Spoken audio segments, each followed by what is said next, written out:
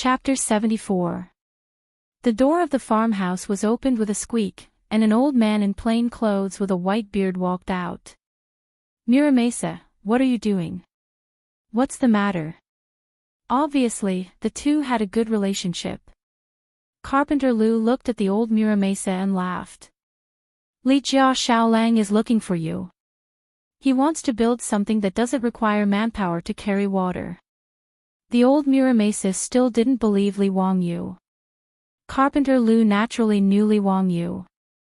After an unprecedented pig slaughter meal, other than the babies in Dingzhou village who were still in swaddling clothes, the others might not know the old Muramasa, but they definitely knew Li Wangyu. When he saw that it was Li Wangyu who wanted to build something, Carpenter Lu's smile became wider. "Li Jia Xiaolang, what do you want to build?" Li Wangyu was still very polite. "Carpenter Lu, I want to build a few water wheels." "Do you know how to make them?" "What's a water wheel?" "Old me can build carriages and ox carts, but I've never heard of a water wheel." Carpenter Lu was puzzled. Li Wangyu asked Carpenter Lu for a pen and paper and began to draw the structure of a water wheel. "The water will look like an ancient wheel." Li Wangyu estimated that the height of the Gan River's embankment was about 3 meters, so he designed a small water wheel with a diameter of 6 meters. The larger the diameter of the water wheel, the heavier it would be. In order to make it lighter, the water bucket of the water wheel was replaced with a bamboo tube. Li Wangyu finished the drawing and handed it to Carpenter Lu. "Take a look and see if you can build this water wheel. It doesn't need to be delicate, just sturdy and durable." Carpenter Lu took the drawing and looked at it carefully for a long time. He was puzzled and asked, "Xiaolang, what do you want to build such a big wooden wheel for?" "To carry water for irrigation." "How do you use it?" Li Wangyu smiled and explained to him and the old Muramasa, "After the water wheel is built, it will be installed on the side of the Gan River. When the time comes, the power of the water will be used to move the water wheel. When the water wheel turns at a certain angle, the bamboo tube that was originally submerged in the water will be lifted out of the water." Because the bamboo tubes were tied diagonally to the water wheel, they were filled with river water. When the water wheel reached a higher point, the opening of the bamboo tube would face downward, and the water would naturally flow down from the higher point. You only need to use the water trough below to collect water, and you will be able to extract an endless stream of water. His explanation stunned Carpenter Lu and the old village chief. After a long time, the old village chief looked at Li Wangyu excitedly. "Xiaolang, this is an amazing thing. It doesn't need any manpower to draw water, it's really a divine item." Carpenter Lu was even more excited. He grabbed the blueprint tightly and said, "Xiaolang, I will build the water wheel for you for free. I only ask that you allow my Lu family to build this water wheel in the future." Li Wangyu laughed. "Of course, I'll leave it to you, Carpenter Lu. As long as something like a water wheel was built, anyone with a discerning eye would know what was going on at a glance. There was no value in keeping it a secret." Since Carpenter Lu was willing to help him build the water wheel for free in exchange for the blueprint, Li Wangyu was naturally happy. "Oh yes, Carpenter Lu, the bearings of the water wheel are best made of steel. Do you have any ideas?" Yes. I will go to the blacksmith shop in the county today to build according to the blueprint." "How many water wheels does Xiaolang need to build?" 5 water wheels are enough." "How many days will Carpenter Lu be able to build them?" 10 days. "Old me, 10 days is enough for me to build 5 water wheels. But the installation will require a lot of manpower." Carpenter Lu estimated the weight of the water wheel. It was not something his old arms and legs could carry. The old village chief laughed. "Old Lu, you just need to focus on building the water wheel. 10 days later, I will gather all the strong men in the village to help with the installation. Don't worry. Then there is no problem." Li Wangyu explained some details of building the water wheel to Carpenter Lu. After making sure that Carpenter Lu understood everything, he left. But after taking 2 steps, Li Wangyu turned back and said, "Carpenter Lu, I heard that your son is also a carpenter. Can I ask one of them to help me build something?" Carpenter Lu smiled and said, "Xiao Lang asked them to build something because he thinks highly of them. I will ask Daolang to help me build the water wheel. You can take Erlang and San Lang with you." "Thank you so much, Carpenter Lu. Then I will ask Lu Erlang and San Lang to come to my house tomorrow. I will tell them what they need to do." Li Wangyu remembered that he had promised Su Chongqing to renovate the bathroom. Now that he had money, he did not want to make things difficult for himself. The most important thing was to renovate the bathroom as soon as possible. Li Wangyu could tolerate other places in the Tang dynasty, but the sanitary conditions were too poor. Even he was not used to it, let alone Su Chongqing. With food in hand, there was no need to panic. Li Wangyu planned to expand the Tang dynasty's modern bathroom plan. "Old village chief, can you help me find some people first? I want to renovate the house a little. Are there masons in the village?" "Yes, there are a few in the village who help people build houses. Your father asked them to renovate the house." "Why, Xiao Lang wants to rebuild the house again." Li Wangyu smiled and shook his head. "No, just a simple renovation. By the way, is there a kiln nearby? I also want to burn a batch of porcelain." The old village chief was getting more and more confused about what Li Wangyu wanted to do. However, in his opinion, Li Wangyu was a genius. Just by looking at the water wheel, he knew that. How could an ordinary person think of something like this? The old man felt that even if Li Wangyu was not a literary star, he was not far from it. So even if he did not understand, he still patiently told him where to burn porcelain. There was a kiln in Huxian. Although it was not a high-quality product, the craftsmanship was still passable. Li Wangyu thanked the old village chief and hummed a song as he went home in a good mood. "Why are you so happy?" Su Chongqing saw Li Wangyu's smiling face and asked with a smile. "Hee, I asked someone to start renovating the house tomorrow. The modern bathroom is about to shine." Li Wangyu showed off to Su Chongqing. "Really?" Su Chongqing was surprised and happy at the same time. Li Wangyu patted his chest and said, "Leave it to me. In less than a week, you will be able to enjoy modern bathroom facilities. Let's go and help me measure the size. I will go to the county to order ceramic tiles later." The little girl Pei Lan did not know what her Langjun and elder sister Chongqing were going to do. She only saw the two of them mysteriously running to the west wing and the rear courtyard with measuring tools. They fiddled around for a long time and also wrote and calculated on a piece of paper. This made her feel very strange, but she did not dare to ask. She could only hide her suspicions in her stomach. Ever since her Langjun fell seriously ill, Perrin felt that he had become a different person. However, Perrin only felt that her Langjun was getting smarter and smarter. He also treated her better. The little girl did not think too much about other things. She only hoped that her life would continue like this forever. That would be the happiest. After Li Wangyu and Su Chongqing finished discussing things in whispers, Li Wangyu rode out to the county. This horse was given to Li Wangyu by the county official in the morning when he came to measure the land. It caused quite a stir in the village. The old housekeeper, Li Heng, could not stop smiling. In the eyes of the people of the Tang dynasty, owning a horse was the same as owning a car in the future. It was worth celebrating. Dingzhou village was only 20 miles away from the county town of Huxian. It only took half an hour to ride a horse. Li Wangyu asked around and found the entrance of a porcelain kiln in the suburbs of the county. Chapter 75. Dear customer, what do you want to buy?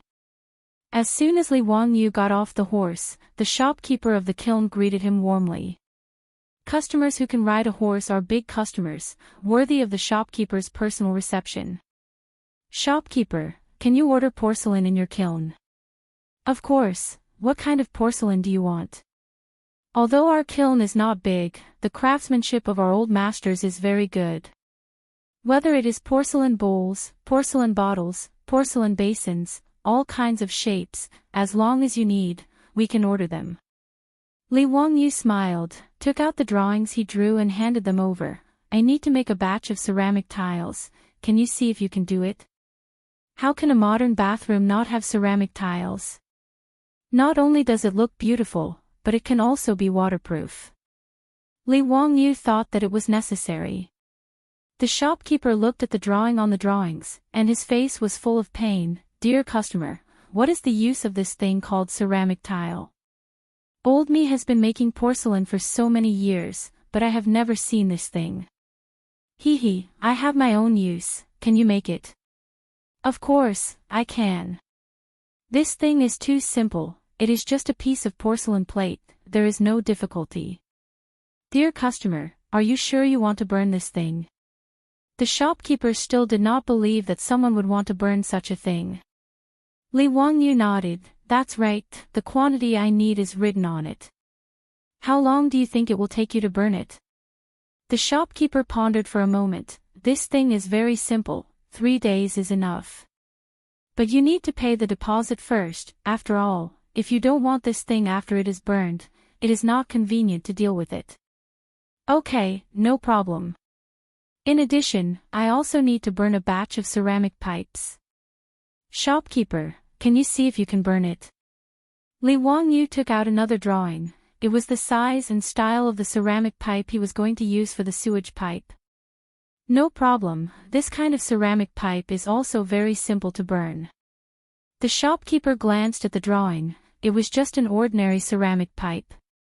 Many fastidious rich people would also order it for the sewage pipe.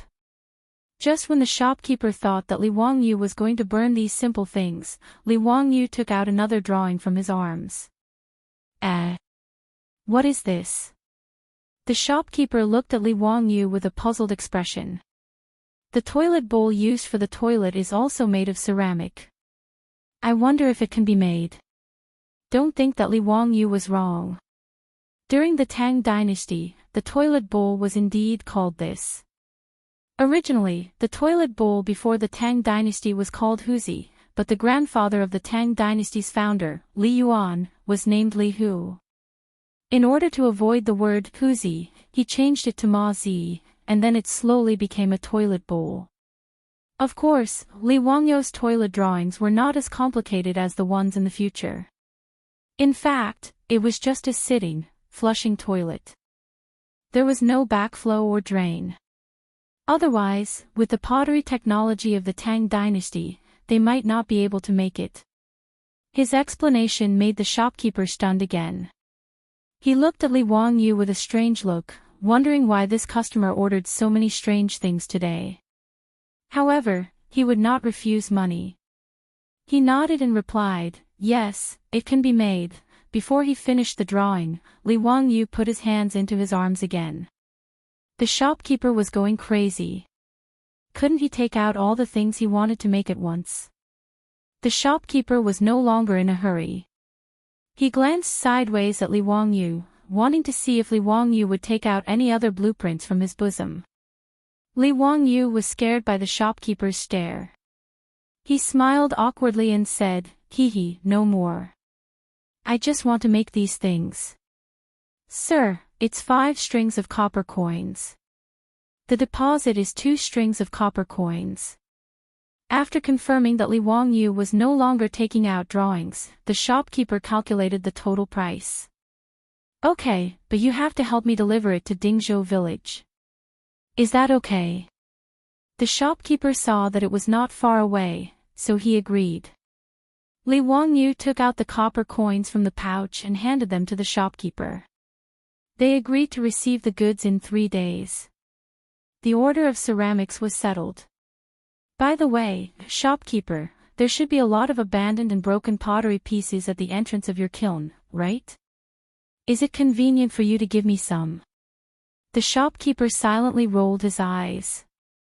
Why did this customer keep making strange requests? However, there were a lot of broken pottery pieces piled up in an open space at the entrance of the kiln. These were just garbage that could not be disposed of. The shopkeeper naturally would not be stingy. He took Li Wangyu to the place where the waste was piled up and let him take whatever he wanted. After thanking the shopkeeper, Li Wangyu found an ox cart and loaded it full of broken pottery pieces. After paying the fare, he asked the coachman to help him deliver it to the Li family in Dingzhou village. After that, Li Wangyu went to other places in the county to order a lot of things. After confirming that everything was ready, he rode back to Dingzhou village. When he got home, the ox cart had already delivered the broken pottery pieces. Li Hing looked at him helplessly and said, "Lang Jun, why did you let people bring back so many broken pottery pieces?" Su Changqing was also very curious. "Wang Yu, why did you bring the broken pottery pieces back?" "Hee, it's a secret. You will know in 2 days." Li Wangyu pretended to be mysterious and smiled without answering. Su Changqing could not understand Li Wangyu's next move. He actually ordered Li Heng to move all the broken pottery pieces to the big stone mill in the village. After breaking them into pieces, he used the stone mill to grind them into powder. In order to grind the pottery pieces, he even let Li Heng take the horse and use the horse to drag the stone mill. This made Li Heng's heart ache. It was not because of the stone mill, but because of the horse. "Lang Jun, why are you grinding this thing? Can this thing be eaten as rice?" Li Wangyu did not answer. He just smiled and said that he had a big use for it and told him to go quickly. The villagers were stunned by Li Jia Xiaolang's actions.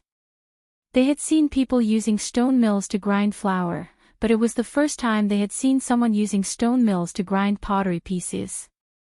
Many men, aunts, and children in the village ran to the stone mill to see what was going on. "Husband, why is Li Jia Xiaolang grinding this broken thing?" A woman asked her husband in a low voice.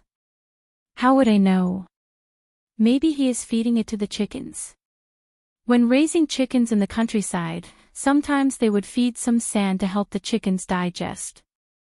Because the chickens did not have teeth, they would eat some sand or small stones to act as teeth and help the chickens digest their food.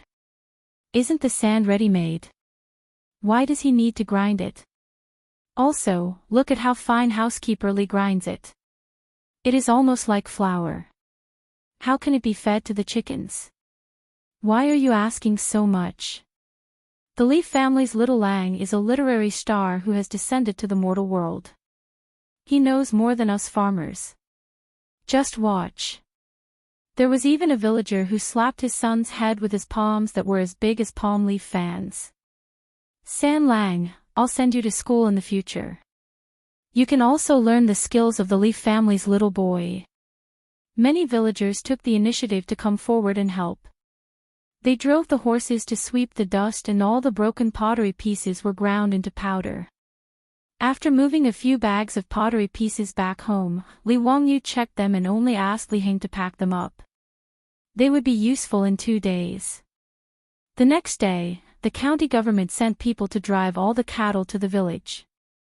As soon as they entered the village, they caused a sensation. Men, women, and children in the village all rushed out after hearing the news to see the precious cattle. Chapter 76. The door of Li Wangyu's house was surrounded by a crowd of people. "They are really cattle. Tut, tut, 10 cattle. Look at their shiny fur, muscles, and teeth. They are all 5 or 6 years old cattle. They are much better than the old cattle in the village. With these cattle, I can plow at least 3 mu of land in a day." Li Jia Xiaolang is indeed the son of Mr. Li. Who was the one who said that the Li family was ruined? Look at Li Jia Xiaolang's ability to make the county government give him 10 cattle. How can such a family be ruined? That's right. People in the county were spreading rumors that Li Jia Xiaolang was expelled from the Li clan and his life was over. If I hear such words again in the future, I will give them a few slaps.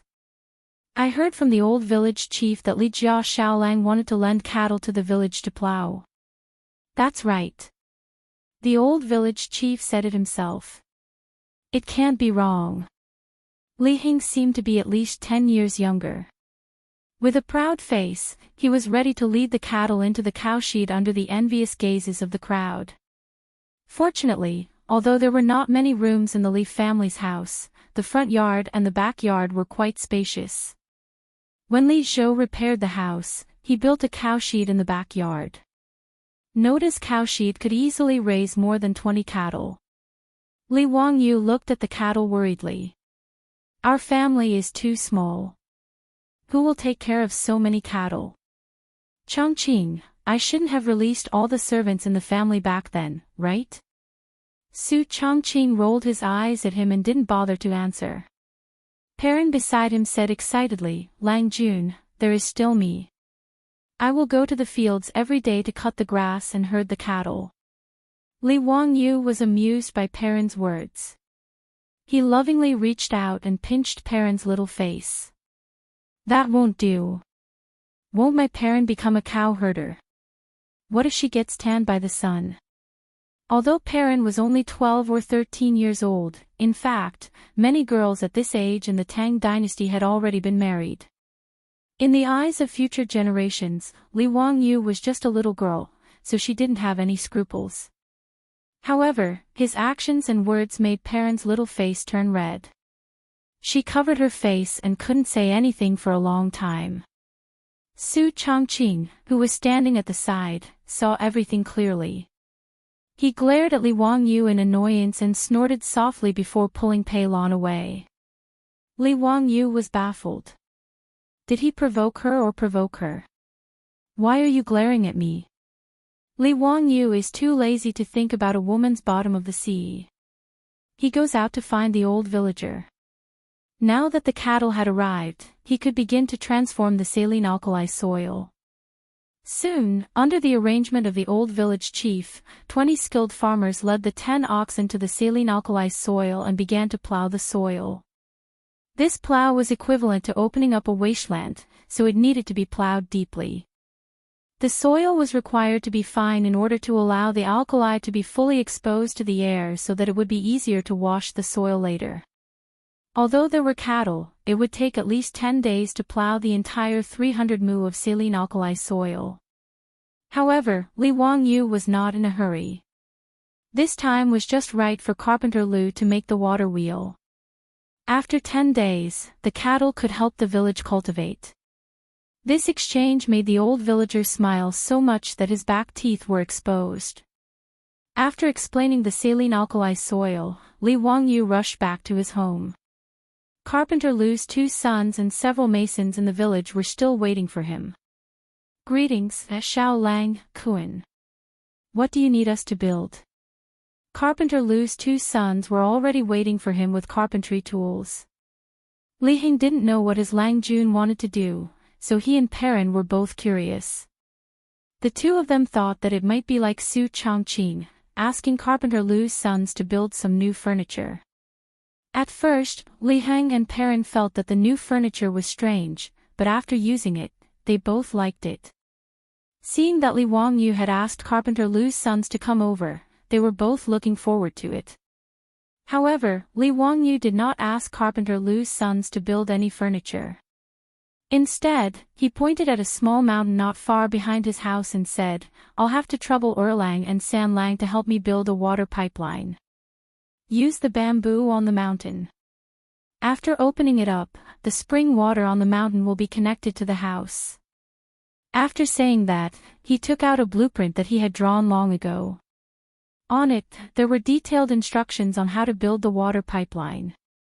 Lu Erlang and San Lang were both surprised.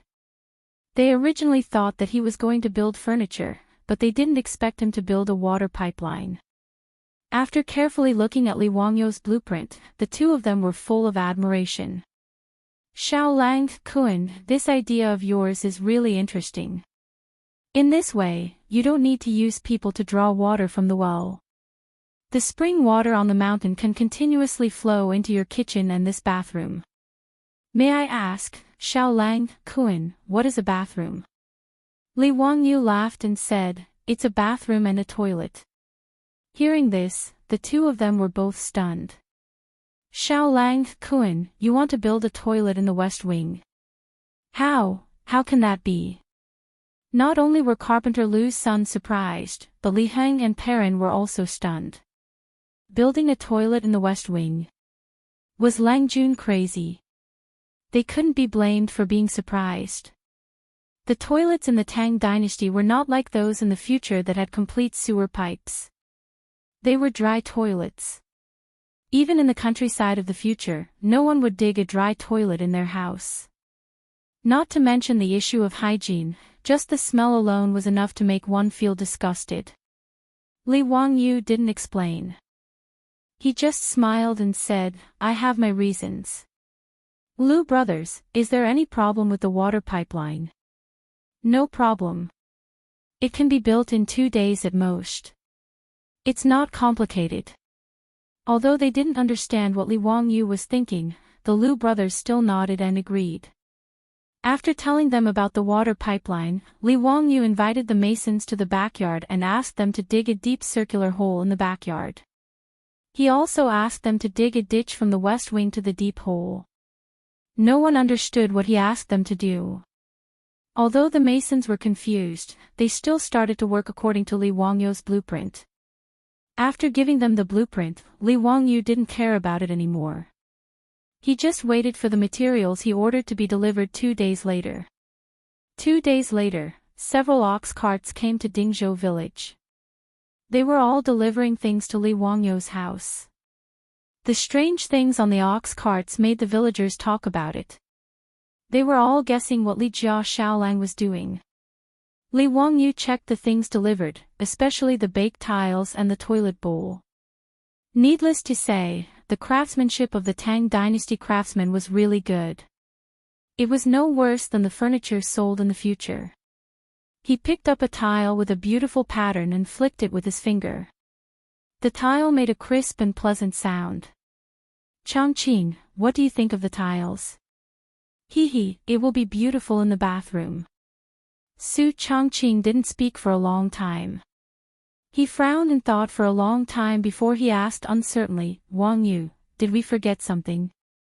Ha! What did we forget? There was no cement in the Tang dynasty.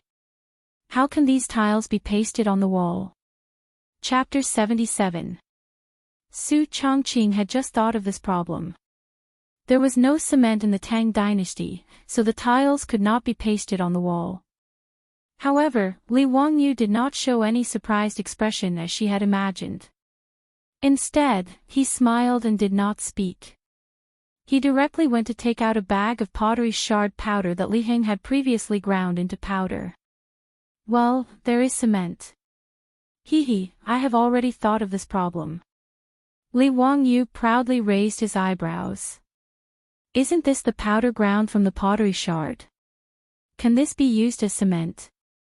Su Changqing had an expression that said, are you kidding me? Li Wangyu explained with a smile, cement is mixed with lime. This is called artificial volcanic ash cement. It is to break and grind the bricks or pottery into fine pieces. It can also be directly calcined in a kiln with lime and clay. Yunnan's Yunnan Railway was built with this kind of cement. When cement could not be bought in the countryside of my hometown, this was used instead of cement. Really? Su Changqing still did not believe that grinding pottery shards into powder and adding lime could be used as cement. Li Wangyu did not explain. He directly took the lime and mixed it with the pottery shard powder. Then, he added water and mixed it well.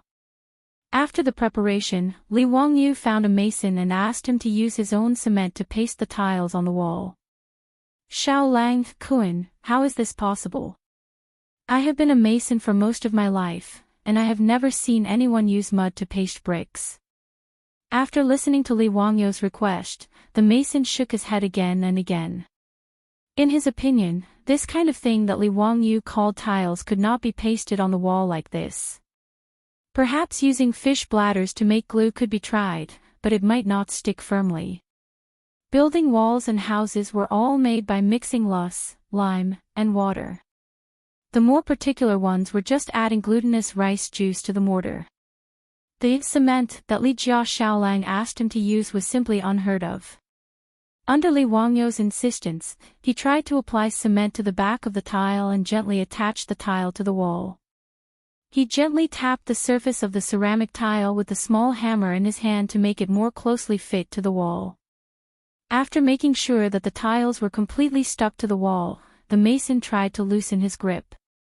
In his imagination, as soon as he took his hand away, the tile would fall and shatter into pieces. After he released his hand, the tile did not move at all. It was firmly glued to the wall. How is this possible? The bricklayer had been doing brick building for half his life, but this was the first time he had seen such a thing. It was beyond his imagination. Li Wangyou smirked at Su Chongqing. What did that mean? Is this cement good? Su Chongqing rolled his eyes at him, but his eyes were full of joy as he stared at the mason pasting the bright and clean tiles on the wall. What surprised the masons even more was that the cement could not only bond tiles but also lay bricks. Among the things that Li Wangyou ordered, there was also a truck of bricks, which were used to build a biogas pool. Yes, the circular pit that he asked people to dig in the backyard was a biogas pool. However, the biogas pool still needed to be surrounded by bricks, so that the sewage would not penetrate into the soil. The bricks were naturally the artificial volcanic ash cement that Li Wangyou had made. Seeing that this thing called cement could really bind bricks, and it was obviously much more sticky than the yellow soil, lime, and water they used to bind bricks, the masons were dumbfounded. How could this Li Jia Xiaolang know everything? What a monster! What surprised them even more was that when they came to work the next day, several masons found that the cement from yesterday had solidified and dried. Not only was it firm, but it was also waterproof, as if it had turned into stone. How is this possible? Li family is really a literary star in the sky. This is simply the means of immortals. Yes, he can turn mud into stone. Isn't he an immortal? Several craftsmen whispered to each other around the cement wall. All of this was beyond their imagination. The Li family's modern bathroom renovation plan was still in progress. First, there was the water supply problem. This was the easiest to solve. Carpenter Lu's two sons were good craftsmen. In 2 days, they used bamboo to build pipes and wood to make brackets to bring the spring water from the back mountain to Li Wangyou's house. Next was the sewage system. With the help of Li Wangyou's cement, the craftsmen built the biogas pool in 2 days, laid the sewage pipe with ceramic pipes, and sealed the seams with cement. Next was the construction of the modern bathroom in the west wing. The floor and walls were covered with ceramic tiles, and after installing the ceramic toilet, a modern bathroom appeared more than 1,000 years ago in the Tang dynasty.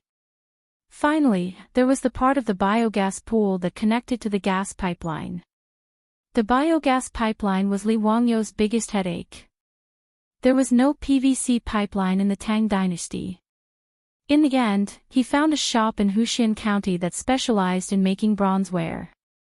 The craftsmen were so skilled that they actually made a batch of copper pipes for him using copper. However, the high price also made Li Wangyou's heart ache. It could be said that he had spent a lot of money.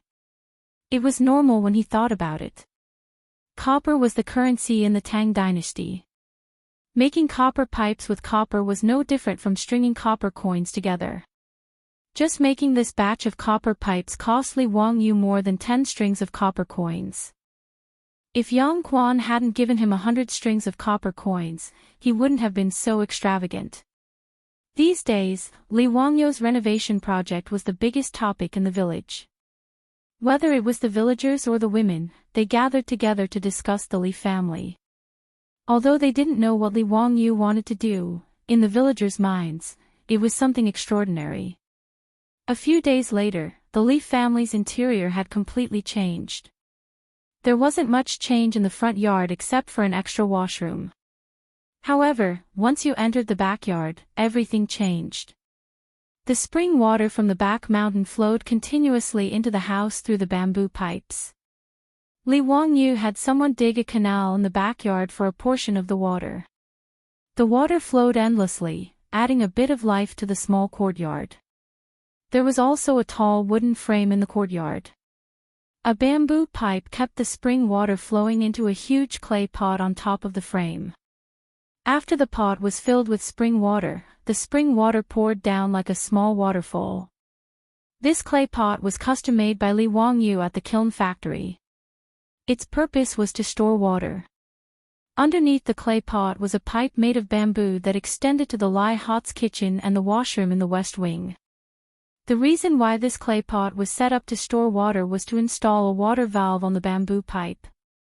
The Liu brothers' craftsmanship was pretty good. They used wood and bamboo to make a wooden water valve that could control the flow of water out of the bamboo pipe. Just this water valve was enough to make Perrin extremely happy. She continuously opened and closed the water valve on the bamboo pipe in the kitchen. Seeing the water flowing out of the bamboo pipe, she happily called out. Li Wangyu looked at Su Changqing proudly, like a child eager to be praised. Su Changqing proudly raised her beautiful swan-like neck. Humph, not bad. Lead the way. This consort wants to see the washroom. Scum, Your Highness, this way please. Li Wangyu flung his robe and helped Su Changqing to the west wing like a servant. Chapter 78. The area of the west wing was very large. Naturally, it was not only remodeled into a modern bathroom. In the west wing, there was not only a bathroom covered with beautiful tiles and a ceramic toilet, but also a large bathtub and a sauna room. The walls of the sauna room were covered with smooth and bright fir wood planks, which were the craftsmanship of the Liu brothers. The thick planks on the walls were used for insulation. Li Wangyu took Su Changqing to the back of the west wing, where there was also a huge clay pot on a high place with a firewood stove below.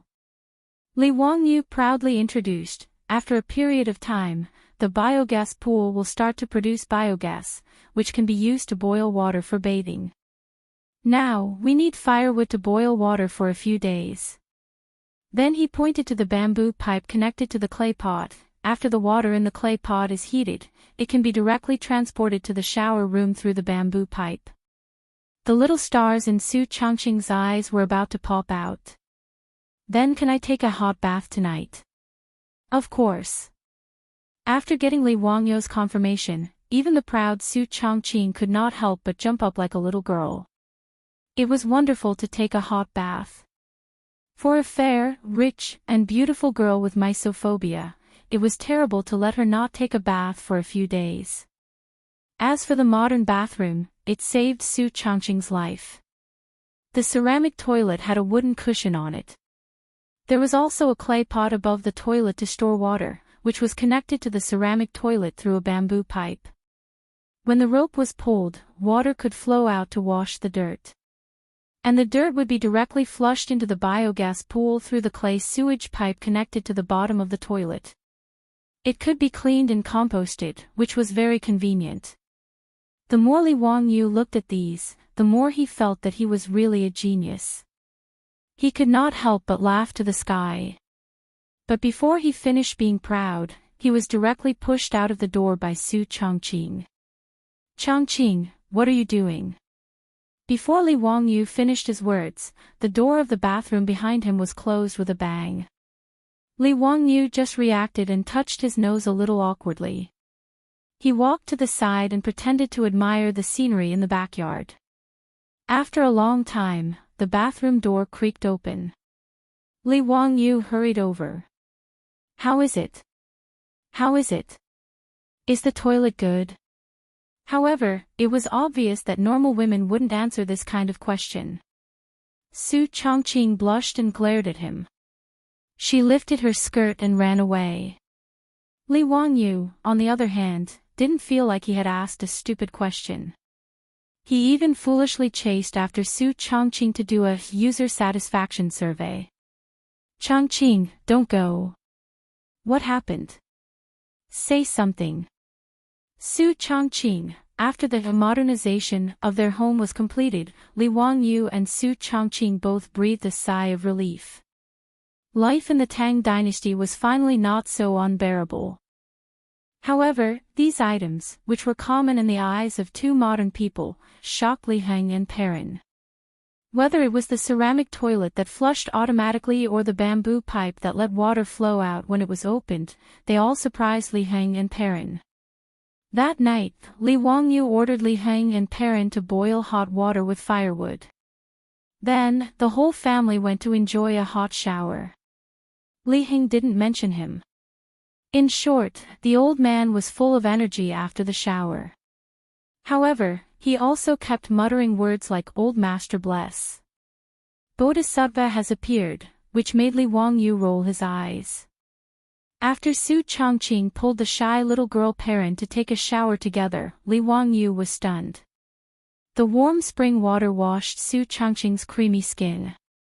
Her white and flawless skin revealed a faint pink.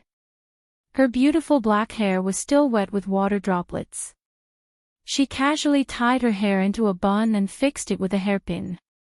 Her skin was tender, her expression was relaxed, her beautiful eyes were full of hope, her peach cheeks were smiling, her breath was like an orchid, and she was indescribably gentle and lovely. Even the little girl, Pei Lan, appeared exceptionally adorable. She was an absolute beauty in the making. As the saying goes, when a beauty comes out of the bath, a woman is like water. When a woman meets water, how will she perform a unique style? After washing away the lead, her beauty is still as beautiful as a flower. These two beauties, one big and one small, made Li Wangyu dazed for a moment. He couldn't help but mutter, "Hibiscus from clear water, a natural carving." Li Wangyu's lecherous appearance only received a light snort from the tsundere girl. Amidst the charming laughter of the little girl Perrin, the two beauties drifted past Li Wangyu with a burst of fragrant wind. He still wanted to talk to them, but in exchange, he heard the sound of the door closing. If it wasn't for Li Wangyu's quick reaction, his face would definitely have had an intimate contact with the wooden door. Burning the bridge after crossing the river. This was definitely the legendary burning the bridge after crossing the river. He had worked so hard to build these modern bathroom facilities, but she didn't even say thank you. Li Wangyu felt as if he could hear the sound of his heart breaking. "Woman! You've successfully angered me." At this moment, Li Wangyu was possessed by a domineering CEO. Just as he was about to push the door open and teach this rude woman a lesson, Su Chang'an's voice came from inside the house. "Hey, we're a bit hungry. Can you go make some supper?" Li Wangyu, who was about to explode with his domineering CEO aura, immediately turned into a servant. After answering, he happily ran to the kitchen to help Su Chang'an prepare supper. Things like face didn't exist in front of beautiful women. 10 days passed quickly. The 20 villagers had already completely dug up the alkali soil by the riverbank. They also obeyed Li Wangyu's instructions and used the plow to break up the soil. Now, they only had to wait for the soil to be washed with water. Carpenter Lu didn't go back on his word. The 5 water wheels were completed and they were ready to start installing them by the riverbank today. When they found out that Li Jia Shaolang was going to install things that didn't require manpower to carry water by the Gan River, the entire village came out and gathered by the Gan River to watch the fun. Of course, the people who were watching the fun were the elderly, aunts, and children in the village. The able-bodied men were the main force in installing the water wheels. By the Gan River, Carpenter Lu had already led the villagers to build a wooden base every 100 meters in the water. The base made of logs as thick as a bowl was firmly hammered into the riverbank and fixed. Now, they just had to wait for the large wheels of the 5 water wheels to be installed. 30 people in a group slowly walked out of the village, carrying the heavy wheel of the water wheel. Children were cheering and jumping around, running around with the adults. The wheels of the water wheels each weighed close to 2 tons. A few days ago, when Li Wangyu went to Carpenter Lu's house to check on the progress of the water wheels, he thought of an important problem. How could such a heavy wheel be installed on a wooden base in the river? Damn, there were no cranes in the Tang dynasty. It didn't seem realistic to rely on manpower. There was also no place in the Gone River for people to stand on. Wouldn't it be a joke if the water wheels couldn't be installed after they were built? Li Wangyu threw this question to Carpenter Lu with a pained expression. Unexpectedly, Carpenter Lu laughed and said, "Xiao Lang, there's finally something you don't understand." Chapter 79. Li Wangyu was thick-skinned enough to not care about Carpenter Lu's teasing at all.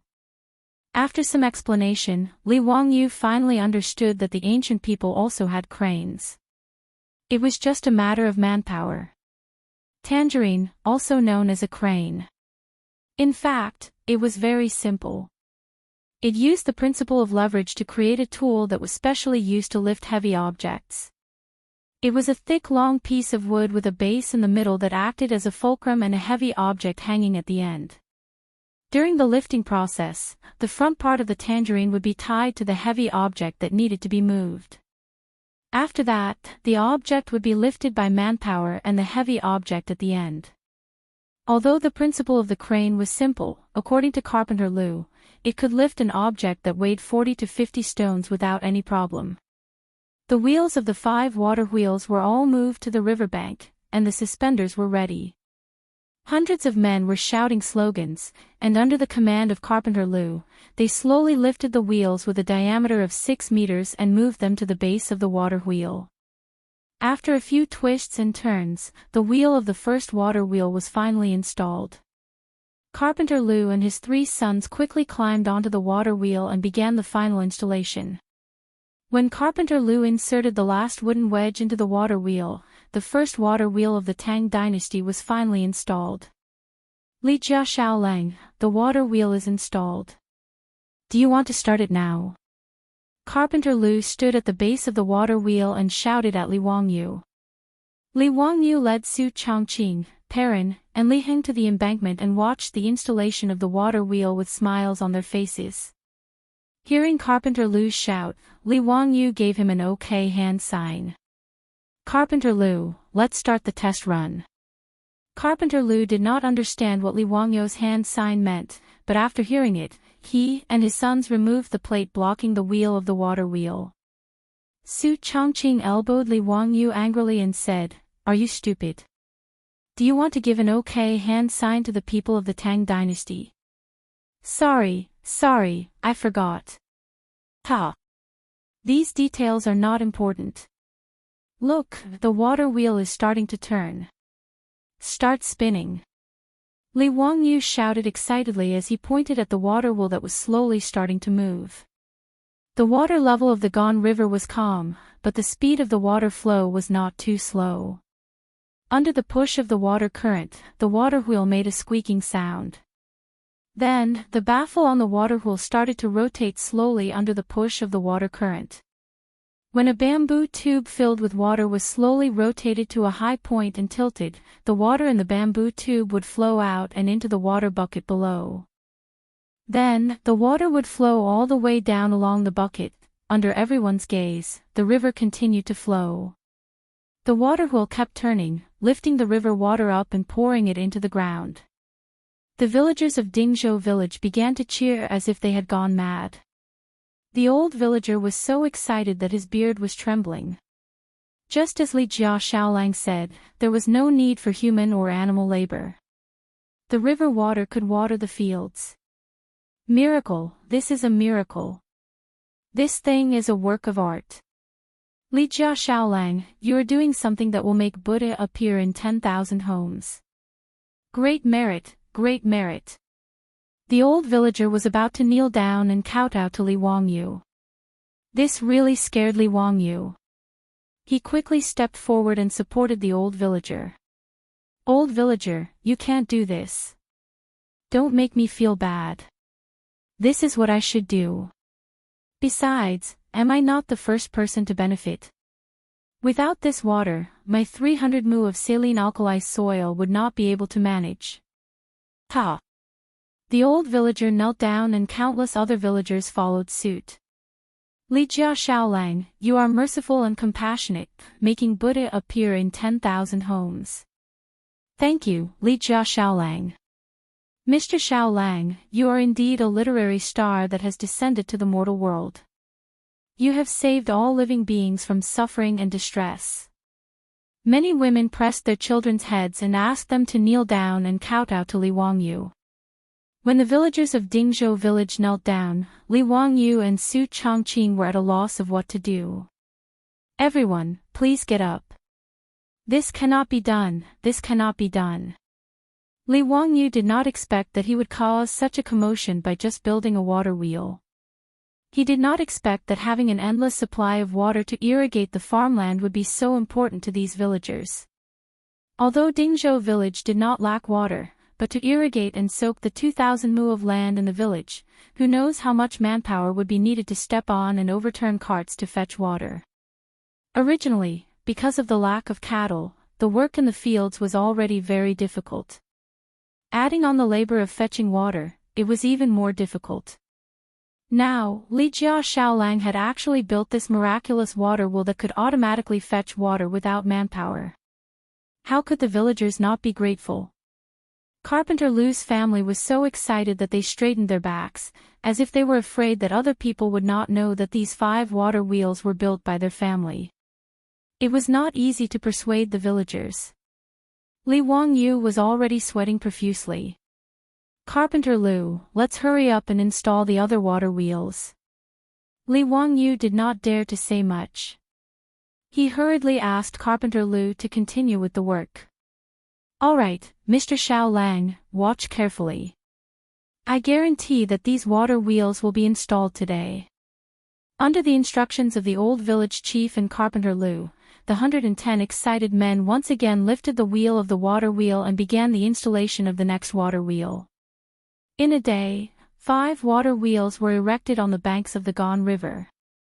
The water of the Gan River flowed endlessly, causing the water wheels to rotate continuously. The water made a gurgling sound as it was lifted by the bamboo tubes and poured into the fields. Li Wangyu's 300 mu of saline alkali soil had been divided into 5 parts. The surrounding areas were all piled high with soil and drainage channels were dug around the fields. Each water wheel corresponded to a field and led the water into the fields to soak the soil. Xiaolang, how long does the soil need to be soaked? Beside Li Wangyu, there was a green-clothed Su Li. He was holding a brush and paper in his hand and writing something seriously. This was Su Li, who was arranged by Yang Quan to come to Dingzhou village to record how Li Wangyu managed the saline alkali soil. However, although Su Li was writing, his eyes unconsciously looked at the water wheel that was constantly rotating. Soak it for 2 days. Then drain the water in the fields. Drain the water and store it again. After doing this 3 times, we can proceed to the next step. Li Wangyu said very carefully, oh, that's right. Remember, the drainage and the inflow have to be separated. The drainage must be far away from the inflow source. After Su Li memorized Li Wangyu's words without missing a word, he immediately bid farewell and left. As the 5 water wheels were set up, the villagers of Dingzhou village were all watching by the Gan River. Whether it was the elderly, the farmers, the ants, or the children, it seemed like they were not tired of watching the water wheels rotate. The 400 to 500 people were like audiences in the cinemas of the future who were watching commercial blockbusters. They were mesmerized by the rotating water wheels and were unwilling to leave for a long time. It was not until the sky gradually darkened that the villagers brought the old and the young back to the village. Their expressions were full of excitement and excitement. Early the next morning, Li Wangyu had not yet climbed out of his comfortable bed when he heard a familiar voice coming from the outer courtyard. Ziyu, you bastard, come out quickly. Chapter 80. When Li Wangyu heard the voice, he knew it was Yang Quan. He did not understand why Yang Quan would come to Dingzhou village from the county office so early in the morning. Were all the civil servants in the Tang dynasty so casual about their working hours? They were not professional at all. Li Wangyu complained in his heart as he quickly got up and changed his clothes. The old housekeeper, Li Heng, also quickly came to the backyard to report, Lang Jun, Yang Mingfu is here. I know. I heard his loud voice from the backyard. Did Ming Hao say anything? Li Heng shook his head. They did not say anything. They seemed to be in a hurry, but it did not seem to be anything bad. Li Wangyu thought that he had not done anything recently. Could it be that Yang Quan was in a hurry to improve the alkali soil? He had told him that it would take at least a month to see results. It had only been 10 days. What was the hurry? He walked slowly to the central room in the front yard. Before he could greet Yang Quan, he was dragged out by Yang Quan. Ming House, what are you doing? Li Wangyu was speechless. What was wrong with a man pulling and pulling? Do you dare to change it to a soft girl? Zio, you bastard. Why didn't you tell me earlier that there was a water wheel? Quick, take me to see how magical the water wheel is. Yang Quan lectured him as he pulled him out. Li Wangyu was confused. What did he mean? He came to Dingzhou village from the county early in the morning just to see the water wheel. Yang Zhuo wasn't the only one who had come. All of the big shots from the Hu County Yamen had appeared at Dingzhou village. Li Wangyu was just about to greet the deputy, and Registrar Lu Xiao when Yang Quan pulled him out. Let's go. Let's go see the water wheel. Don't be so polite.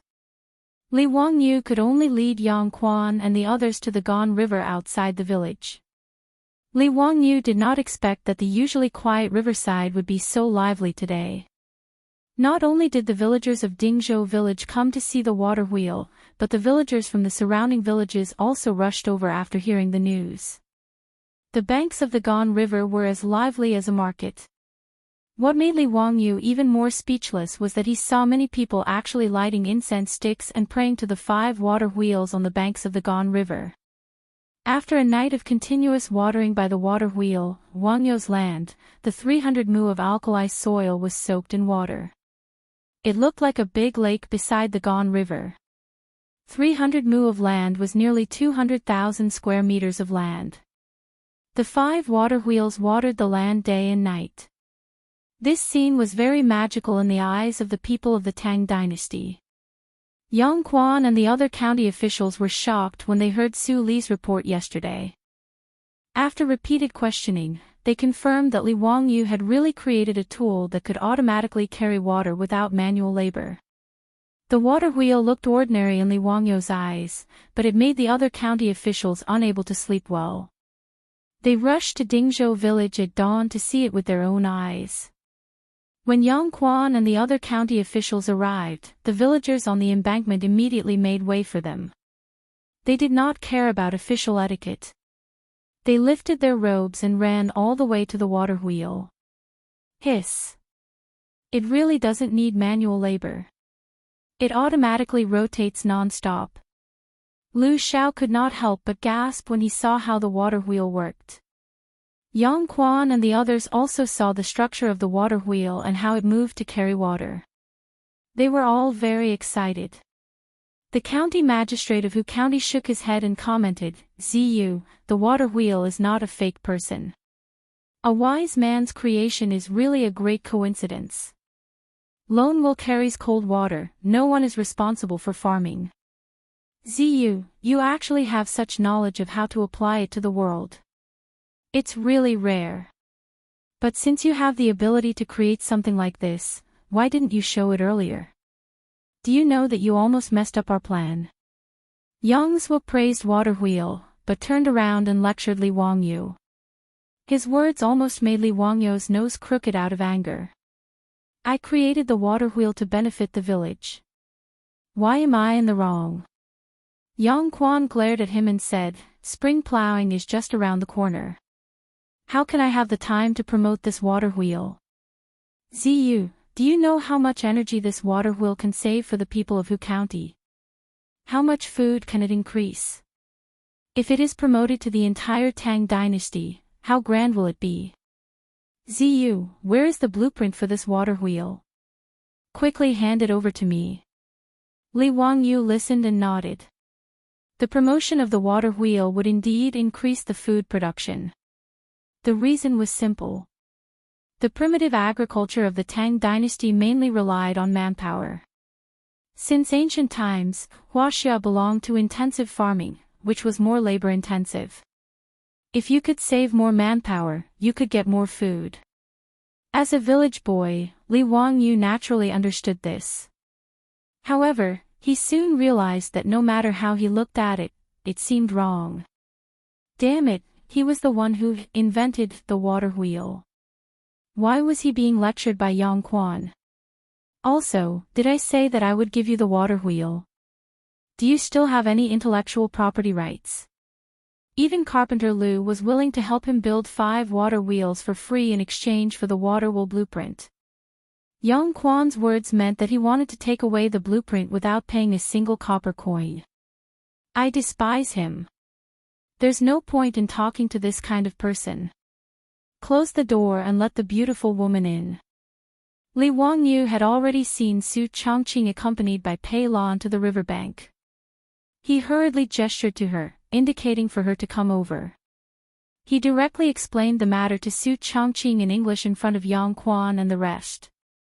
Although Li Wangyu's English was average, it was not a big problem to explain it clearly. Yang Quan and the rest were confused. They did not understand what the two were talking about. Ziyu, what are you talking about? Nothing.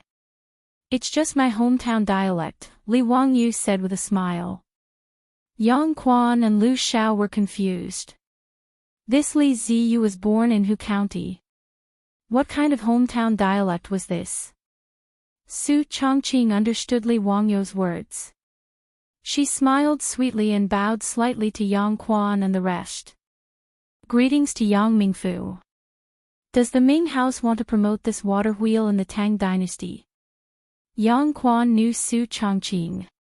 He knew that she was the so-called distant cousin that the secretary Lu Xiao helped to settle in Li Wangyu's family. Naturally, he did not believe this statement. Before the Li family in Hu County was removed from the family, they were relatives of the royal family. How could there be a distant cousin for no reason? However, he would not expose this matter. Although Su Chongqing's background was unknown, Yang Quan would not interfere if the people did not report it. Moreover, Yang Quan could clearly see the vague feelings between Li Wangyu and Su Chongqing. He also knew that the relationship between the two was not ordinary. Yang Quan and Cho Kun were the same. They could not figure out why Li Wangyu would like such an old woman. Yang Quan and the rest now valued Li Wangyu very much. Naturally, they would not show their authority to Su Chongqing. Lady Su, I do have such a plan. Then how much is Yang Mingfu prepared to pay for the water wheel blueprint from my family? Su Chongqing chuckled. Li Wangyu clearly felt the foxtail behind his beautiful boss was constantly wagging. Chapter 81. Su Chongqing's words stunned Yang Quan and the other officials of the county government. How much money? What did he mean? I've never asked about the price of a restaurant in the city, let alone a few rotten watermelons. No, I got the wrong script. This was a big deal that benefited the country and the people. How could he talk about money? Yang Quan didn't react at all. In his opinion, the water wheel was built for the people. How could Li Wangyu take money? Pay. That's right. Don't tell me that the Ming residence doesn't intend to pay and just take the things from my family. Su Chongqing had a look of disbelief as he stared at Yang Zhuo with his beautiful big eyes. That pitiful look made Yang Zhuo suddenly feel a deep sense of guilt. This isn't taking something from your house. This water wheel is a great merit that can benefit the people. How can you call it taking something from your house? Yang Quan quickly waved his hand. The water wheel was created by my family. Yang Quan explained patiently, this water wheel can help the people of the Tang dynasty live a good life. Zio will be appreciated by all the people. Madam Su, you can't treat it like this. The water wheel was created by my family. The water wheel was created by my family. Yang Quan's face couldn't help but twitch. After a long time, he sighed. Okay, it's yours. Madam Su, tell me, what do you want in exchange? Su Changqing smiled and stated her conditions. Give us another 20 cattle and reduce the rent of Dingzhou village this year. Even though Yang Quan was shrewd, he couldn't help but curse. This Madam Su was too ruthless. She had just asked for 10 cattle from the county government a few days ago, and now she asked for another 20. Did she think that the county government was a livestock market? 10 at most, and the rent will be reduced by half. Yang Quan didn't want to waste any more time and directly cut Su Changqing's conditions in half. He originally thought that he would need to spend more effort to convince this woman, but instead, he saw Su Changqing stick out her tongue and make a funny face at him. Then I'll have to thank the Ming residents. I originally thought that you would only give me 5 cattle, hee hee. When Yang Quan heard this, he felt his blood boil. He had actually been played by a woman. It turned out that Su Changqing's conditions were just an exorbitant demand. He was just waiting for him to return the money. When it came to negotiations, Su Changqing, a top business administration student from the University of Pennsylvania, could easily beat the officials of the Tang dynasty. The reason why he said those words just now was just to disturb Yang Quan's state of mind. When Yang Quan became impatient, he would then throw out his conditions and directly achieve his goal. Yang Quan shook his head. Since he had already said it, there was absolutely no reason to go back on his words.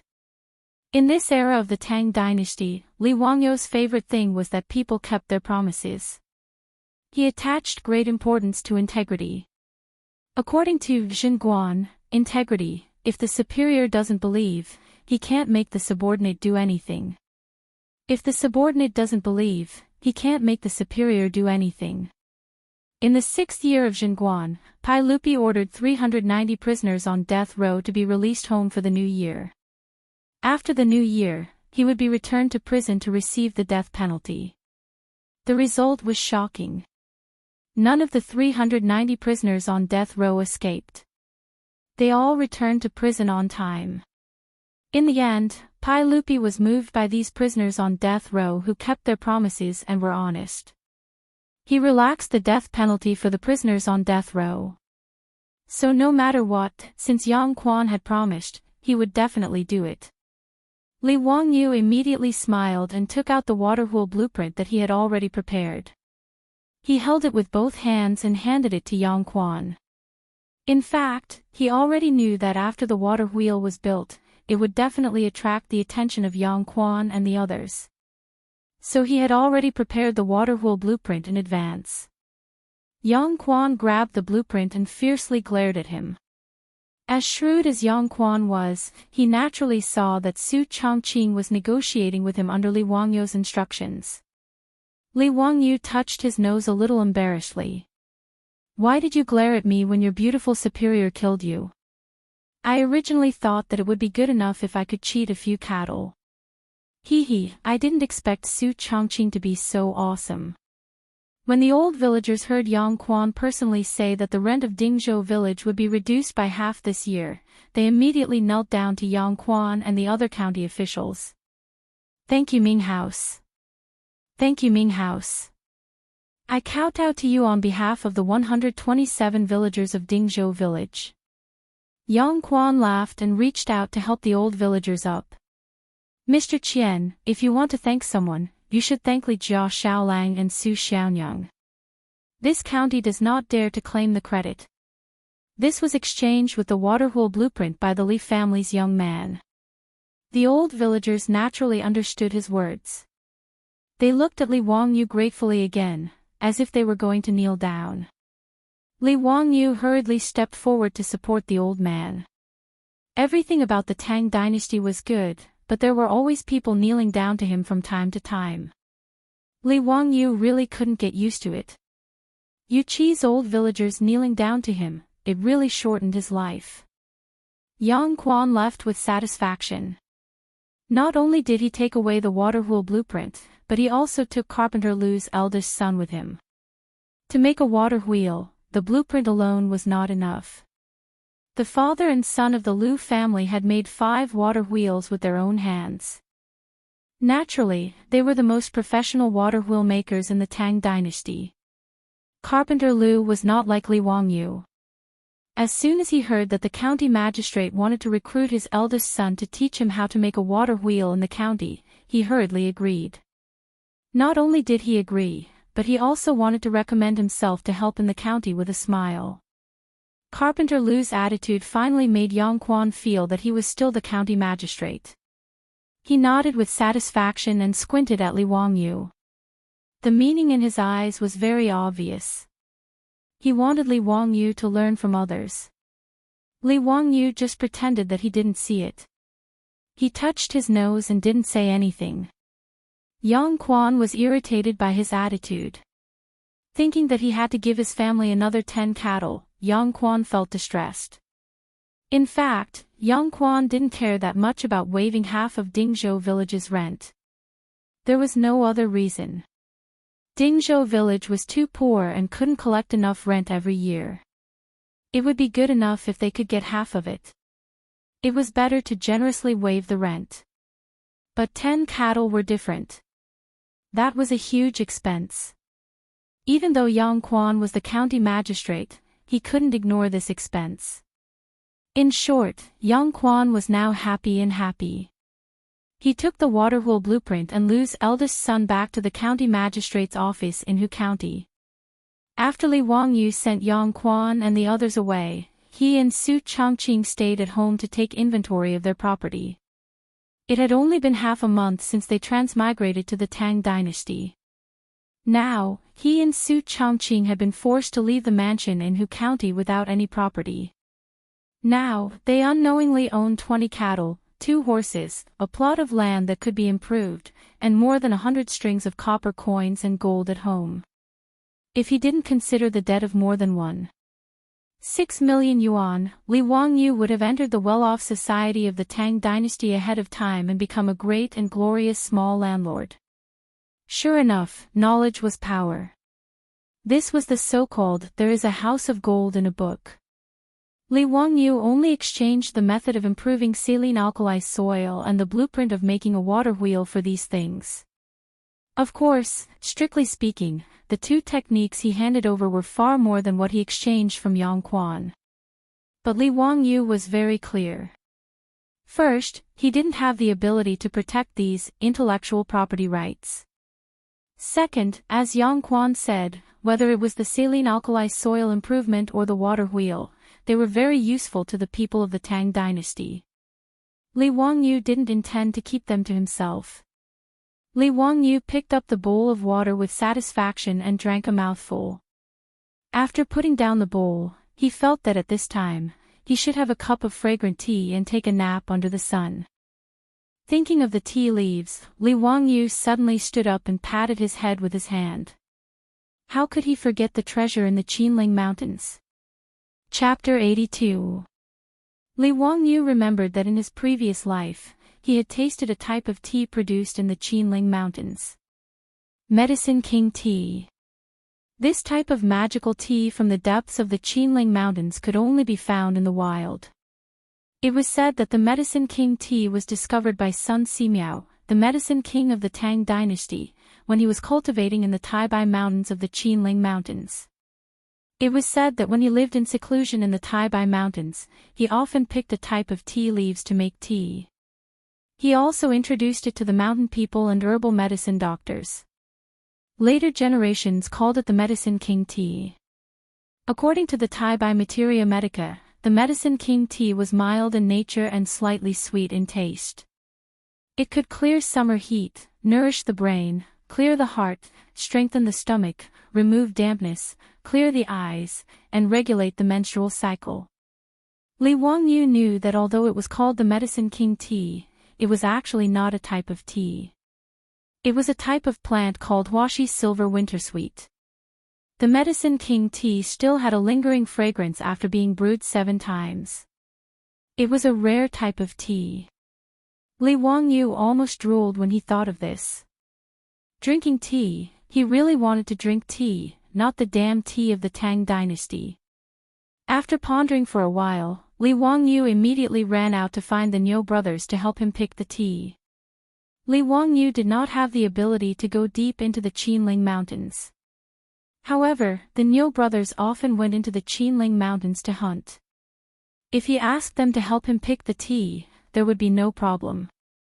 If he could pick the Medicine King tea, he and Su Changqing would have good tea to drink. Thinking of this, Li Wangyu quickened his pace. The Niu brothers were indeed at home. When they heard that Li Wangyu wanted them to help him pick the leaves of a type of plant in the Taibai Mountains, they immediately nodded and agreed without hesitation. Xiao Lang, don't worry.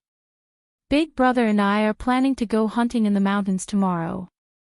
We can help you pick that leaf from Taibai Mountain while we're at it. Niu Wu patted his chest and agreed without a care. Thank you, brothers. When I come back, I will invite you two to eat at home. Li Wangyu said happily. Pig slaughter rice. Niu Wu could not forget the pig slaughter rice he had eaten that day. Niu Yong glared at his younger brother. Only he could think of such a thing. Li Wangyu was speechless. He had to kill a pig just to treat him to a meal. Even the landlord didn't have any extra food. He hurriedly explained, pig slaughter rice is not something that can be made often, but it is still a delicacy made from pork. Li Wangyu described the appearance of the Medicine King tea again. After confirming that the Niu brothers had remembered it, he left. When the Niu brothers went hunting in the Qinling Mountains, they would usually be gone for about a week. Thinking that he would be able to drink tea after a week, Li Wangyu was filled with anticipation. The next day, as expected, Yang Quan kept his word. Early in the morning, he had people rush over and hand over 10 cattle to Li Wangyu. This once again caused a sensation in Dingzhou village. Li Wangyu was very straightforward. He directly handed the 10 cattle to the old villager. Including the previous one, a total of 20 cattle were all lent to the village for spring plowing free of charge. He only needed the village to send people to help him manage the saline alkali soil. Now, everyone in the village, through the old villager's publicity, knew that because of Su Changqing's request, Li Wangyu used the blueprint of the water will in exchange for the village's rent to be reduced by half this year. In addition to the cattle lent to the village for free, as well as Li Wangyu's pig slaughter rice that was still unforgettable. In short, now Li Wangyu's prestige in the village was catching up to the old villager, or even surpassing him. If it wasn't for the old villager stopping them, it was likely that many of the villagers would have gone up to Li Wangyu and kowtowed to thank him. Li Wangyu and Su Changqing were now walking in the village. At any time, there would be villagers enthusiastically greeting them. From time to time, there would be villagers sending fresh mountain goods and river seafood to express their gratitude. The Ox brothers went into the mountains to hunt. Li Wangyu also went to the Gan River and began to guide the villagers who helped him to dig a canal to release water. After being soaked in the river for 2 days, they dug a canal to release water. After the water in the saline alkali soil dried up, they plugged the gap again and released water again. This operation had to be repeated 3 or 4 times to wash out the alkali contained in the soil. Li Wangyu stood on the riverbank and watched everyone work. From the lower reaches of the Gan River, a river boat slowly came up. This was very rare. Because Chang'an city was downstream of the Gan River, generally river boats came to the Chang'an East Weighbridge Pier. In addition to fishing boats, there were very few river boats carrying goods on the Gan River. Li Wangyu curiously looked and saw a person standing at the bow of the boat waving at him. At a glance, Li Wangyu knew that the fatty Cho Kun had returned. "Brother Cho, why did you come by boat?" Li Wangyu curiously asked. From Chang'an city to Dingzhou village, it took less than 2 hours on horseback, but by boat it took 2 days. Xiao Lang, thank you so much for the news. My family's Darren asked me to bring you another 100 dan of grain as thanks. Please accept it. Cho Kun stood at the bow of the boat and shouted. 100 dan of grain. This was a pleasant surprise. Li Wangyu now felt that the more grain, the better. Of course, he would not refuse. With a face full of smiles, he looked at the river boat docking and thought to himself that this time Cho Kun would not charge him for the meal. Yes, I am indeed a good person. I am too generous. Li Wangyu shamelessly praised himself in his heart. If Cho Kun could hear his inner thoughts, he wondered if he would have the impulse to beat him to death. Li Wangyu was still praising himself when he heard the fatty let out a soft cry. Xiao Lang, what are these things that can move on their own? A water wheel. It is used to carry water for irrigation. Li Wangyu explained. Cho Kun did not have time to talk to Li Wangyu. After jumping ashore, he ran to the water wheel and carefully looked it up and down. This water wheel is amazing. It actually uses water to move it and automatically moves it to carry water. Xiao Lang, I'm afraid you didn't create this, right? Cho Kun, this fatty, was actually able to see the key to the water wheel's movement. This made Li Wangyu somewhat surprised. Li Wangyu nodded. Brother Cho has good eyesight. Actually, my family also farms. I wonder if Brother Cho can teach this water wheel to my Cho family. Don't worry, I will use grain to exchange for it. Cho Kun's small eyes blinked a few times and immediately put forward his request. You want a water wheel? What exchange? I will give you the water wheel blueprint later. After taking 400 dan of grain from the Cho family for free, Li Wangyu did not have the nerve to accept money. If Yang Quan knew that Li Wangyu gave the water wheel blueprint to the Cho family for free, perhaps he would have the heart to kill him with a knife. After all, he was extorted by Li Wangyu for 10 cattle in exchange for the blueprint. After a conversation, Li Wangyu finally understood that the Cho family was not only a big grain merchant in Chang'an, but also a big landowner. Their family owned a large amount of land in Hebei and Jiannan provinces. They had built a plantation specifically for growing grain. North China Plain and Sichuan Plain were the main grain-producing areas of the Tang dynasty. Li Wangyu did not expect the Cho family to have such a big layout. With so much land, the water consumption was naturally huge. Cho Kun could see the value of this water wheel at a glance, so he proposed to buy the method of making it from Li Wangyu. If the Cho family's plantation was equipped with a water wheel, Cho Kun estimated that the grain production would increase by at least 10%. Seeing that Li Wangyu was willing to give away the water wheel blueprint, Cho Kun was overjoyed and repeatedly thanked Li Wangyu for his generosity. Cho Kun asked someone to help him transport the grain back home. With so much grain, the old housekeeper Li Heng's face was full of smiles. He began to ponder whether or not he should build another granary. Inviting Cho Kun to sit in the central room, Li Wangyu planned to ask Cho Kun how his family was going to deal with the locusts that were coming. Chapter 83. Brother Cho, what have you and Mr. Cho prepared these days? It's all thanks to Xiao Lang's reminder this time. Cho Kun said proudly. Cho Kun took a sip of water and continued, My father has sent letters to Jiannan and Hebei provinces to ship all the stored food to Chang'an. In addition, he has transferred funds to buy a lot of food everywhere. My family's treasury has basically been emptied. Li Wangyu didn't expect Cho Yuanliang to be so bold. After learning that the locust plague might break out, he put all his money on it.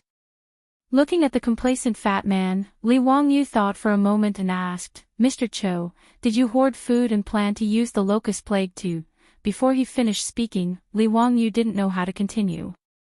In business, it was understandable that Cho Yuanliang hoarded food to make a fortune, but he felt that it was too low.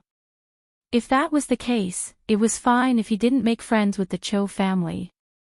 Cho Kun suddenly stood up and glared at Li Wangyu. What do you mean, Xiaolang? My family has been doing business for generations, but they are upright and never do business against their will. Seeing Cho Kun so agitated, Li Wangyu was a little embarrassed. He smiled and touched his nose. Brother Cho, don't blame me. What is Mr. Chow's plan? Humph.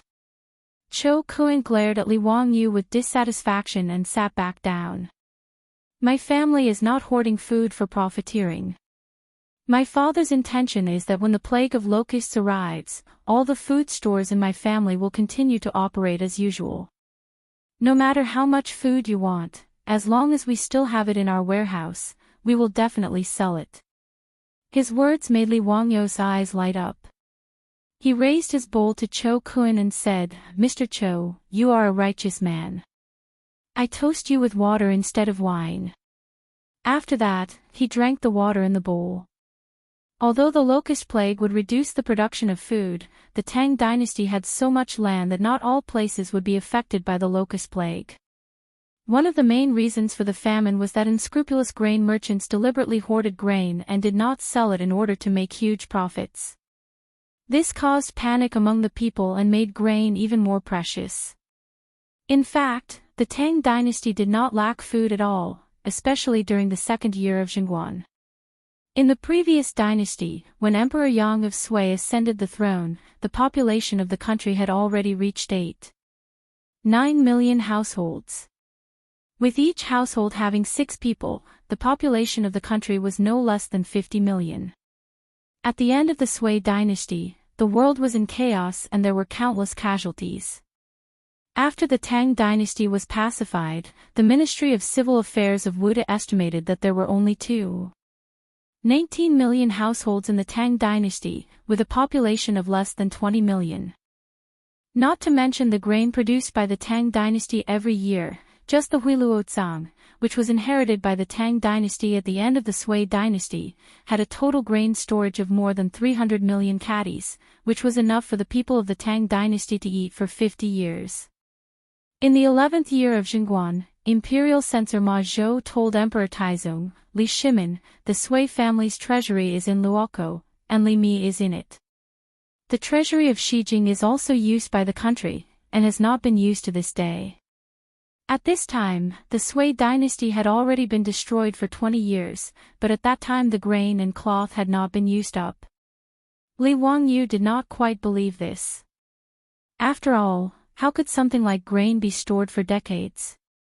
Could it be that the Sui and Tang dynasties already had the technology to store grain?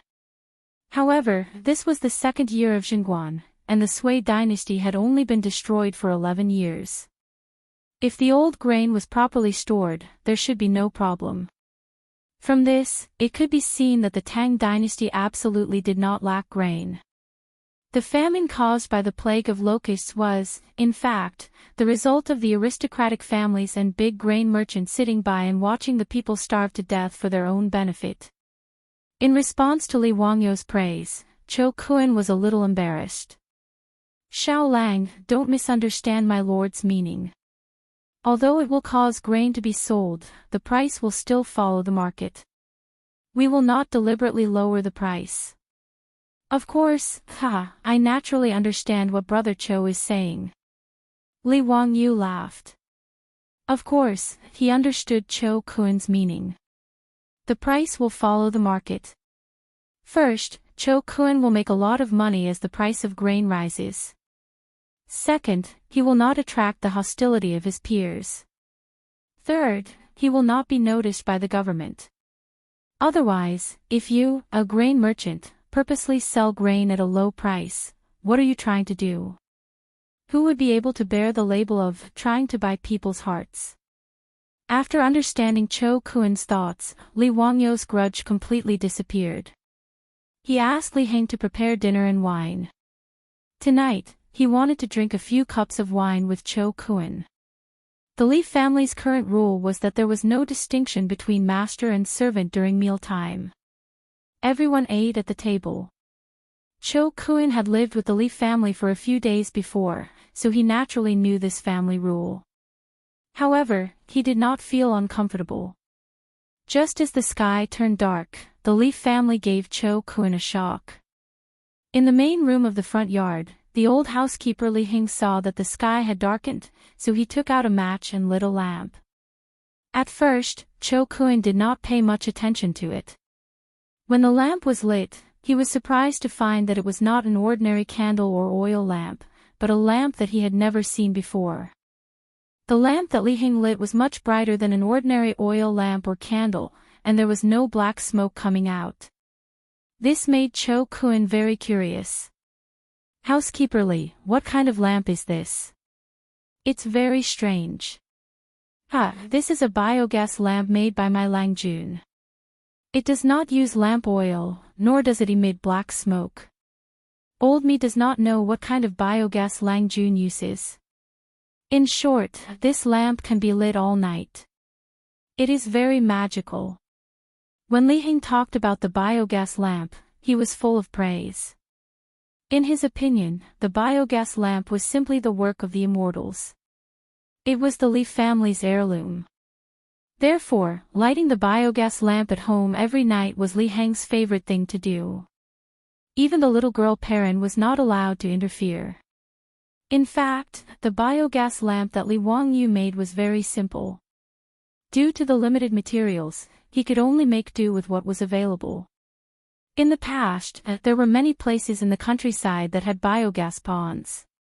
Because Lee Wang-yu was mischievous and curious, he disassembled the biogas lamp at home into parts, wanting to study its principle. Although later his grandfather beat him up because of this, Lee Wang-yu remembered the exact structure of the biogas lamp because of this beating. A normal biogas lamp was mainly composed of a nozzle, an ejector, a mud head, a gauze cover, a glass lampshade, and a reflector. However, it was obvious that Lee Wang-yu could not make these things in the Tang dynasty. The glass lampshade and reflector were just a dream. In addition, the biogas pond at home was the most simple one, and there was not even a pressurizing device. Therefore, Lee Wang-yu could only try to simplify it as much as possible. After a lot of effort, he finally made the nozzle and mud head of the biogas lamp. The most important copper wire mesh was made by an old copper craftsman in the county with copper wire. Of course, the glass lampshade outside was not possible. It was replaced by an ordinary gauze lampshade. Even so, such a simple biogas lamp was an amazing thing in the Tang dynasty. At this moment, Cho Kun seemed to have discovered a new world. He did not even wait for the Lee family's delicacies that he was looking forward to the most. Like a curious baby, he followed behind the old butler Lee Heng and watched him light up the biogas lamps at home one by one. Every time a biogas lamp was lit up, Cho Kun would shout, "Good," and then move closer to observe carefully. However, the old butler Lee Heng looked proud and disdainful, thinking that Cho Kun was simply a farmer who had seen too little. Lee Heng's look made Lee Wang-yu laugh secretly. He clearly remembered that a few days after the biogas pond was built, the cow and horse dung piled up in the biogas pond began to ferment and produce biogas. When Lee Wang-yu lit the biogas lamp for the first time, Lee Heng looked as if he had seen a ghost. It seemed that he was even more unbearable than Cho Kun. Chapter 84. The old housekeeper Lee Heng led the fatty Cho Kun to show off the biogas lamps in the house. Satisfied, he went to the kitchen to see if the food was ready. Cho Kun also ran to the kitchen. Now, the Lee family's kitchen had been taken over by the little girl Perrin. It must be said that this little girl was very talented in cooking. In just half a month, she learned most of Su Changqing's cooking skills. Especially when it came to the dishes that Su Changqing had made once, she could perfectly replicate them. Therefore, Su Changqing didn't go to the kitchen much now. He would occasionally make a few new dishes. After teaching Perrin, he would wash his hands of it. Speaking of which, the Lee family was very small now. With only 4 people, it was indeed a bit difficult to make ends meet. They couldn't even take care of the 20 cattle sent by the county. It was Su Changqing who came up with a solution. After discussing with the old village chief, he placed the 20 cattle in the care of all the families in the village. He made it clear to the old village chief that the cattle could be lent to the village for spring plowing free of charge, but the cattle had to be raised by the Li family. Moreover, once the Li family needed them, they could take the cattle for use at any time. In Li Wangyou's eyes, these conditions were very harsh, but the old village chief was overjoyed.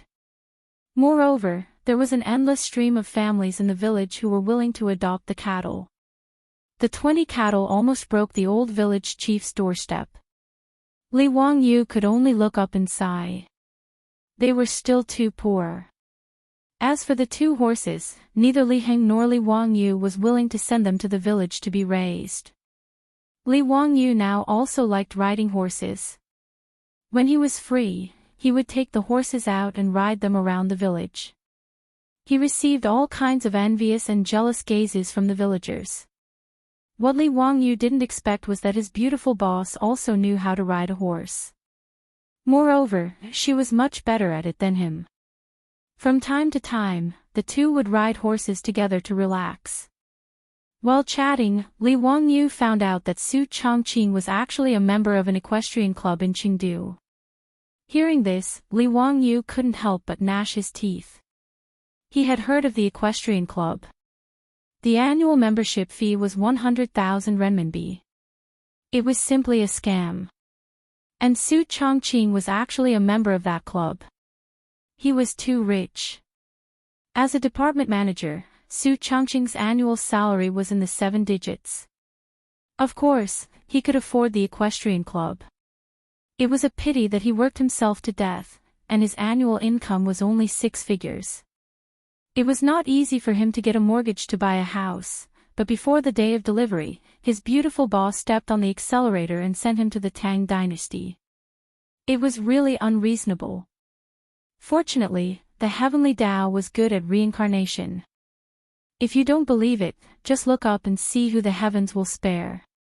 His beautiful boss stepped on the accelerator and not only sent Li Wangyu, the pride of the whole village, to the Tang dynasty, but she also inexplicably brought him along. Every time he thought of Su Changqing's stupefied appearance after falling into his bathtub, Li Wangyu couldn't help but want to laugh. The 2 horses at home were both docile mares. One was red and the other was white.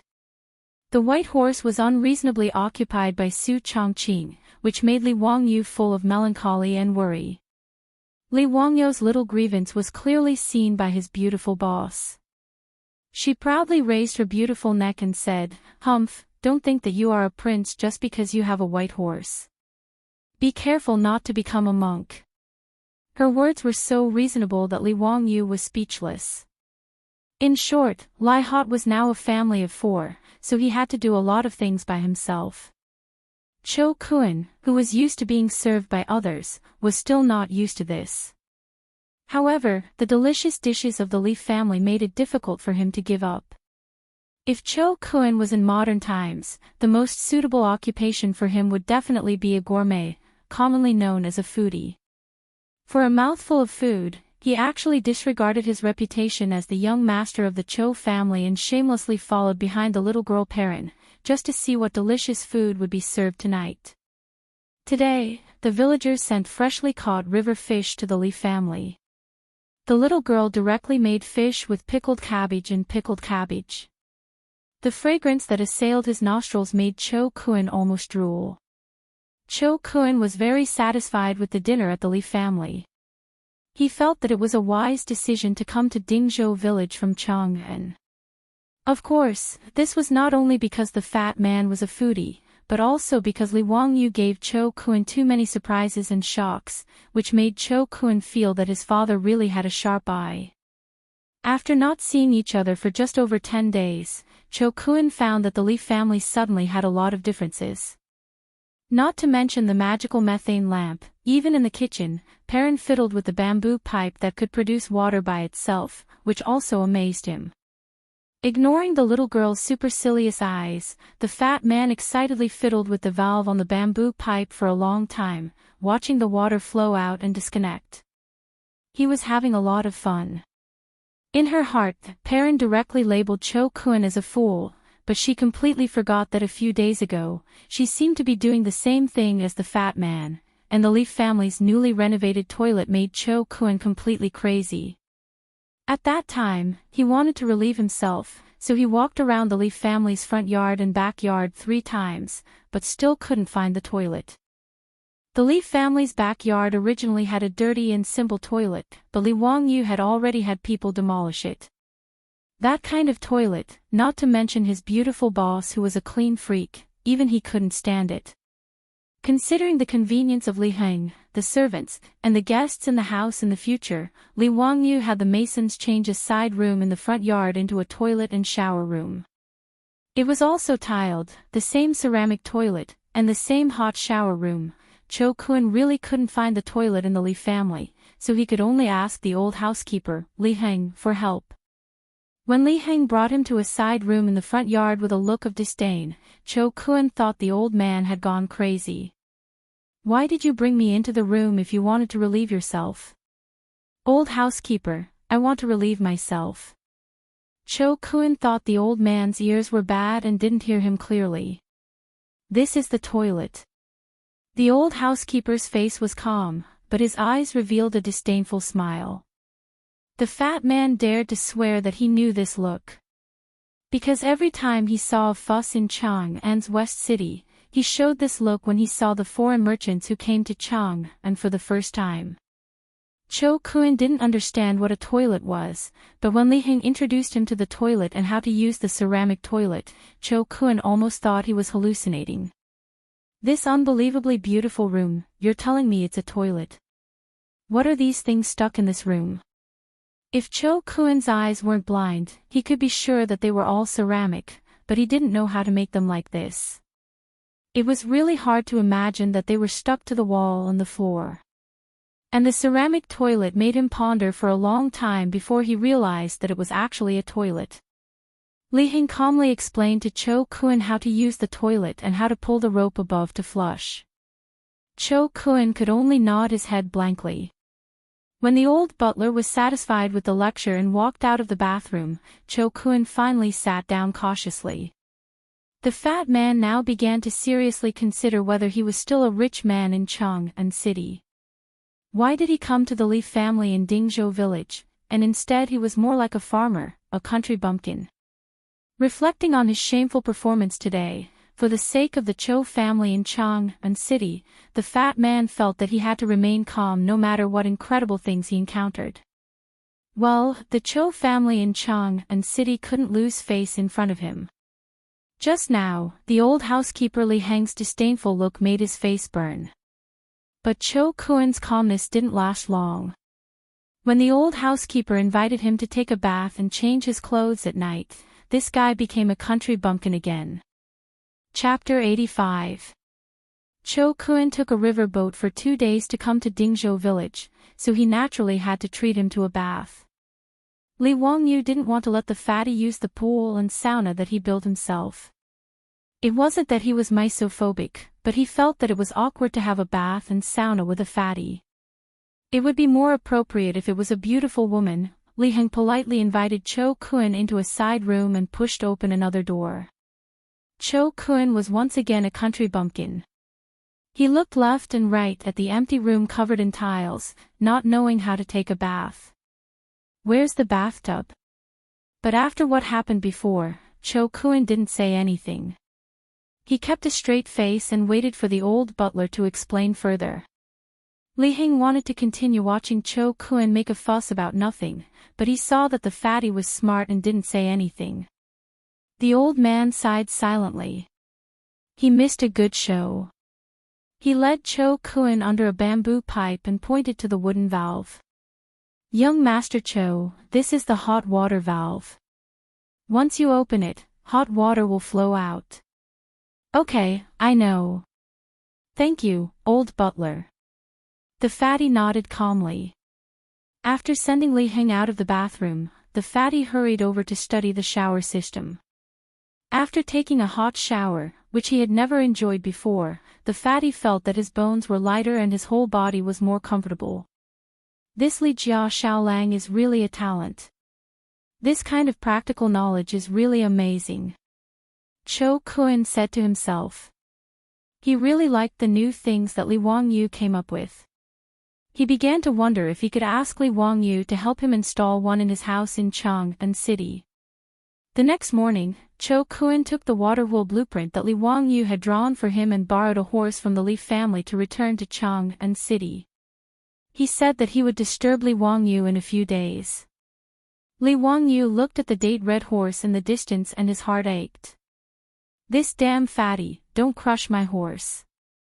A few days after the fatty Cho Kun left, Li Wangyu's days were peaceful.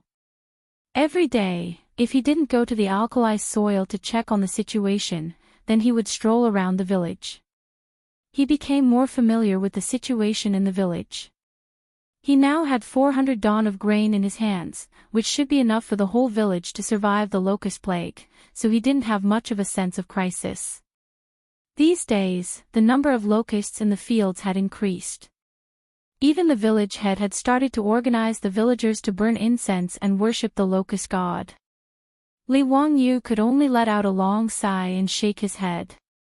For the past few days, he had been discussing with his beautiful boss about what other businesses he could do to make money other than brewing wine, so that he could pay off the huge debt of more than 1.6 million yuan. However, no matter how much they thought about it, they couldn't come up with any good ideas for the time being. On this day, Li Wangyu was strolling around the village, thinking about how to get rich. When he arrived at the village entrance, he suddenly saw two figures coming from the direction of Mount Shouyang in the distance. Li Wangyu squinted his eyes and looked at them. One of them looked familiar. He took a closer look. It was the second son of the Niu family, Niu Wu. Behind him was a skinny old Daoist. Strange, why don't I see Niu Daolang? Li Wangyu mumbled. As the two got closer, Li Wangyu suddenly realized that Niu Wu's body was stained with blood, and he seemed to be carrying someone on his back. It looked like the eldest son of the Niu family. Li Wangyu hurriedly ran 2 steps forward to greet him. Erlang, what's going on? What happened to Daolang? The person on Niu Wu's back was his brother, Niu Yong. However, Niu Yong had already fainted. His eyes were tightly shut, and he was also stained with blood. My brother was scratched by a black bear in order to save this damned old Daoist. Now his life is hanging by a thread. Niu Wu's eyes were wide open, and his eyes were red. He gritted his teeth and spat out these words one by one from his throat. Niu Wu's appearance of choosing a person to devour made Li Wangyu somewhat apprehensive. He didn't have time to look at the old Daoist, and quickly went forward to check on Niu Yong's condition. Niu Yong's injury was on his back. It looked like it had already been bandaged, but the cloth wrapped around the wound was still bleeding. Second son, Daolang's injury isn't fatal. Why is he unconscious? Li Wangyu asked, puzzled. How could an injury on the back make Niu Yong, who was as strong as an ox, faint? Could it be that his internal organs were injured? I don't know. After my brother was injured, it was this old Daoist who bandaged him. He was fine at that time, but that night, his body became feverish and he fainted. This damned old Daoist actually told me that my brother was probably doomed. So I carried him down the mountain. I had to take him to the county to find a doctor to save his life. Xiaolang, quickly lend me your horse. Niu Wu's words made Li Wangyu understand Niu Yong's injury. If there was no accident, it was most likely that the wound wasn't disinfected, and the infection caused a high fever and other complications. This wasn't because Li Wangyu knew any medical skills, but because most people in the future more or less knew medical common sense. Wild beasts like black bears had countless bacteria in their claws. If they weren't disinfected with alcohol or iodine immediately after being scratched, it was easy to be infected by bacteria. In Li Wangyou's opinion, there shouldn't be any common sense in this area of first aid in the Tang dynasty. Second son, if you believe me, send Dalong to my house. I have a way. Li Wangyou grabbed Niu Wu. Naturally, he wasn't a miracle-working doctor. The reason why he dared to say that he could save Niu Yong was that he remembered Su Changqing's box of cephalosporin capsules. Was there any medicine more effective than cephalosporin in the Tang dynasty to fight inflammation? If a suppurative infection wasn't immediately disinfected, he would really die. Even if Li Wangyou's heart ached for the one and only cephalosporin capsules, he wouldn't watch Niu Yong, a veteran of hundreds of battles, die in front of him. As for the current doctors in the Tang dynasty, it would be a miracle if they could save Niu Yong. Even if the king of medicine, Sun Simiao, was here, he would be helpless. Xiao Lang, don't joke. Can you really save my eldest brother? Niu Wu's eyes widened again when he heard Li Wangyou's words. He stared at Li Wangyou for fear that he was joking with him. Li Wangyou nodded and said, yes, let's go. The words between the two fell into the ears of the old Taoist beside them. The old Taoist couldn't help but interrupt and say, don't make trouble, kid. Our benefactor's wound is already ulcerated. How can there be medicine to cure it? Even I can only delay it for a while, but I can't cure it. The ulcer he mentioned was the name of inflammation and suppuration in traditional Chinese medicine. Shut up. Before the old Taoist could finish his words, Li Wangyou and Niu Wu spoke at the same time, forcing the old Taoist to swallow back his words. You old Taoist, if my eldest brother is cured by Xiao Lang, then it's fine. But if anything happens to my eldest brother, I'll make you accompany him in the underworld. Niu Wu shouted sternly. Hearing this, the old Taoist cupped his hands and said, immeasurable deity, if you want to take this body of mine to pay for your brother's life, I naturally won't resist.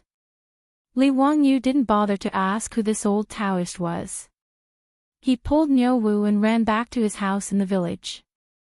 Niu Wu carried his brother on his back and followed closely behind. The old Taoist sighed and followed. Li Heng, tell Perrin to boil water immediately. Also, tell Chongqing to come over. Li Wangyou called out loudly as soon as he entered the house. At the same time, he led Niu Wu to a side room in the front yard and had him put Niu Yong on the bed. Chapter 86. Li Wangyou's shout startled the four people in the house.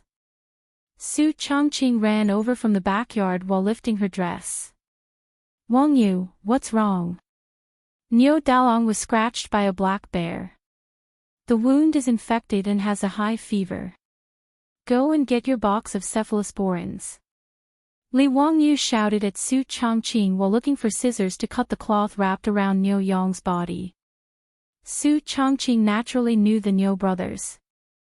After the two of them escorted Li Wangyou to Chang'an, they had a lot of contact with the Li family. Su Chongqing also heard that the two of them fought desperately against the Turks and were disabled. He admired them very much. Now hearing Li Wangyou's words, Su Chongqing was also anxious.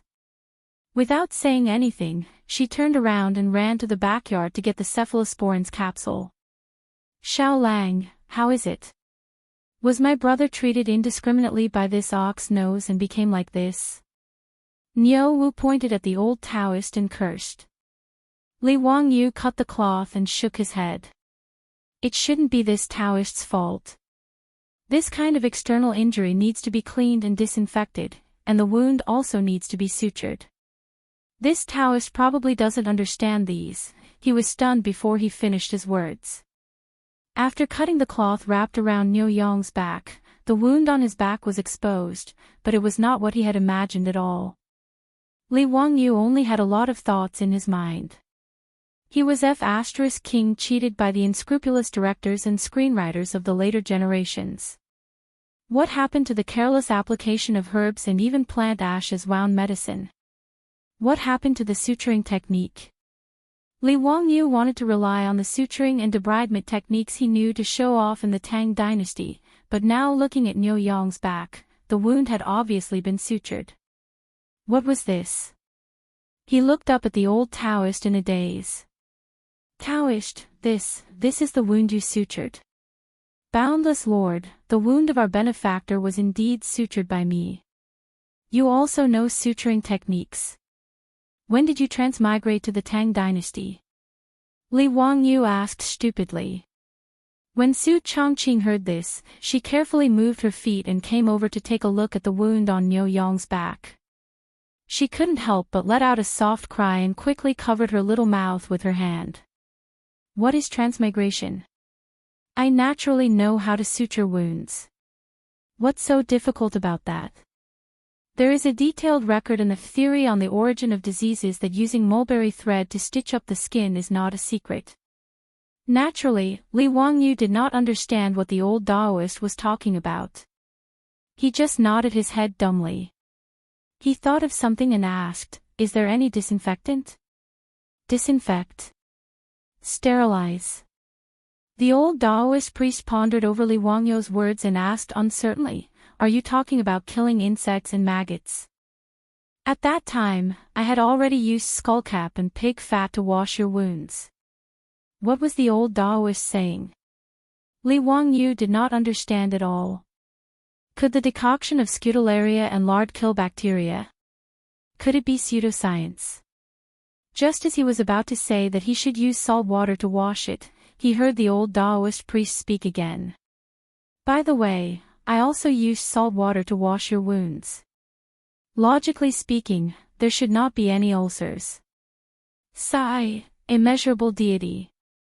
Li Wangyu's breath was stuck in his throat, and he almost choked to death. What kind of old Taoist priest was this from the Tang dynasty? How did he know everything? Was Chinese medicine so advanced? In fact, Li Wangyu did not know that debridement and suturing had long existed in China. Generations of doctors had invented it. The decoction of Scutellaria and pig fat that the old Taoist priest said could effectively inhibit the growth of bacteria and protect the wound. In the prescription for 52 diseases, there was a record of using wine to clean wounds. In the Jin dynasty, Guhong pioneered the use of salt water to clean wounds and apply snake ointment externally before performing surgery. In the theory on the origin of diseases, there was a record of how to debridement, suture and bandage a broken intestine, during the Sui and Tang dynasties. In addition to the relatively complete debridement and suturing technique, the most important invention was the use of mulberry thread to suture the intestines and skin. The old Taoist priest had used the mulberry thread to suture the wound on Niu Yong's back. Li Wangyu was speechless. Did this count as failing to act cool and getting exposed instead? This old Taoist priest from the Tang dynasty actually knew everything. Now, he could only pray that the cephalosporin capsule would work and save Niu Yong's life. Bullnose, don't talk nonsense. My eldest brother was treated like this by a quack like you. Niu Wu pointed at the old Taoist priest and said angrily. The old Taoist priest lowered his eyes and said, "You may not know, but I have indeed given my benefactor the best medicine for muscle regeneration and hemostasis." What bullshit medicine for muscle regeneration and hemostasis? Then why don't you tell me why my eldest brother is unconscious now? Niu Wu's eyes were bloodshot as he glared at the old Taoist priest. This. The old Taoist priest was speechless. Li Wangyu guessed that the disinfection might not have been thorough enough. The black bear's claws had been hunting in the forest all year round, so who knew how much bacteria it had gotten.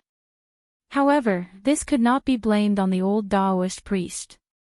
He had indeed tried his best. However, Li Wangyu looked at the black mulberry leather thread used to sew up the wound on Niu Yong's back. He felt that the mulberry leather thread was not suitable. Li Wangyu looked at the bloody wounds on Niu Yong's back and said to Niu Wu, "Erlang, immediately ride my family's horse to the county. Find a stall that slaughters cows and sheep and ask them for some lamb intestines." "What do I need those for?" Niu Wu was puzzled. Lamb intestines could save his brother's life. "If I tell you to go, then go quickly. That's right, go to the medicine shop in the county and buy some saltpeter. Go quickly and return quickly. Li Wangyu did not have the time to explain to him. He sent Niu Wu out and asked Li Heng to lead his horse. Although the old Taoist priest's treatment method was correct, the wound on Niu Yong's back was still inflamed. It was red and swollen with pus flowing out. Clearly, it needed to be cleaned again. Li Wangyu subconsciously turned his head and took a deep breath. He was a small white-collar worker in a modern city. He had never seen such a bloody wound. He was at a loss for a moment. After a long time, Li Wangyu muttered, "Now, first of all, I have to scrape off the rotten flesh on Dalong's back." "I don't know how to do this," the old Taoist priest suddenly said. "If that's the case, why don't I take care of it?" "That's good. I'll have to trouble you." Seeing that the old Taoist priest was willing to take over, Li Wangyu quickly retreated to the side. "Immeasurable deity, I'll do my best." After the old Taoist priest finished speaking, he took out many things from the medicine box on his back. The old Taoist priest did not rush to scrape off the rotten flesh on Niu Yong's back. Instead, he took out silver needles, identified the acupuncture points on Niu Yong's back, and began to prick them. "Taoist priest, what are you doing?" Li Wangyu asked curiously. The old Taoist priest's face was calm. "It's too late to decoct the anesthetic powder now. I'll prick the acupuncture points with silver needles to reduce the pain." Acupuncture anesthesia. Li Wangyu was stunned when he heard the old Taoist priest's words. Could it be that the legendary acupuncture anesthesia in traditional Chinese medicine was real? This old Taoist priest actually had such a unique skill. It was said that acupuncture anesthesia was to use the needle to stimulate a certain acupuncture point or certain acupuncture points to achieve the purpose of analgesia. It could be performed without anesthesia. However, these were just legends in later generations. No one had ever seen a hospital that could perform surgery without anesthesia. Li Wangyu looked at Niu Yong curiously. Although Niu Yong was in a coma, his body would twitch unconsciously from time to time because of the pain from the wound. After the old Taoist priest pricked several silver needles on his back, Niu Yong gradually calmed down, as if he had fallen into a deep sleep. It was amazing. The old Taoist priest took out an iron lancet and prepared to clean the wound on Niu Yong's back. "Stop!" Li Wangyu quickly shouted. Chapter 87. This old Taoist priest did not even disinfect his knife and directly cut the wound. Are you King curing diseases or spreading germs? Why did Xiao Lang stop me? The old Taoist priest asked, puzzled. Your knife, it is not disinfected. Li Wangyu pointed at the lancet in the old Taoist priest's hand. The old Taoist priest was confused, disinfecting again. What is disinfecting? Your knife is not clean, it has germs. Li Wangyu could only explain like this. The old Taoist priest picked up his clean and shiny lancet. How was this knife not clean? There was not even a speck of dust. What were germs? Li Wangyu could not explain to the old Taoist priest what germs were, and he was too lazy to talk nonsense. He directly asked Li Heng if the water was ready. Now that there was no alcohol, not even a high concentration of white wine, disinfection could only be done by boiling water. Li Wangyu asked the old Taoist priest for the lancet and gave it to Li Heng. He asked him to go to the kitchen and let Perrin boil it for a few minutes before taking it out. He looked at the cloth that he had bandaged Niu Yong and curled his lips in disdain. He ordered Li Heng to find a clean white cloth and cut it into long strips. He also asked Perrin to throw it into boiling water to disinfect it. With the speed of Niu Wu's horse, it would only take an hour to travel 20 miles from Zidingzu village to Huxian County. When Niu Wu came back on his sweaty white horse, Li Wangyu had just finished preparing everything. Li Wangyu did not care about his horse and immediately asked Perrin to take the lamb intestines that Niu Wu had asked for to the kitchen. He scraped off the fat, took the innermost mucous membrane, soaked it in alkaline water, and then divided it into small strands. Pei Lan's hands and feet were very nimble, and she quickly got everything ready. After the little girl brought the old Taoist priest's scalpel that had been boiled and disinfected, Li Wangyu immediately asked the old Taoist priest to start cleaning the rotten flesh on Niu Yong's back. The old Taoist priest was indeed skilled in surgery. He held the lancet and moved nimbly. He did not mind the pus and stench flowing out of the wound at all. In a few moves, he removed the inflamed and pus around the wound. His technique was very professional. Perrin, is the warm water ready? Lang Jun, it's ready. Should I bring it in now? Okay, remember to add more salt. Since there was nothing else that could disinfect the wound, Li Wangyu could only make do with what he had. He used high-concentration saline to disinfect the wound. When the high-concentration salt water was poured on the wound on Niu Yong's back, even though Niu Yong had fallen into a coma due to a high fever, even though he had the old Taoist silver needle on his back that was used to anesthetize him, he was still in so much pain that he unconsciously let out a low groan and his body kept trembling. Xiao Lang, is my eldest brother all right? Niu Wu's heart ached as he watched from the side. He could not help but ask. He's fine. The high-concentration salt water disinfected the wound. It must be very painful. There's nothing we can do about it. After cutting off the rotten flesh on the wound and cleaning and disinfecting the wound, the next step should be to suture it. When the old Taoist priest was treating Niu Yong's wound again, he had already cut open the mulberry skin thread used to suture it. At this moment, he took out the mulberry skin thread and prepared to suture it again. Taoist priest, wait. Use this catgut to suture the wound. Catgut. The old Taoist priest took the catgut from Li Wangyu's hand in confusion and sized it up. Is this what you asked Niu Erlang to go to the county city to find the lamb intestines to make? That's right. What's the benefit? There's no need to remove the stitches after the wound heals. The human body can absorb it. Li Wangyu showed off a little. Finally, there was something that was better than this old Taoist priest. The old Taoist priest thought for a moment and nodded. He picked up the catgut that Li Wangyu had provided and began to suture Niu Yong's wound again. After suturing the wound, the old Taoist priest applied the medicine to stop the bleeding on the wound again. He took the cloth that Li Wangyu had instructed Perrin to boil in boiling water and disinfect it. He then bandaged Niu Yong again.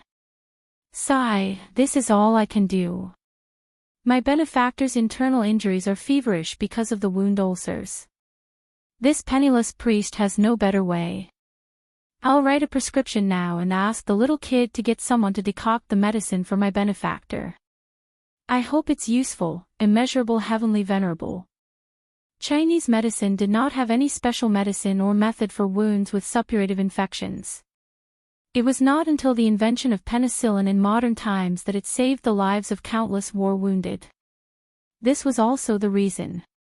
The reason why Li Wangyu dared to say that he could save Niu Yong was because he had the cephalosporin capsule in his hand. Cephalosporin was a second-generation antibiotic. Its effect was good and its side effects were small. Su Chongqing had already taken the cephalosporin capsule. Li Wangyu took a capsule and fed it to Niu Yong. He then forced it down with clear water. The strange appearance of the capsule made the old Taoist priest stare at it for a long time. All right, Dalong has taken the medicine. The fever will definitely go down tomorrow. Li Wangyu was sure that the cephalosporin would be useful. The people of the Tang dynasty had never taken any antibiotics. They were not like the people of the future, who had been flooded with antibiotics for a long time and were about to develop resistance.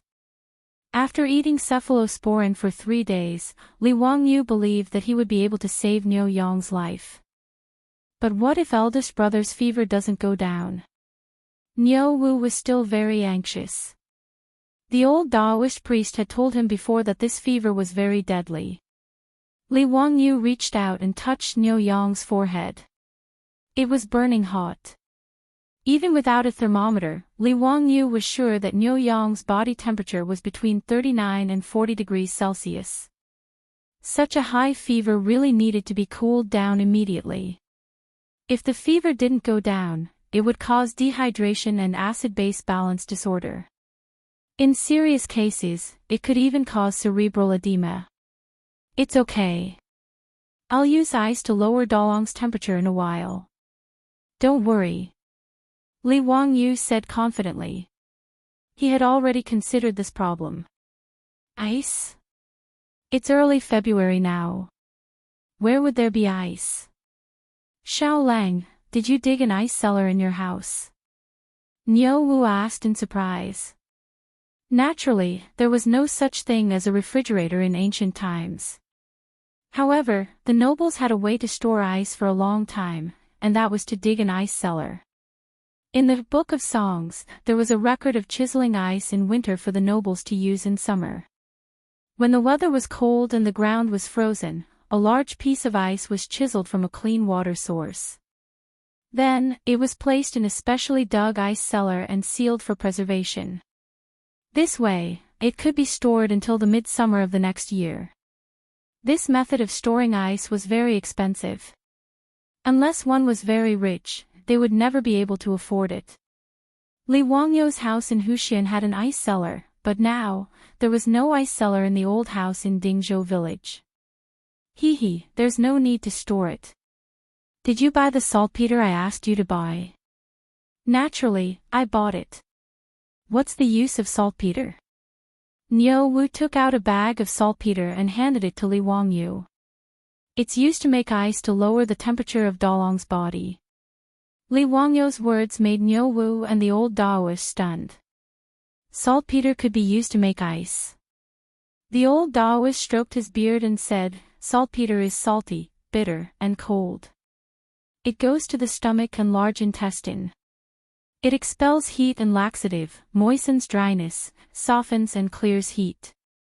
It can be used for stagnation, dryness, swollen throat, red eyes, mastitis, and hemorrhoids. But this is the first time this poor Daoist heard that saltpeter can be used to make ice. Kid, don't make trouble. Chapter 88. Fortunately, Li Wangyu had transmigrated to the first year of the Tang dynasty, so he could show off his ability to make ice with saltpeter. If he had transmigrated a few years later, everyone would have known about it. During the Tang and Song dynasties, people had already discovered that saltpeter would freeze water if it was put into water. However, in the second year of Chang'an, Li Wangyu said that saltpeter could make ice, but no one believed him. Not only did Niu Wu and the old Daoist not believe him, even Li Heng and Perrin shook their heads in disbelief. Only the beautiful boss covered her mouth and snickered. Although Su Chongqing was a liberal arts student, he had learned basic chemistry. Saltpeter's scientific name was potassium nitrate. When it dissolved in water, it absorbed heat, and when the temperature dropped, the water would freeze. Li Wangyu saw that they didn't believe him, so he didn't say much. He asked Perrin to fetch a large wooden basin and a small cylindrical basin. He poured the water into the wooden basin, poured the saltpeter into the wooden basin, and then poured the water from the copper basin into the wooden basin. Soon, under the astonished gaze of the old Daoist, the water in the wooden basin began to slowly freeze. Then, the water in the copper basin also began to slowly freeze. What kind of magic is this? Niu Wu's eyes widened as he looked at the ice in the basin in disbelief. The old butler's knees almost went soft again. Fortunately, Li Wangyu held him up. Li Heng, what are you doing? Lang Jun, have you become an immortal? Turning water into ice with a touch, this is an immortal magic. The little girl Perrin was no better than Li Heng. She covered her mouth and widened her black eyes. She also couldn't believe her eyes. Only the old Daoist, after being astonished for a while, began to think about the reason behind it. He even reached out to touch the ice in the wooden basin to test the temperature. Immeasurable deity, so saltpeter can make water freeze. This poor Taoist understands now. The old Taoist bowed and whispered a Taoist name. Li Wangyu looked at the old Taoist priest in surprise and then understood. These Chinese Taoists could be said to be the earliest batch of chemists in China. Even gunpowder was created by these Taoists when they were refining pills. It was not surprising that they had some basic knowledge of chemistry. However, in Li Wangyu's opinion, these Taoist priests were not so much chemists, but a group of terrorists. All day long, they would randomly refine some messy things and trick others to eat them. They were simply immoral. Li Wangyu dared to swear that if anyone dared to feed him a pill made of mercury, lead, sulfur, cinnabar, he would definitely raise his blade and kill them. This group of terrorists simply had amazing imagination. They had no choice but to admit defeat. In the time it took for an incense stick to burn, the 2 basins of water turned into ice cubes under everyone's gaze. Li Wangyu took out the copper basin and had Niu Wu use a knife to cut open the ice in the wooden basin. He wrapped the basin in a towel and stuffed it under Niu Yang's armpits, inner thighs, and forehead to lower the temperature. After Niu Yong ate the cephalosporin and had the ice cubes to lower his temperature, his originally rapid breathing quickly calmed down. The old Taoist priest pulled his hand over and felt his pulse. He was very surprised. His pulse is stable and strong. Benefactor has actually taken a turn for the better. It seems like his life is no longer in danger. Little child, what medicine did you give Benefactor? It actually has such a miraculous effect. What medicine did he take? Cephachlor capsules. There was only one box in the Tang dynasty. Li Wangyu naturally could not answer like this. He could only smile mysteriously. Miraculous medicine, antibiotics. It's a pity that there's only these. There won't be a second box in 1,000 years. He shook the box of cephalosporin capsules at the old Taoist priest and Niu Wu. There were only 27 cephalosporin capsules in a box. One capsule needed to be taken 3 times a day for 3 consecutive days. In other words, this box of cephalosporin could only be taken for 3 courses of treatment. It would be gone forever. Li Wangyu did not feel any heartache when he took out 9 cephalosporin capsules to save Niu Yang's life. He felt that it was worth it. Compared to Niu Yang's life, his sacrifice was not worth mentioning. His words shocked Niu Wu. Niu Wu did not expect that Li Wangyu would take out such a precious medicine to save his elder brother. Xiao Lang, you. Niu Wu, who was 8 feet tall, did not know what to say at this time. He simply knelt down in front of Li Wangyu and kowtowed a few times. His reaction shocked Li Wangyu. He quickly reached out to pull Niu Wu back. However, Li Wangyu's small body could not pull Niu Wu back. He could only reluctantly accept Niu Wu's heavy kowtow. Erlang, what are you doing? Did I, Li Wangyu, save Dalong because of this? Li Wangyu was speechless and rolled his eyes. Why did the people of the Tang dynasty like to kowtow so much? I can't stand it. Xiao Lang, this is what I should do. If I don't kowtow a few times to you, Big Brother will beat me to death when he wakes up. Niu Wu replied in a muffled voice. Niu Yang's crisis was resolved. Everyone was in a good mood. The originally heavy atmosphere in the side room eased a lot. However, Su Chongqing looked at the small copper basin in Li Wangyu's hand. Wangyu, 1 basin is enough to make ice. Why did you get another one? Hee, the ice in the wooden basin contains saltpeter. It can't be eaten. It can only be used to cool down Dalong's body.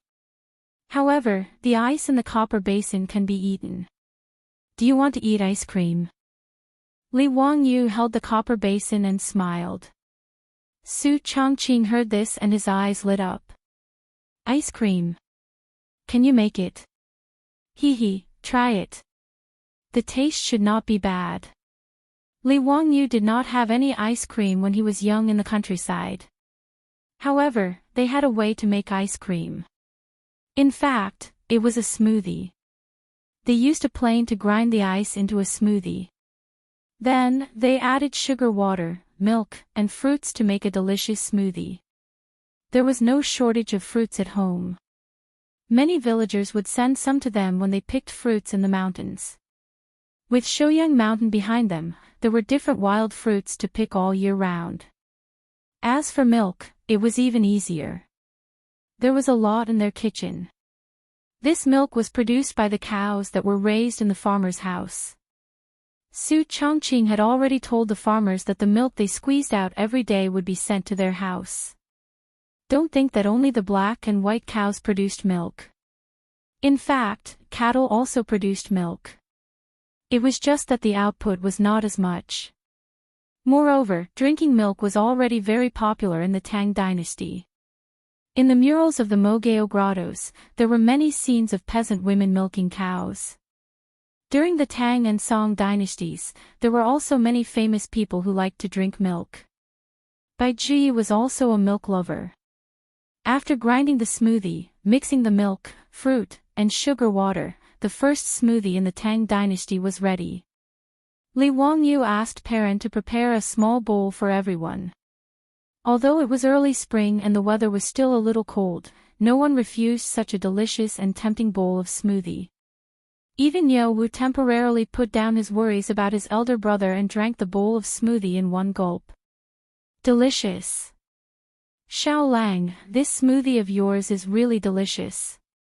The old Taoist was also very interested in the smoothie and nodded repeatedly as he ate. After everyone finished eating, the little girl Perrin took away the bowls and chopsticks. Li Wangyu then bowed to the old Taoist. May I ask for your name? I am Sun Simiao. Chapter 89. The old Taoist priest's words were like a clap of thunder, exploding in Li Wangyu's ears. Sun Simiao. Medicine King Sun Simiao. The ruddy old Taoist priest in front of him was Sun Simiao. Wait, Li Wangyu remembered that Sun Simiao was born in the 7th year of Western Wei's Emperor Yuan Baoju's reign, which was 541 AD. Now it was the 2nd year of Chang'an, 628 AD. Then wouldn't this old Taoist priest be 87 years old?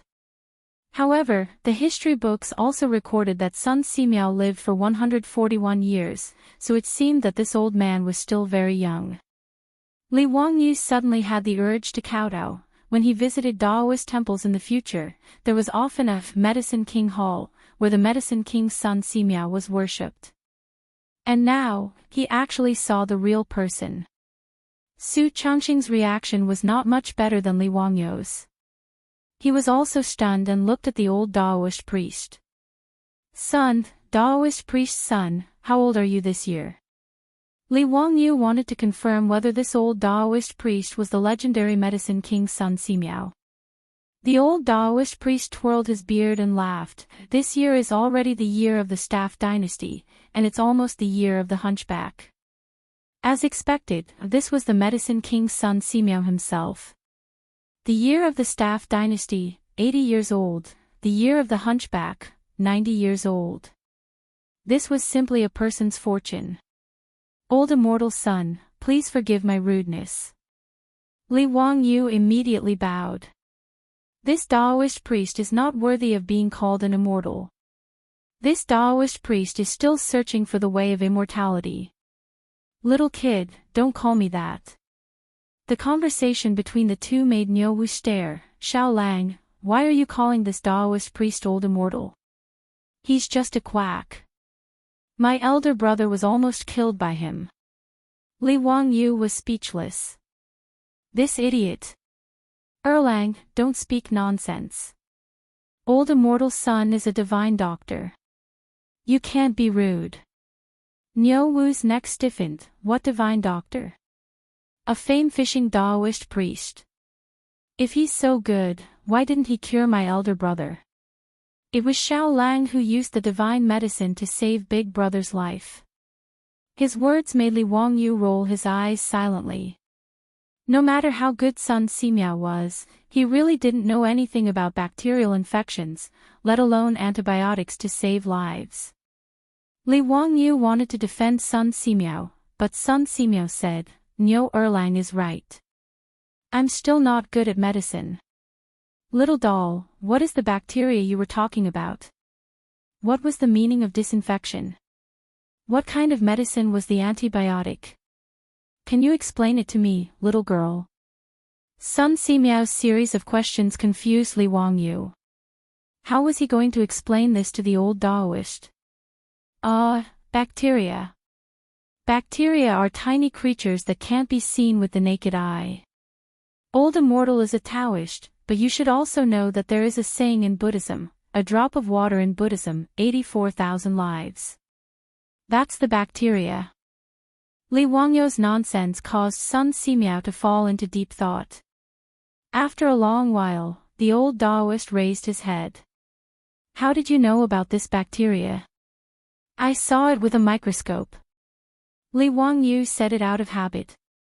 After saying it, he felt that it was inappropriate. Was he going to explain what a microscope was again? Sure enough, when Sun Simiao heard this, he immediately asked, "What is a microscope?" "Little doll, can I take a look?" "No, I don't have a microscope. It needs to be made of glass." "Oh, no, it's made of crystal. It can be used to see microscopic creatures." Li Wangyu felt like he was going crazy. Then this bacteria is the main cause of ulcers? Sun Simiao asked again. Bacteria do cause inflammation in the wound, which is the ulcers that old Immortal mentioned. It also makes people sick. Then disinfection is to kill the bacteria. Li Wangyu wiped the sweat off his forehead. That's right, that's it. What are antibiotics? It's a drug that can kill the bacteria in the body.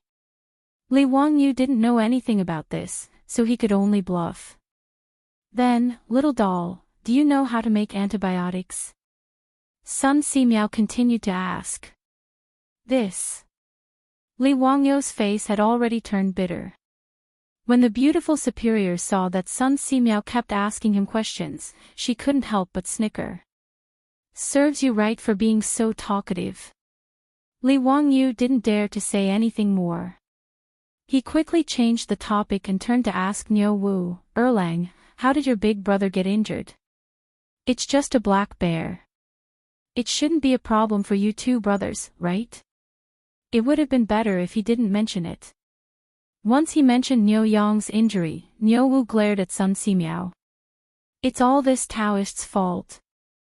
Big brother was scratched by the black bear because he was trying to save him. Niu Wu began to tell Li Wangyu about Niu Yang's injury. It turned out that Li Wangyu asked the two brothers to help him pick tea leaves in the Qinling Mountains. After entering the Qinling Mountains, the two brothers went straight to Taibai Mountain. They found the plant that Li Wangyu described. Just as they were picking the tea leaves, the old Taoist appeared.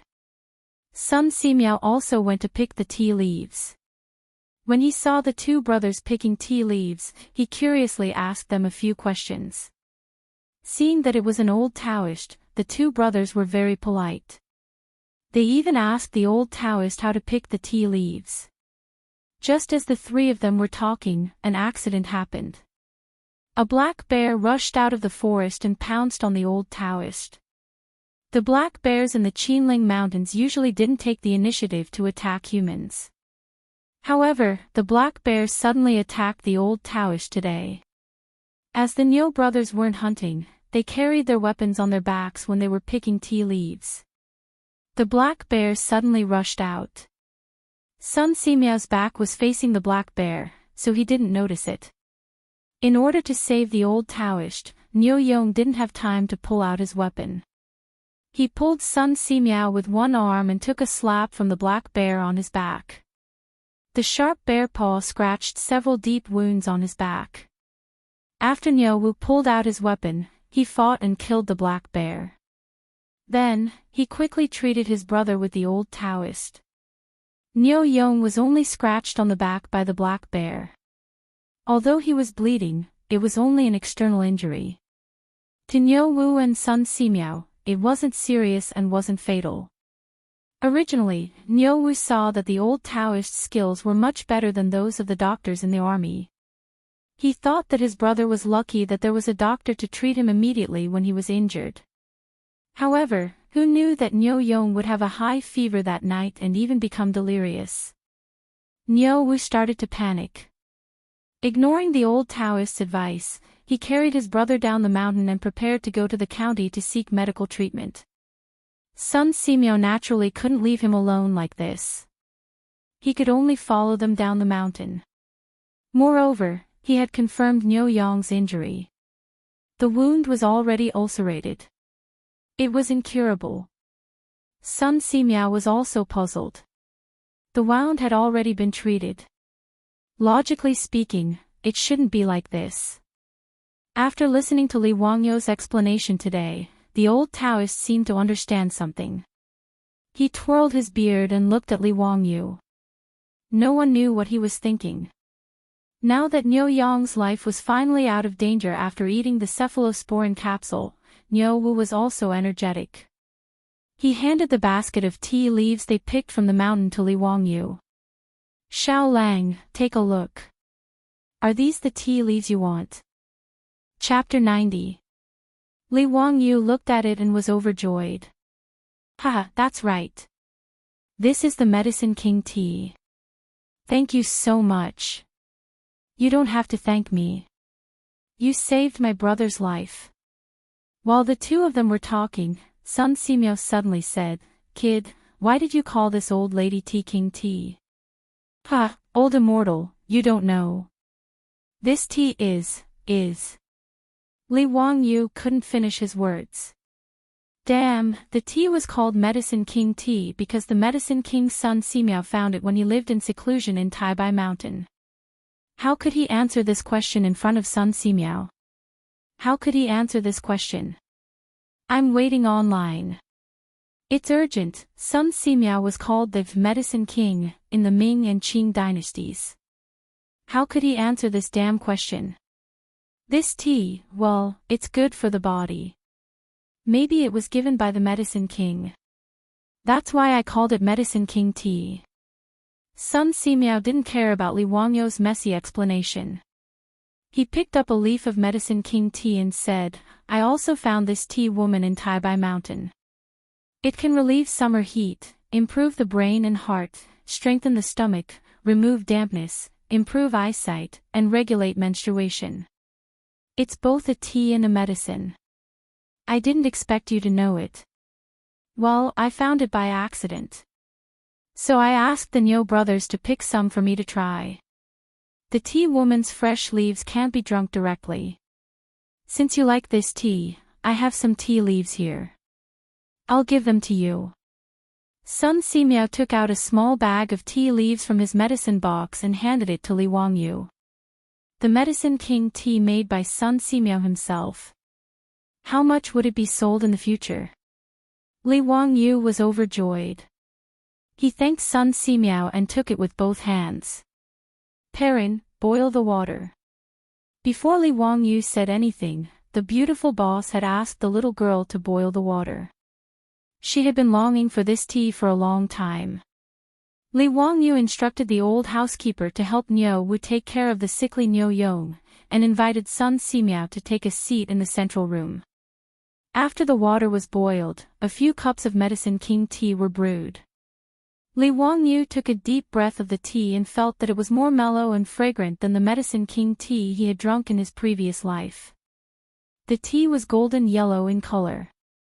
It tasted slightly sweet and bitter in the mouth, but it also had a refreshing fragrance. His lips and teeth were filled with the fragrance of tea. The beautiful female boss also took a sip. Her eyes were curved into crescents, full of joy. She likes tea and coffee, but she hasn't had tea for a long time since she came to the Tang dynasty. Old immortal son, are you still planning to return to Mount Taibai? Li Wangyou politely poured tea for Sun Simiao. Sun Simiao nodded. That's right. Since I'm pursuing the way of immortality, I naturally have to cultivate in the mountains. When the eldest son of the Niu family recovers, I'll return to Mount Taibai. Li Wangyu knew that although Sun Simiao's medical skills were superb, he was wholeheartedly pursuing the way of immortality. The reason why Sun Simiao's medical skills were superb was mainly because he believed that in order for a cultivator to ascend and become an immortal, they had to cultivate virtue and accumulate kindness. The more kindness they accumulated, the higher their immortal rank would be. Sun Simiao had chosen the way of immortality to help the world and the people. Li Wangyu looked at the old Taoist with white hair and a ruddy complexion, and his heart began to beat faster. The medical conditions in the Tang dynasty were so poor. If either he or his beautiful female boss had a headache or fever, who would they go to for treatment? The Luoyuan medical workers in the county. Li Wangyu didn't trust their medical skills. Although the cephalosporin capsule was good, it could only be taken for 2 courses at most. Moreover, it wasn't a medicine that could cure all diseases. If he could trick Sun Simiao into staying in Dingzhou village, it would be like adding insurance to his life. Li Wangyu's eyes darted around, wondering how he could trick Sun Simiao into staying. This wasn't easy to do. Not to mention him, Pai Lupi had sent out many imperial edicts to invite Sun Simiao to come out of retirement and be conferred a title, but Sun Simiao, who was wholeheartedly pursuing the way of immortality, refused. When Li Ji ascended the throne, he invited Sun Simiao into the world. The old Taoist couldn't refuse and could only recommend his disciple, Lu Shenwei, to take up a post in the imperial hospital. The 2 emperors of the Tang dynasty hadn't been able to invite this old Taoist, so what could he do to make him stay? Li Wangyu didn't know what to say. Suddenly, a bolt of lightning flashed through his mind. Since Sun Simiao entered the way of immortality through medicine and pursued great merit, then he could give him great merit. Wouldn't that be enough to attract the old Taoist to stay? Penicillin. This was definitely attractive enough. He remembered that he had once watched a Japanese drama called Dr. Ren. In the drama, a modern Japanese doctor traveled to the Edo period of Japan and made penicillin himself. He didn't know whether the drama had a scientific basis or not, but it seemed to be the case. The reason why Li Wangyu remembered it so clearly was that he thought it was nonsense after watching the drama, so he argued with people on the internet for a long time. However, a master who studied medicine said that the method in the drama was feasible. In the master's words, simple production of penicillin is not difficult at all. It's not much more complicated than brewing wine. Well, Li Wangyu was just a liberal arts student in a second-tier university. He didn't have any professional knowledge of medicine, so he couldn't refute it. He just remembered it in his heart. Li Wangyu thought of this and coughed softly. Old immortal, I wonder if you are interested in antibiotics. Oh. Kid, you know how to make it. I know a little. Although I don't know how to make the medicine I gave Niu Dalong, I know another magic medicine called penicillin with the same effect. This is a magic medicine that can't be bought with money. Are you interested in it? Li Wangyu squinted his eyes and smiled. Sun Simiao was naturally interested. Otherwise, he wouldn't be called the king of medicine. He repeatedly urged Li Wangyu to tell him how to make penicillin. Li Wangyu then narrated the process of how the male lead produced penicillin in the TV series, Dr. Ren. To make penicillin, the first thing to do was to extract penicillin from moldy items, such as oranges. Then, the juice from boiled taro was mixed with the juice from ground rice to make a culture medium solution and the penicillin was added. After a week, the medicinal ingredients could be extracted from the propagated penicillin. The culture medium was filtered and mixed with vegetable oil. Then, the aqueous solution containing penicillin could be extracted. After that, the aqueous solution of penicillin could be filtered and poured in pure distilled water to obtain a high-purity penicillin solvent. As for whether the extracted penicillin solvent could cure diseases and save people, Li Wangyu wouldn't try it. Even if he was beaten to death, he wouldn't want to try this kind of crude penicillin. Li Wangyou's big lie had fooled the king of medicine, Sun Simiao. What kind of effect does this penicillin have? Sun Simiao was very interested. Tuberculosis, diphtheria, anthrax, heat, poison, phlegm, and blood stasis can be effectively treated. Moreover, it has a miraculous effect on ulcers like Niu Dalong. Li Wangyou's words made Sun Simiao's eyes light up. Tuberculosis was a terminal disease in ancient times. How could he not be interested in Sun Simiao, who walked the path of medicine? Seeing that Sun Simiao really began to lower his head and think, Li Wangyou immediately stopped talking. Fooling the king of medicine really gave him a sense of accomplishment. Chapter 91. Li Wangyou wanted to persuade Sun Simiao to leave the mountain and stay in Dingzhou village. Naturally, this did not escape Su Changqing's eyes. However, the beautiful boss gave Li Wangyou a look of approval. Obviously, the beautiful boss also thought of Li Wangyou's worries and naturally hoped that the king of medicine, Sun Simiao, could stay. In the Tang dynasty, who else could be more reliable than Sun Simiao? If the old Taoist could stay in Dingzhou village, it would be a pleasant surprise. Li Wangyou and the beautiful boss kept exchanging glances and instantly understood each other's meaning. Old immortal son, do you abstain from certain foods? Li Wangyou asked carefully. After all, Sun Simiao was a Taoist and he did not know if he was a vegetarian. I don't abstain from meat and fish, but I don't eat cows, dogs, wild geese, and black fish. Sun Simiao answered casually. Li Wangyou nodded in understanding. He knew that Sun Simiao was a Taoist of the righteous sect. Not eating cows, dogs, wild geese, and black fish was a rule set by the righteous sect's Taoist ancestor, Zhang Daoling. The reason he didn't eat beef was because his mount when he left Hanga Pass was the Azure Bull.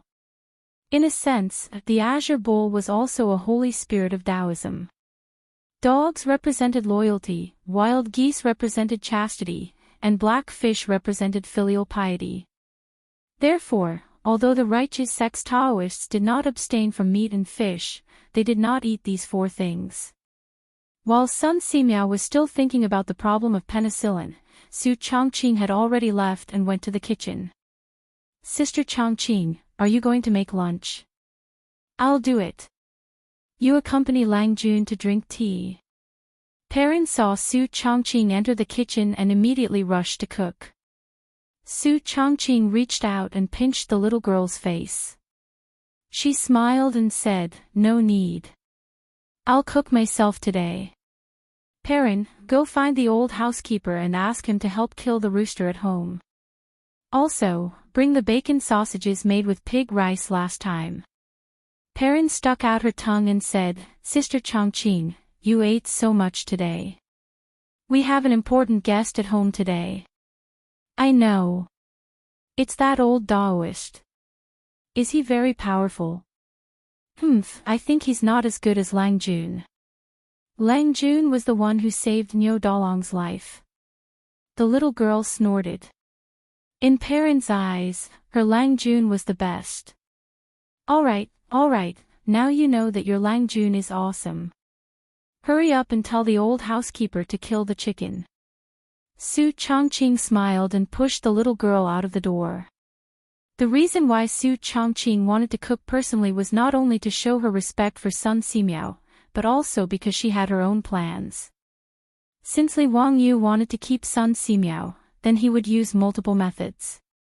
As the saying goes, if you want to capture a man's heart, you must first capture his stomach. The Medicine King was also a man. Su Changqing was confident that his skills would make Sun Simiao reluctant to leave. After busying himself in the kitchen for half a day, Su Changqing finally finished preparing lunch. Because Niu Wu was also there, she prepared quite a lot of food today. The table was filled with delicacies that had never appeared in the Tang dynasty. Salt-baked chicken, fried bacon, kung pao chicken, grilled lamb, sweet and sour pork, sour fish soup, braised meatballs. Li Wangyou respectfully invited Sun Simiao to eat. The old Taoist was also shocked by the table of delicacies that he had never seen before. Although Sun Simiao was not a foodie, he lived alone in Taibai Mountain. To put it bluntly, his taste buds were already out of his mouth. Not to mention the taste of the delicacies on the table, just the aroma that made people swallow their saliva was amazing. Other than Niu Yong, who was still unconscious on the bed, everyone sat at the table. Fortunately, when Su Chongqing asked Carpenter Lu to build the table, it was big enough for more than 10 people to eat together. Old immortal son, come, try this chicken. It tastes very good. Old immortal son, see if this dish is to your taste. Li Wangyu and Su Chongqing were very enthusiastic about serving food to Sun Simiao, which made the old Taoist feel a little embarrassed. However, Su Chongqing's culinary skills were indeed excellent. Not to mention Sun Simiao, who had never eaten stir-fried dishes, even Li Wangyu was nodding his head repeatedly as he ate. He hurriedly gave his beautiful boss a thumbs up. As for Niu Wu, he ate so much that he almost buried his head in the bowl. Sun Simiao had lived for more than 80 years, but this meal was the most delicious one he had ever eaten. The old Taoist could not help but secretly wonder where the Li family came from. Li Jia Shaolang knew a lot of strange things, and even the food at home was so delicious. It was even better than the imperial cuisine in the palace. That's right, Sun Simiao had eaten the imperial cuisine more than once. He had eaten the imperial cuisine in Beizhou. Pai Lupi had also invited Sun Simiao to eat the imperial cuisine of the Tang dynasty. However, it seemed that compared to the food of the Li family, the imperial cuisine was nothing. After a sumptuous lunch, Sun Simiao temporarily stayed with the Li family. Soon, the Li family gave the old Taoist even more surprises. Whether it was the tiled bathroom or the hot shower, not to mention the bright methane lamp, they all surprised the old Taoist who lived in seclusion on Mount Taibai all year round. However, Sun Simiao was only slightly surprised. In addition, he praised Li Wangyu's clever mind and did not say anything else. No matter how Li Wangyu exaggerated the penicillin and how he beat around the bush, Sun Simiao did not show any intention of staying, which made him very depressed. Fortunately, Li Wangyu understood. If he really could not make Sun Simiao stay, then so be it. Anyway, he knew that Sun Simiao lived in seclusion on Mount Taibai. If he really needed the King of Medicine's help, he could go up the mountain and ask the King of Medicine to treat him. The next morning, Niu Yong woke up. Not only was his fever gone, but his body was also fine. He could even get up and walk. This was not strange. Niu Yong's body was originally good, and the injury was on his back. It was not a fatal injury. The reason why he looked like he was on the verge of death was mainly due to the infection of his wound. The cephalosporin capsule obviously had a magical effect on the people of the Tang dynasty. In this era where antibiotics were still zero, cephalosporin was not cheap and its effect was very obvious. After Li Wangyu woke up early, he was pleasantly surprised to find that Niu Yong was already moving around in the front yard with the help of Niu Wu. "Dalong, you're awake. You scared me. You must be careful in the future." Li Wangyu trotted forward and looked Niu Yong up and down. Niu Yong shook off his brother's support. Ignoring the injury on his back, he was about to kneel down in front of Li Wangyu. "Erlang, quickly support your eldest brother." Li Wangyu hurriedly shouted, "Dalong, what are you doing? You must not." "Erlang, let go. You also kneel down in front of me." Niu Yong stared at Niu Wu. Ignoring Li Wangyu's dissuasion, he directly knelt down. "Xiao Lang, I have no way to repay you for saving my life. If you don't mind me being useless, me and my brother want to be your troops. I hope Xiao Lang can fulfill our wish." Niu Yong's words made Li Wangyu dumbfounded. "What did you say? Be my troops?" Is Niu Dalong confused from the fever? Chapter 92. What was a troop? They were both servants and private soldiers.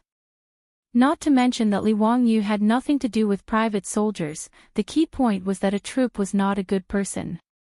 In the Tang dynasty, a troop was a subsidiary of the main family. Although it was not as useless as a servant, it was not much better. The only difference between a troop and a servant was that in the Tang dynasty, it was stipulated in the law of the Tang dynasty that a servant was the property of the main family, but a troop was not. A troop could marry a good girl, a guest girl, or a servant girl. In addition, a troop could not be bought or sold. Their status was equal to that of a servant. In other words, although a troop was not a servant, it was only a little better than a servant. Their social status was lower than that of a good person. As a good person, the Niu brothers were stupid. They wanted to join the Li family and become a troop. Li Wangyu could not help but look at himself up and down. Could this 16-year-old thin body emit some kind of aura?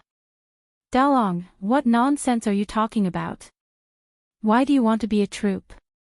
Although you and I have not known each other for a long time, I respect my two elder brothers. It is my duty to treat your illness. Dalong, get up quickly. Don't mention this again. Erlang, persuade your elder brother. He is probably sick and confused. Of course, Li Wangyu would refuse the Niu brothers' proposal. He was not the kind of villain who would take advantage of others. He also did not think that others would have to give themselves to him just because he saved Niu Yong. In fact, Li Wangyu did not know that the reason why Niu Dalong made such a decision was related to himself. Yesterday, in order to persuade Sun Simiao to stay, he bragged that the cephalosporin capsule and penicillin were the only magic medicine in the world. He bragged that it was priceless and could not be bought with money. As a result, after Niu Yong woke up, Niu Wu told him word for word. Niu Yong was a person who would rather starve himself and take the prey he hunted to help his fellow soldiers. How could he accept such a big favor for nothing? In his opinion, how could his life be exchanged for such magic medicine? Therefore, Niu Yong didn't discuss it with Niu Wu and decided on his own, to be part of the Li family and protect the Li family. As for Niu Wu, he had always listened to his eldest brother since he was young. Even though he was in his 30s now, he was still the same. Of the two brothers, their parents passed away early. As the saying goes, an elder brother is like a father. Niu Wu was basically brought up by Niu Yong. Originally, only one of the two brothers could be selected as a prefectural soldier. In order to not leave his brother, Niu Wu used all kinds of methods to get someone to take him in, and he became a government soldier with his brother. And because Niu Yong had lost an arm to save him, Niu Wu felt even more guilty in his heart.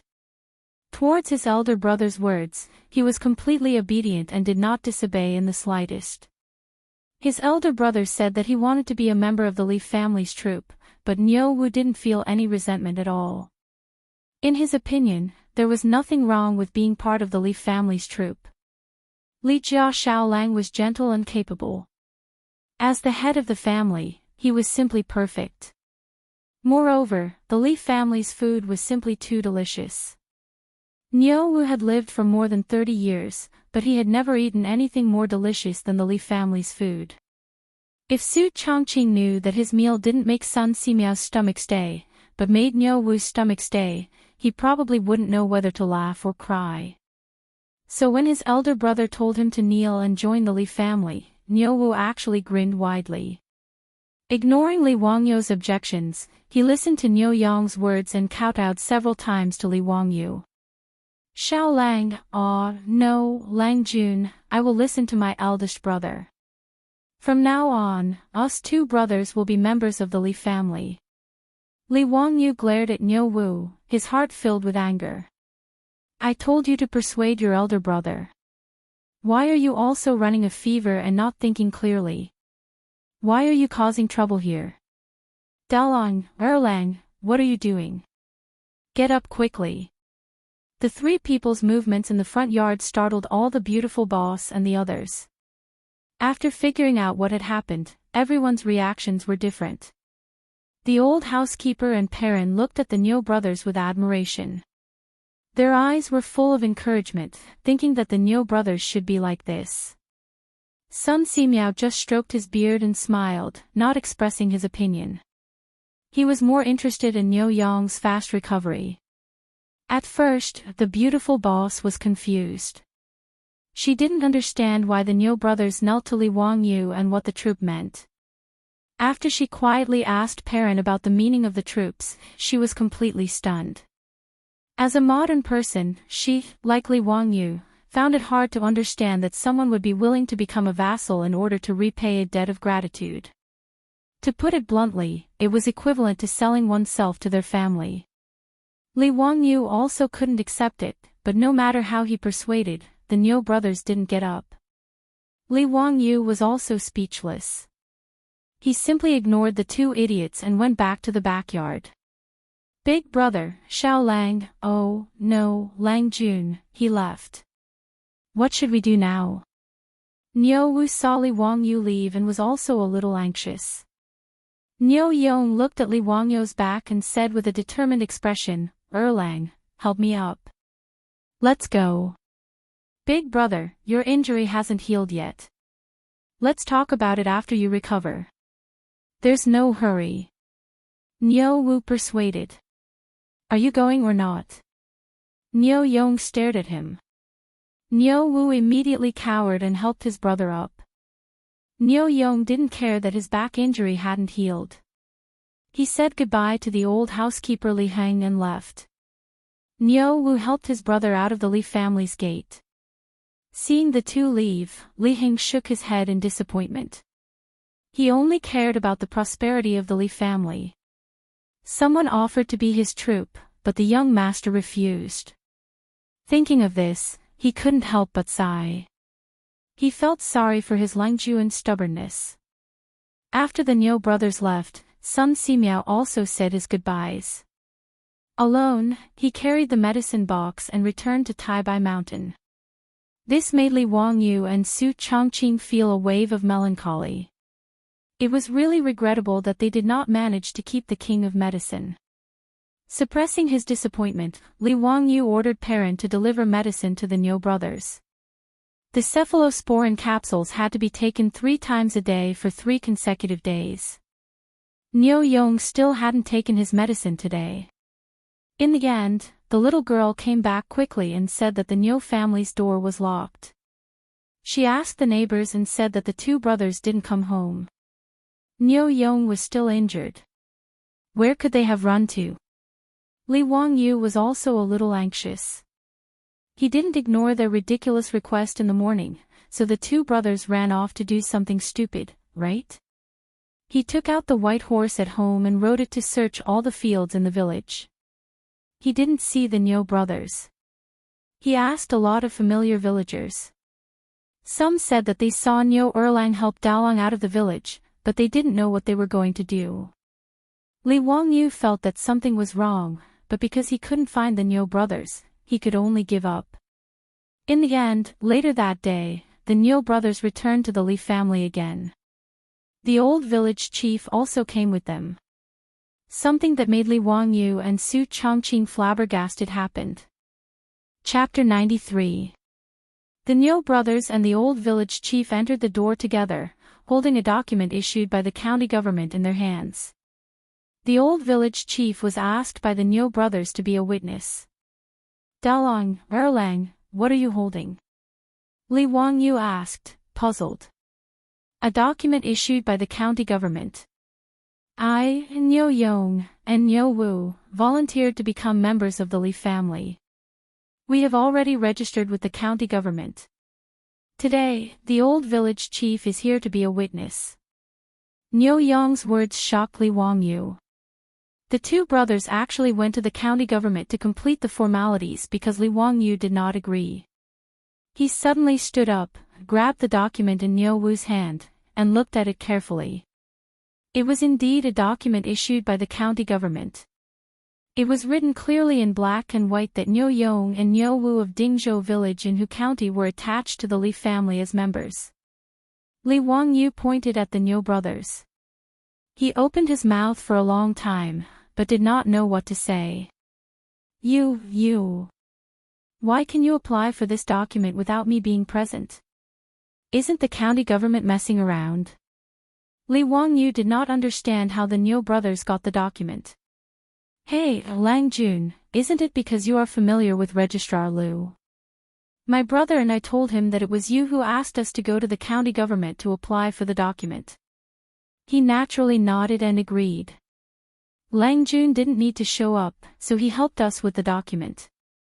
Niu Wu's words almost made Li Wangyu vomit blood. Damn, isn't this taking the back door? The Niu brothers actually used his name to take the back door and turn themselves into members of the Li family.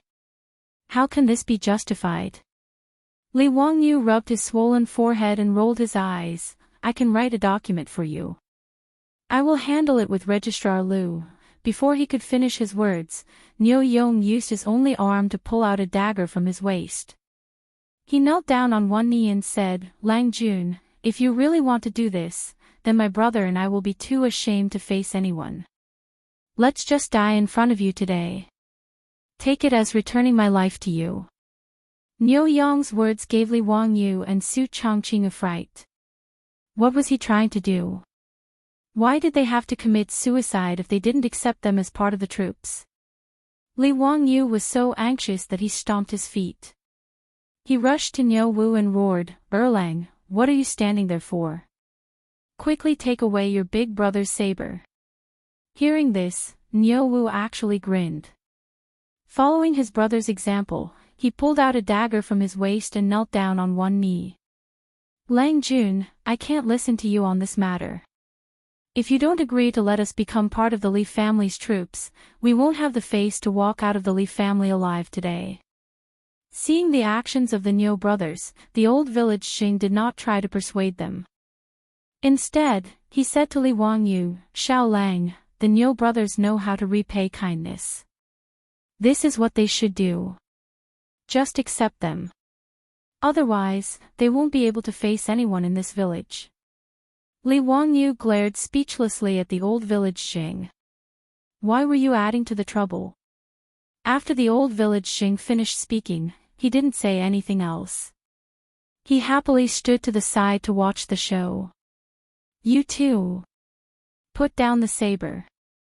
I agree, okay. Li Wangyu was at his wit's end. Why did he run into these two stubborn people? He was afraid that if he really refused, the two brothers would really stab the saber into his chest. Li Wangyu had a thorough understanding of the straightforward personalities of the men from Guangzhou. After Li Wangyu finished speaking, Niu Yong and Niu Wu's eyes lit up. You mean what you say? Less nonsense. Hurry and put away the saber. Perrin, go get this bastard's medicine. He hasn't taken his medicine today. Li Wangyu was speechless. He turned and walked toward the rear courtyard. Sooner or later, I'll be angered to death by these two people. Li Heng, arrange rooms for the Niu brothers. Li Heng and Perrin smiled and agreed. They started to help the Niu brothers settle in. The old village Xing congratulated Su Chongqing and said a few more words to the Niu brothers. He then turned and went home. In the old village Sheng's view, the Niu brothers being part of the Li family's troops was not a disgrace to them. Given the ability that Li Jia Xiaolang had shown, the old village Xing was old and shrewd. Although he had not read many books, he had long determined that this child's future was limitless. Although the Niu brothers were good people in Dingzhou village, their lives were poorer. The two brothers were in their 30s and hadn't even found a wife. Rather than this, they might as well join the Li family's troops. The old village Xing dared to use his head to guarantee that Li Jia Xiaolang would not treat the two brothers unfairly. After Li Wangyu was forced to compromise and accept the Niu brothers packed their things and moved into Lai Hot that day. They didn't want the shabby house they had in the village.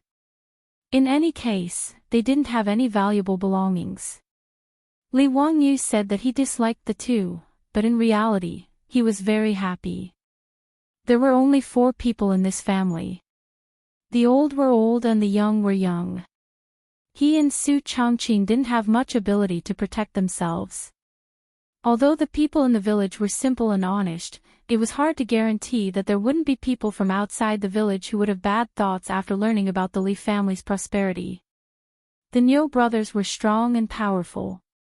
They were also the kings of soldiers in the army. Although they were disabled, ordinary men were not their opponents. As for the Niu brothers' character, he was not worried at all. They would rather starve themselves and send food to their dead and disabled comrades. If he didn't trust such people, who else could he trust? After the Niu brothers settled down in the front yard, Su Changqing immediately sent them food and asked about their well-being. The two were very moved. Su Changqing was able to become a department manager at such a young age not only because of her high education, but also because she was quite handy in dealing with people. Since the Niu brothers had become the Li family's troops, she naturally had to take out the magnanimity of the hostess and brush up the Niu brothers' loyalty. That's right, the beautiful boss had also played the Romance of the Three Kingdoms series and had a deep understanding of how to brush up loyalty. However, it was clear that her actions were in vain. Since the Niu brothers were Guangzhou men and had recognized a master, their loyalty was definitely at the max level. In reality, the beautiful boss's current status in the Li family was a bit awkward because she appeared as Li Wangyu's cousin. However, Li Heng and Perrin, the two elders of the Li family, knew that their Mr. Xiao Lang didn't have a distant cousin. However, if they said that she was the person their Lang Jun wanted to marry, Li Heng and Perrin both felt that the age difference between the two was too big. Secondly, they didn't know where this woman came from. In short, Li Heng and Perrin were now pretending to be confused. No one would say anything about Su Changqing's identity. To outsiders, they would only say that she was their Langjuan's distant cousin. However, this excuse also caused a lot of trouble in the future. This is a story for the future, so let's not talk about it for now. Li Wangyu ran into trouble again, and this trouble made him feel quite conflicted. Cho Kun came back from Chang'an City. Not only did he come back, but he also brought a gift to Li Wangyu to thank him for giving the waterwheel blueprint to the Cho family. However, this gift gave Li Wangyu a headache. Chapter 94. The gift that Cho Kun brought for the Li family was something that Li Wangyu would never have expected. 4 pretty maids. This was the present that damn fatty gave to Li Wangyu. If his beautiful superior hadn't fallen into Li Wangyu's bathtub, he would have been very happy to accept this gift. He would have even quietly asked the fatty if he had blonde-haired and blue-eyed prostitutes. As a normal man in his 20s, having these pretty maids to serve him was of course a good thing. Li Wangyu wasn't a moralist, a fake scholar, or a disabled person who had been sent to the palace. Whoever dared to say that they didn't like it was absolutely hypocritical to the extreme. But right now, he didn't dare to reveal a trace of liking. Ever since the fatty Cho Kun brought the 4 specially selected maids into the Li family's door, his beautiful superior didn't reveal a trace of a smile on her face. From time to time, her cold gaze would wander around Li Wangyu's body, making him shudder. If he had to blame someone, he could only blame the damn fatty for not knowing how to speak. If he had said that they were sent to the residence to be rough maids, then it would have been fine. This guy opened his mouth and said, "These 4 maids are all virgins and are very clean.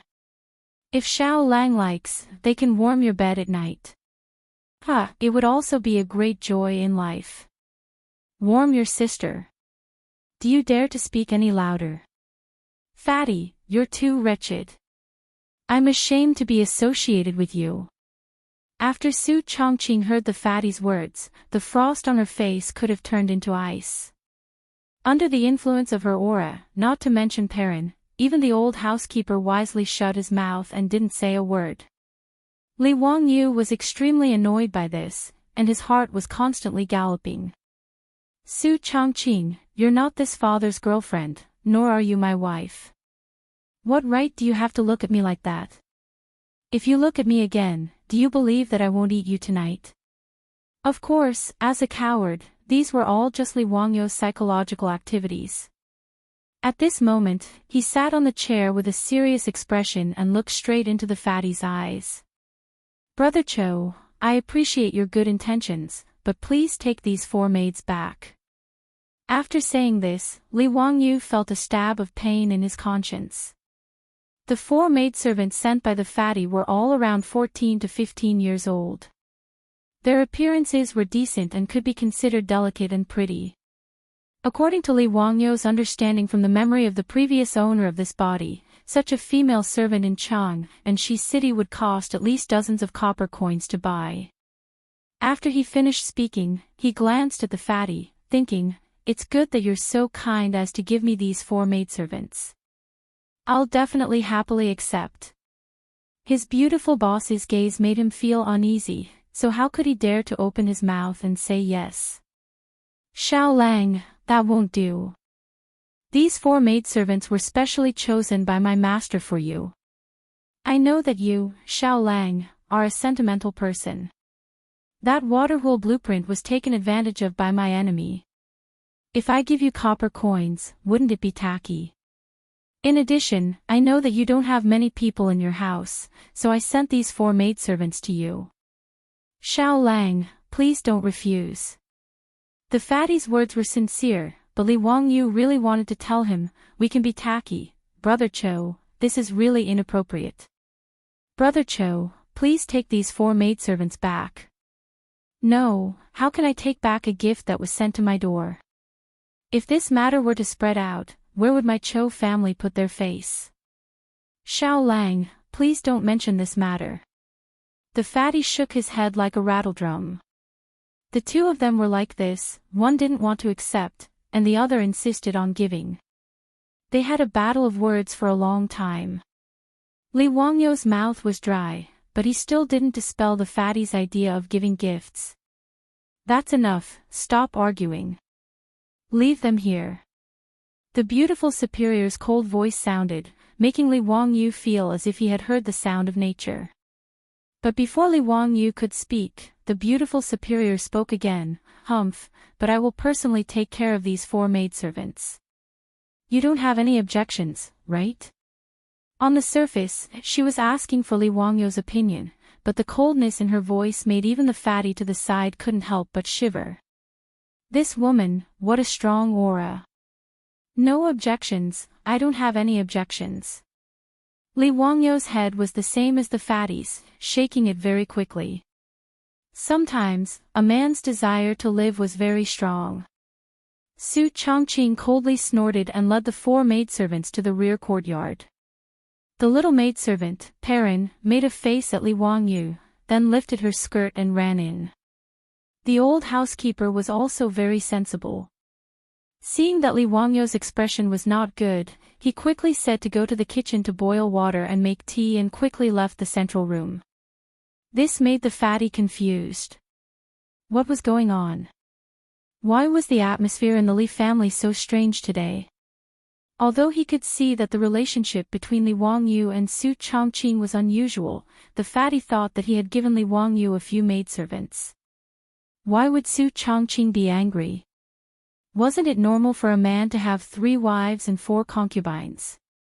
What's more, this was not a marriage, but just a few maidservants. In the eyes of the Tangs, maidservants were just the property of the family. No mistress would be jealous of the relationship between the master and the maidservant. Oh, of course, there was no such thing as jealousy in the Tang dynasty at this time. This word would only appear after Pai Lupi gave the vinegar to Fang Xianling. Li Wangyou was sure that his beautiful boss was jealous. He seemed to be a little happy that Su Chongqing was jealous of him. If this was known by his colleagues in the company in the future, who knew how many glasses would be broken? However, when it came to jealousy, Li Wangyou sympathized with comrade old Fang. How similar would the situation he would encounter in the future be to his current situation? The 2 of them were in the same boat. Pai Lupi rewarded Fang Xianling with beauties from the western regions, but Fang Xuanling's wife refused. Pai Lupi, who had lost face, was burning with anger. He summoned Lady Fang into the palace and asked her to choose between drinking the poisoned wine and allowing Fang Xianling to take in a concubine. In the end, Lady Fang resolutely chose to drink the poisoned wine. After drinking it, she found that it was vinegar that Pai Lupi had people prepare. The word jealous was passed down for hundreds of generations. Poor comrade Old Fang was the model of a man with a rake in his ears.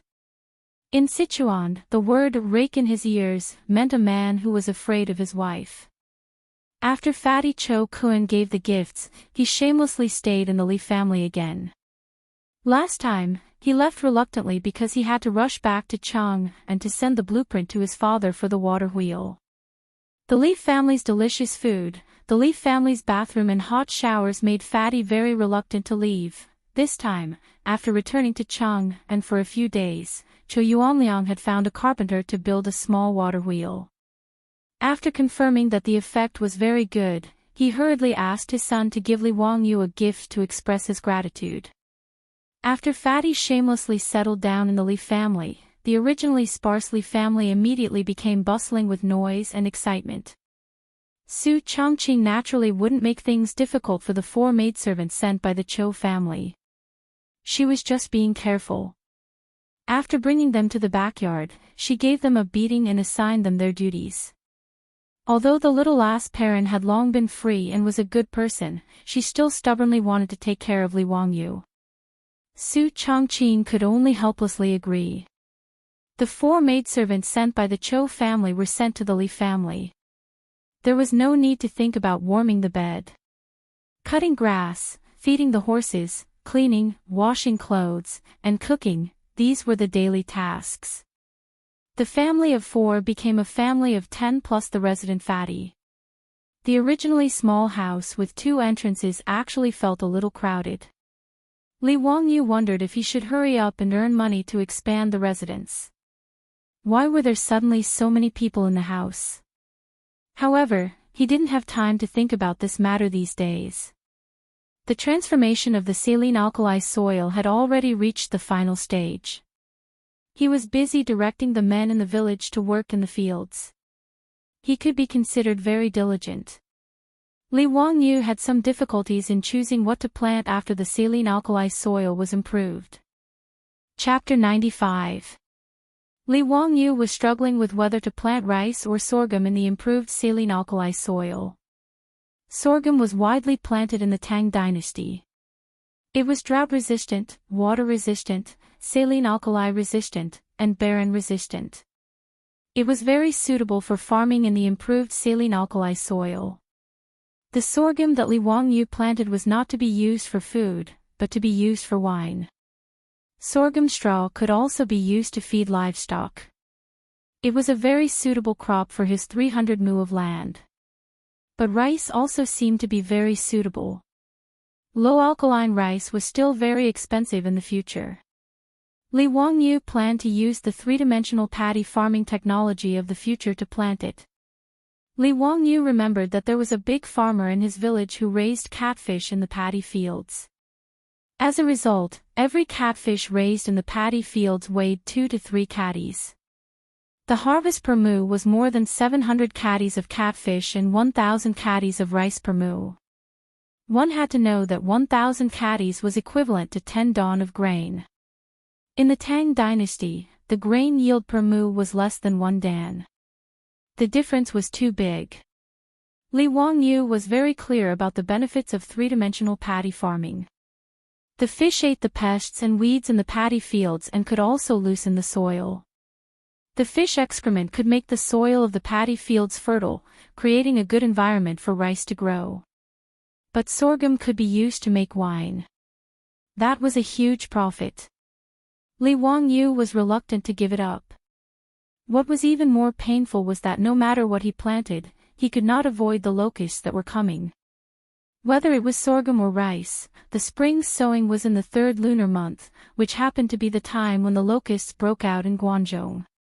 If he planted sorghum and rice seedlings at this time, wouldn't he be giving food to the locusts? In a few days, the locusts would eat up all the crops in his 300 mu of land. But if he did not plant them, he could not prove to Yang Quan that the improved saline alkali soil had been completed. This made Li Wangyu even more difficult. His beautiful boss did not grow up in the countryside, nor did she live in the countryside. She had no suggestions in this regard. On this day, Li Wangyu squatted by the riverbank and looked at the fields without any care for his image. This saline alkali soil had already been washed and soaked 3 times, and was in the process of transplanting. In other words, good soil from other places was transported and spread over the original saline alkali soil. The 20 oxen of the Li family had already been hitched to the carts, and were continuously hauling the soil from afar, dumping it on the ground. After that, they would fertilize the soil to increase the fertility of the soil. Then, the 300 mu of land could officially be cultivated. Li Wangyu, who grew up in the countryside, was born with an unusual love for the land. A total of 300 mu of land belonged to him, so he had to come to the edge of the field every day to have a look. The more he looked at this piece of land, the more Li Wangyu liked it. In the end, he slapped his thigh and decided to plant rice. As a small landlord with aspirations, Li Wangyu wanted to show the people of the Tang dynasty what 3-dimensional farming was. By the way, not only can you raise fish in the rice field, you can also raise ducks. Duck? Duck? Li Wangyu was shocked. He felt as if he had forgotten something. He began to think carefully. What was it that had to do with the duck? Locusts. Ducks, a vague memory of his previous life came back to him. He remembered reading a report that an insect research institute in Guangdong had done an experiment, and a large number of ducks were introduced to the farmland to hunt locusts. As a result, 2,000 ducks devoured all the locusts on thousands of mu of land. Thinking of this, Li Wangyu couldn't help but slap his own head. This pig brain, why didn't he think of this earlier? Yes, ducks. With ducks, they could fight against locusts, and at least the crops in Dingzhou village could be saved. So what if it was a plague of locusts? Let's see if there are more locusts or more ducks. Thinking of this, Li Wangyu directly jumped on the back of the horse and rushed to the county. If he wanted to buy a large number of ducks, he had to find the chicken and duck vendors in the county. If there were not enough ducks in the county, Li Wangyu was ready to go to Chang'an to buy ducks. The county market in Tianhu County was quite lively. After the news of Li Wangyu buying a large number of ducks spread out, the chicken and duck vendors in the county market all gathered around. Li Wangyu calculated the copper coins and gold at home. There were about 150 strings of coins left. He left 50 strings of coins for the family's working capital, and the rest of the money was ready to buy ducks. Li Wangyu bargained with several chicken and duck vendors in the county and agreed on the price. An adult duck was 30 copper coins, and a duckling was 5 copper coins. After calculating, Li Wangyu could buy thousands of ducks. With so many ducks, it should be enough to protect the fields in Dingzhou village. Because of the large number, these chicken and duck vendors also needed time to collect ducks. So Li Wangyu made an appointment with them. 10 days later, the vendors would send the ducks to Dingzhou village. At that time, they would exchange money and goods. He came out in a hurry and forgot to bring copper coins. There was no way to pay the vendors. Li Wangyu felt a little embarrassed. When he was about to ask them to go back to Dingzhou village with him to get money, someone recognized him as Li Jia Xiaolang from Dingzhou village. What Li Wangyu didn't expect was that after someone recognized him, these vendors actually said that there was no need to pay the deposit. The ducks would be delivered in 10 days. Li Jia Xiaolang from Dingzhou village, how can we not trust him? That's right, Li Jia Xiaolang is a literary star who came down to earth. How can he deceive us? No need to pay the deposit, no need to pay the deposit. The ducks will be delivered in 10 days. Xiaolang, last time your village had a pig slaughtering feast. This time, you bought so many ducks. Are you going to eat a duck slaughtering feast? Bah, you foodie. Dingzhou village only has more than 100 households. How can they eat so many ducks? It must be Xiao Lang who has other uses. Don't you know who Li Jia Xiao Lang is? He is the person who made the water wheel. That's right, that's right. I specially went to Dingzhou village to see that water wheel. TSK, it's amazing. It doesn't need any manpower and it automatically carries water. I heard that Yang Mingfu has begun to recruit craftsmen to promote this water wheel in the county. Li Jia Xiaolang has done a good deed for us. Our village's chief also said that he wants to burn incense for you, Xiaolang. When these words were said, Li Wangyou's face turned black. Are they thanking me or cursing me? Is there anyone who would burn incense for a living person? In short, the conversation in the market was getting more and more crooked. Some people had already begun to discuss whether the Li family's ancestral grave was emitting smoke. Li Wangyu could only quickly ride his horse and run away. No matter which dynasty, no matter if it was 1,000 years ago or not, the Chinese people's ability to gossip was still so valiant. He couldn't help but admire it. However, Li Wangyu was still somewhat happy in his heart. Hearing so many people praise him, it showed that they had a good eye. The only regret was that no one praised him for being handsome. After settling the matter of purchasing the ducks, Li Wangyu rode back to the village. He still had to communicate with his beautiful boss and the village chief. Otherwise, when thousands of ducks were delivered to the village in 10 days, would he have to raise them himself? Chapter 96. Li Wangyu forgot to inform Su Chongqing that the ducks could kill the locusts. He hurried off to the county to purchase the ducks. After returning to Dingzhou village, Li Wangyu hurried to report this to his beautiful boss. The family's finances were now managed by his beautiful boss. If Li Wangyu wanted to spend money, he had to inform Su Chongqing first. Regarding this, the old butler kept shaking his head. He thought Li Wangyu was too useless as the head of the family. How could he let a woman manage the family's finances? Li Wangyu, on the other hand, thought it was reasonable. Not to mention, the projects that his beautiful boss handled were all worth hundreds of millions. Li Wangyu didn't see any problem with this woman managing the family's finances. Weren't all men in his previous life like this? Furthermore, he had a business administration student from the University of Pennsylvania helping him manage the family's finances. What was there to worry about? Su Chongqing was shocked when he heard that Li Wangyu planned to use more than 100 strings of copper coins to purchase the ducks. However, after listening to Li Wangyu's explanation, his beautiful boss nodded immediately. She agreed with him. As the saying goes, if you're poor, you should take care of yourself. If you're rich, you should help the world. Since Li family had the ability to take care of the village, naturally, they had to do it. Li Wangyu, on the other hand, was worried that the old villager wouldn't agree to rearing the thousands of ducks in the village's fields. Guanzhong Road was mainly used to grow wheat. It was considered a dry land. To rearing thousands of ducks in the fields, the farmers might not agree. Li Wangyu naturally couldn't tell the old villager that the ducks were reared to eat the locusts. Everyone in the Tang dynasty believed that the locusts were released by the locust god. Who would dare to kill them? Their worries were not unfounded. Li Wangyu invited the old villager into his home. As soon as he mentioned his idea, the old villager shook his head. No, Xiao Lang, you can't do that.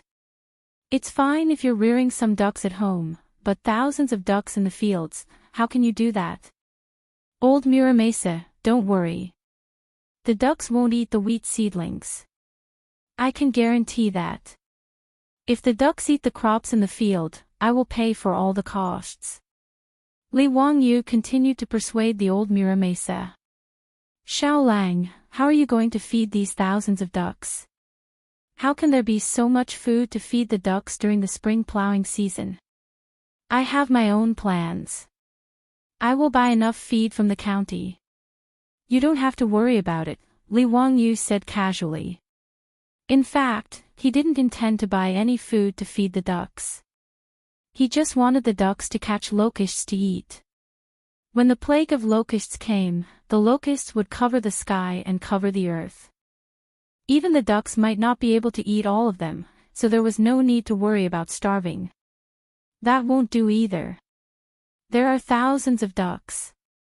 Who are you going to let loose for you? During the spring plowing season, even half-grown boys had to work in the fields. Who would take care of the ducks for you? Without anyone watching over them, were they going to let thousands of ducks run amok in the fields of the village? That would be terrible. No, no, no. Xiao Lang, what you are doing is ridiculous. Li Wangyu thought about it. The old Muramesa's words made sense. It was impossible for thousands of ducks to be taken care of without anyone watching over them. Besides, there must be a duck shed and someone to take care of the ducks. The spring plowing season was the most important thing. Even the emperor of the Tang dynasty had to pay attention to it. He really couldn't spare anyone to take care of the ducks for him. This wasn't transforming the saline alkali soil. He could just transfer some strong men to do it for a while. He did do it a little hastily. But if it weren't for the locusts, Li Wangyu wouldn't be so nervous. The most annoying thing was that he knew that ducks could kill locusts, but he couldn't persuade the old Muramesa with this reason. This made Li Wangyu very depressed. It wasn't easy to be a Lei Feng in the Tang dynasty. In fact, the problem of the duck shed was easy to solve. He could take an acre of land from the saline alkali soil and build a duck shed. It was enough to accommodate 3,000 to 4,000 ducks. In 10 days, the masons and carpenter Lu in the village should be enough to help him build the duck shed. The key was the problem of manpower to take care of the ducks. This was the most important thing. If he wanted to use these thousands of ducks to kill locusts, they must be free range. They must be driven to the fields to eat during the day and driven back to the duck shed in the evening. This required a lot of manpower. During the spring plowing season, where could he find people to take care of the ducks for him? While he was worrying, Li Wangyu suddenly remembered Zhao Xiaonyang, the girl who sold the pigs to him. There were a lot of girls of her age in the village. In the village, it was the men and boys who worked during the spring plowing season. Girls like Zhao Xiaonyang didn't seem to be busy with the spring plowing. The women of the Tang dynasty didn't have the habit of going out to work. Li Wangyu felt that if he could organize the girls in the village to take care of the ducks for him, the problem would be solved. Old Muramesa, what do you think? There are a lot of unmarried girls like Zhao Xiaonyang in the village. Why don't you let them take care of the ducks for me? I'll pay them. 3 copper coins a day. How about that? What? Xiao Lang, do you have a lot of money? You'll pay a girl 3 copper coins a day. Just help you look after the ducks. The old villager was shocked by Li Wangyu's words and suddenly stood up. Li Wangyu was shocked by the old man's action. What was he going to do? Old Muramesa, can you find someone to help? If it's not enough, we can negotiate. He didn't think that the villagers of the Tang dynasty worked hard all year round, but their per capita income was actually less than the usual, about 800 copper coins. Zhou village couldn't even catch up with the per capita income of the Tang dynasty. Otherwise, Yang Quan wouldn't have agreed to reduce part of the rent so easily. He proposed to ask the girls in the village to take care of the ducks for him. 3 copper coins a day, more than 1,000 copper coins a year, which was a lot of copper coins. How could the old Muramesa not be surprised? Li Wangyu didn't feel that the price was too high. Instead, he felt that it was too low. After all, breakfast in Chang'an city cost more than 10 copper coins a person. 3 copper coins a day to ask someone to take care of the ducks for him was really a little apologetic. The old Muramesa was panting and staring at Li Wangyu. After a long while, he asked, Xiao Lang, how many girls are you going to find to take care of the ducks for you? Li Wangyu estimated that in 10 days, he would be able to buy at least 4,000 ducks. It shouldn't be a problem for one person to take care of 200 ducks. 20 people. It doesn't matter if it's more or less. That's 60 copper coins a day. Xiao Lang, you have to think carefully. The old Muramasa still wanted to persuade him.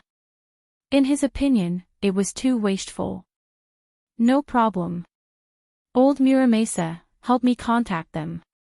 Let them come to me in 10 days. The old Muramasa's lips trembled, but he didn't continue to object. The matter of raising ducks in the village field was settled. He couldn't object. Who wouldn't pay a girl 3 copper coins a day to take care of the ducks? Li Jia Xiaolang also said that if the ducks damaged the crops in the field, he would be responsible for the compensation. He was not afraid that the farmers in the village would disagree. Seeing that Li Wangyu insisted, the old Muramasa left and went to help him find suitable candidates to take care of the ducks. After the old Muramasa left, Li Wangyu and Su Chongqing looked at each other and saw the helplessness in each other's eyes. The labor cost of the Tang dynasty was really low. In fact, Li Wangyu was not unwilling to pay more. However, if he gave too much, it might not be a good thing. As the saying goes, a small amount of rice owes a debt of gratitude. Li Wangyu was really worried that rashly offering high salaries to the girls in the village would cause some unnecessary trouble. Dingzhou village suddenly became lively because Li Wangyu suddenly wanted to raise ducks. Chapter 97. In the view of the farmers, only an idiot wouldn't be willing to pay their daughters 3 won a day to help with the ducks. Although Zhao Hanyang had earned about 8 strings of copper from selling the 2 pigs to Li Wangyu, she had raised those 2 pigs for almost 2 years. In order to raise the pigs well, she and her mother had to wake up early and work late every day to gather pigweed and feed the pigs. It was very tiring. If it wasn't to sell to Li Wangyu, but to other pork merchants, the 2 pigs would at most be sold for 5 strings of copper. Now, just by helping the Li family with the ducks, she could earn 3 won a day. Her annual income was always more than enough to support the family. This matter caused Dingzhou village to boil over. The villagers who received the news almost stepped on the threshold of the old village chief's house to make it lower. Anyone who had an unmarried daughter would come over after the farming season to chat about daily life. In a roundabout way, they brought up the idea of having their daughters help the Li family with the ducks. Even when the old village chief's wife and daughter-in-law went to the river to wash clothes, they would be harassed by many of the village's wives. The meaning behind their words was that their daughters were honest and diligent. Fortunately, the men of Guangzhou were very open-minded and did not cause any unpleasantness over this matter. Even so, it was a headache for the old village chief. In the end, the old village chief prioritized taking care of the disabled families of the old soldiers in the village. In addition, he picked out a few honest and diligent servant girls to make a total of 20 people. While the old village chief was busy helping Li Wangyu choose where to herd the ducks, Li Wangyu was not idle. Because it was confirmed that the 300 mu of wasteland was going to be used for rice farming, then the first thing to do was to plan the fields. The biggest difference in rice farming was that they had to dig fish ditches and ponds in the rice fields. For every 2 mu of rice field, they had to dig a cross-shaped fish ditch in the rice field. These fish ditches had to be 2 meters wide and 1 meter deep to store water and raise fish. Right now, there were about 40 people in the village helping Li Wangyu manage the saline alkali soil. After the 300 mu of wasteland had been washed and soaked, and fertilized, it had completely changed. Any farmer could tell that the saline alkali soil had really been improved and turned into a good land for planting crops. Oh my God, this saline alkali soil has actually become a treasure. When the old village chief said that Li Jia Xiaolang wanted to manage this saline alkali soil, I thought that Xiaolang's brain was damaged. TSK.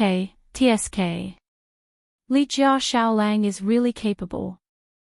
I heard that this piece of land was given to Xiaolang by the county for free. Isn't it? I have to say, scholars are indeed different. They even know about such things. In the future, no matter what, I have to tighten my belt and let my child go to school to learn how to read. Look at this water wheel. In my opinion, the county only gave 10 cows and took away Xiao Lang's water wheel blueprint. That's not generous enough. They should at least give him 20 more cows. Several farmers squatted on the ground and looked at Li Wangyu not far away. Their eyes were full of admiration and envy. Speaking of which, since Li Wangyu came to Dingzhou village, these farmers who were illiterate had changed their catchphrase to let the children go to school. This was a small contribution from Li Wangyu. Xiao Lang, what are you going to plant on this piece of land? Wheat or sorghum? It's almost time to start farming. A farmer asked Li Wangyu. Li Wangyu pointed to the field and gestured to them, I want to plant rice. I need several brothers to help me dig some ditches in the field. He pointed to the field and told the farmers how to dig ditches. What? Xiao Lang, are you joking? We know about planting rice. There are also irrigated fields nearby for planting rice. But why do you want to dig such deep ditches? Isn't this a waste of land? That's right. I've been farming for most of my life, but I've never heard of digging so many ditches in a good piece of land. Xiao Lang, are you sure you didn't make a mistake? This is too much of a waste of land. According to the way you dig, you'll dig 10 to 20% of the land. Isn't this a sin? As soon as Li Wangyu finished speaking, the group of farmers exploded. One after another, they tried to persuade Li Wangyu not to mess around.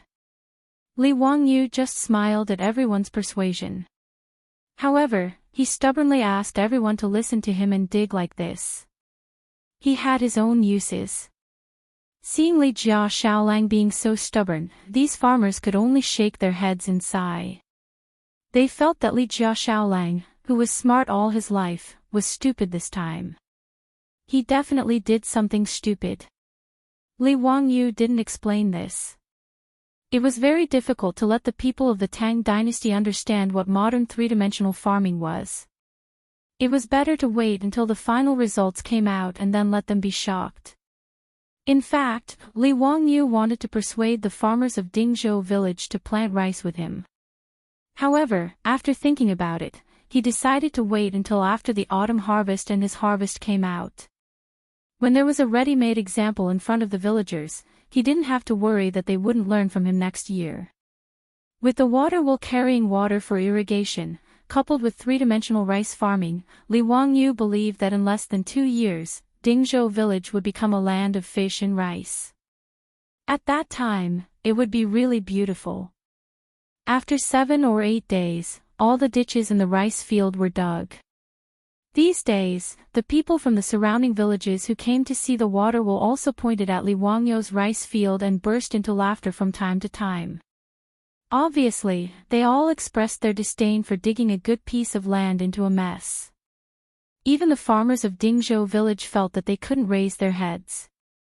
How could there be such a prodigal son in their village?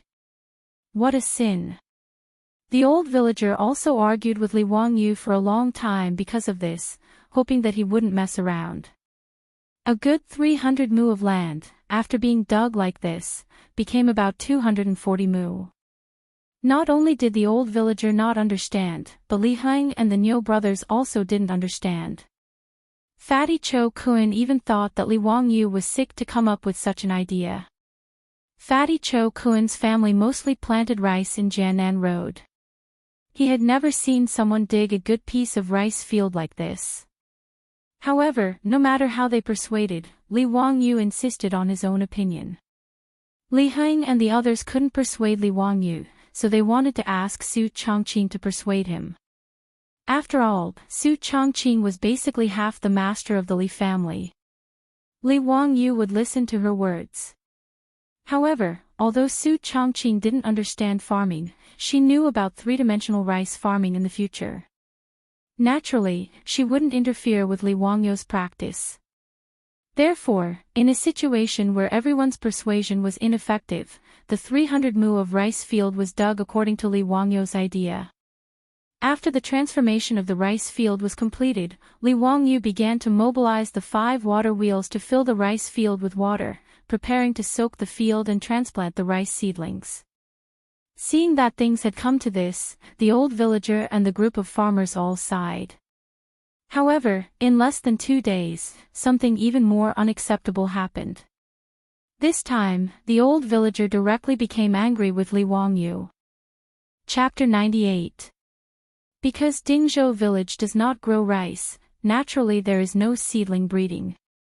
Li Wangyu rode to the surrounding villages and bought enough rice seedlings for 300 mu of paddy fields. When it was time to transplant the rice seedlings, Li Wangyu actually asked the farmers to throw the seedlings into the paddy fields and then straighten them with their hands. This made the old villager angry. China was founded on agriculture, and since ancient times, agriculture has been valued. Rice seedling transplants must not be treated carelessly. Although 300 mu of paddy fields now belong to the Li family, Li Wangyu's excessive request made the old villager dare to go against Li Wangyu.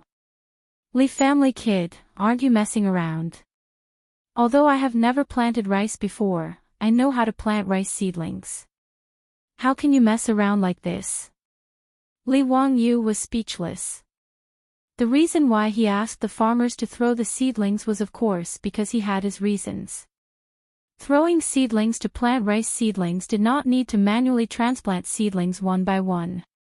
Instead, it needed to go through the process of throwing seedlings to the ground. The seedlings were thrown with soil, and the seedlings were buried shallowly into the soil. Throwing seedlings was an advanced rice planting method in the future. It saved time and effort, and the seedling survival rate was high. After throwing seedlings, the seedlings would basically take root in 1 or 2 days, and new leaves would begin to grow in 3 days. The most important thing was that the yield per mu of paddy fields using throwing seedlings was about 10% higher than the yield per mu of paddy fields using hand transplants. But in the Tang dynasty, in the eyes of the old villager, Li Wangyu asking the farmers to throw seedlings to plant rice seedlings was simply messing around. Old villager, I am not messing around. This way, the yield of rice will be higher. Li Wangyu still wanted to persuade this stubborn old man. Xiao Lang, it's fine if you do other things, but you absolutely can't do farm work like this. This old man has been farming for his entire life. If I may be so bold as to say this, you will be punished by the heavens if you act so recklessly. Li Heng and the others also tried to persuade Li Wangyu, but Su Chongqing just covered her mouth and snickered. She did not say anything to help Li Wangyu. The beautiful boss was not stupid. She knew that although Li Wangyu was right, traditional views were not so easy to change. Especially in an agricultural society like the Tang dynasty, people would be criticized for randomly changing their farming methods. Previously, Li Wangyu had forced people to dig a ditch in the field, which had already caused a lot of discussion among the villagers. At this time, if they followed his method, the old village head would probably run to the county government to complain in anger. In this regard, Li Wangyu could only look up at the sky and sigh. Sure enough, it wasn't necessarily a good thing to be the only one sober when everyone else was drunk. Forget it, he couldn't be bothered to argue with the old villagers. It was just a matter of increasing the production by 10%. If the stalemate continued, the old village head would be angered to death, and the losses would outweigh the gains. Therefore, Li Wangyu sighed and nodded. He agreed to follow the old village head's suggestion and use the traditional method of transplanting rice seedlings. Seeing that Li Wangyu accepted the old village chief's protest, everyone immediately cheered. The farmers began to take a handful of seedlings and plant them in the fields. Old village head, I'll listen to you for other things, but for these 2 mu of fields, how about you let people do what I said and use the method of throwing seedlings to plant? When he said this, the old village head was about to blow his beard and glare. However, the old man thought about it again. Forget it, this land originally belonged to the Li family.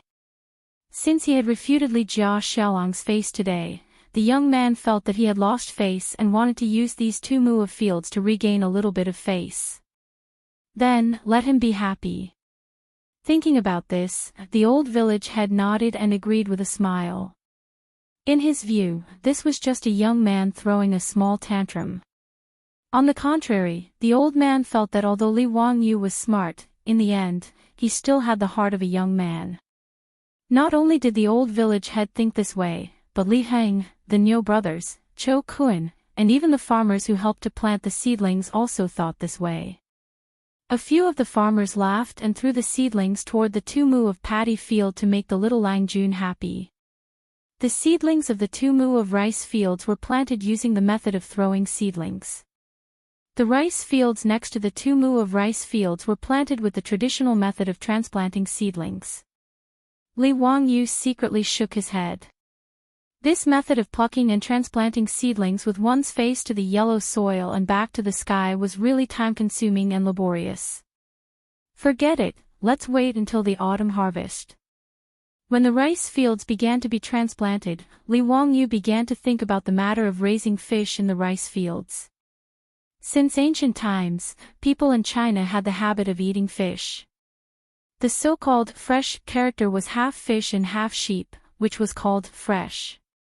However, because of the limitations of fishing technology, it was not easy to eat fish in ancient times. In the 24 Filial Piety, there was even a story about lying on ice to find a carp. It could be seen that eating fish was not easy. The illusion of fish and bear paws in the Mencius Annals showed how high the status of fish was in the lives of ancient people in China at that time, on par with bear paws. Moreover, the Tang people loved to eat fish, especially raw fish slices. The sashimi of later generations in Japan was actually learned from the Tang dynasty. Slices refer to the practice of sashimi. Large-scale artificial fish farming started after the Tang and Song dynasties. In the Song dynasty, the 4 major fish farming systems formed a scale and system. At that time, artificial fish farming was called planting fish technique. However, it was very troublesome for Li Wangyu to plant fish because there were no seedlings for sale in the Tang dynasty. In this regard, Li Wangyu could only buy all kinds of small fish from the fishermen fishing on the river at a high price, as well as fish with eggs, and put them in the rice fields. He was not picky about the species of fish. He wanted whatever fish the fishermen caught. Catfish, spotted silver carp, white carp, Christian carp, and eel were all acceptable. When Li Wangyu was collecting the fish, the old villager finally understood why there were so many ditches in the rice fields. Xiao Lang, you want to plant fish in the rice fields? Yes, that's right. The old villager shook his head. How can you plant fish in the rice fields? Aren't you afraid that the fish will eat the rice seedlings? No, they won't. Don't worry, the old villager. Planting fish in the rice fields can also increase the yield, Li Wangyu replied confidently. Artificial fish farming was not popular among the people in the Tang dynasty at this time. The old villager did not know much about it, so he did not pursue it further. However, the old villager still felt that Li Wangyu was fooling around. Raising fish in the rice fields was unheard of. Raising fish was fine, but Li Wangyu raising carp made the old villager unhappy. But you can plant other fish, but why are you planting this red mantis fish? You can't sell this fish. If the authorities catch you, you will be punished. Red mantis fish was carp. Carp and Li had the same pronunciation. In order to avoid taboo, carp was called red mantis fish in the Tang dynasty. Hearing the old villager's words, Li Wangyu just smiled. It was said that in the Tang dynasty, if the authorities caught selling carp, they would be severely punished. This was simply a rumor. There was no such law in the Tang dynasty. In the Tang dynasty, Wang Wei's Journey of a Daughter in Luoyang wrote, the husband rode on the horse, and the maid ate the carp. It could be seen that eating carp was not illegal in the Tang dynasty. Li Wangyu just smiled at the old villager's words. It was inconvenient to explain this kind of thing. When the carp was sold in the future, they would know. After finishing the work in the rice fields, the chicken and duck vendors in the county town also drove the ox carriages and sent the ducks that Li Wangyu ordered. Chapter 99. Thousands of ducks were delivered, making Dingzhou village lively again. The men, women, elderly, and children who had finished their farm work all gathered around the duck shed to watch the excitement. Li Wangyu asked the Niu brothers to move the 2 boxes of copper coins directly to the duck shed and settle the accounts with the chicken and duck vendors on the spot. These chicken and duck vendors transported a few hundred ducks at most, and a few dozen at least. Su Chongqing helped to count and pay the money. The 20 duck girls selected by the old village chief were busy herding the ducks into the duck shed. The 2 boxes of shiny copper coins attracted the attention of the villagers who were watching the excitement.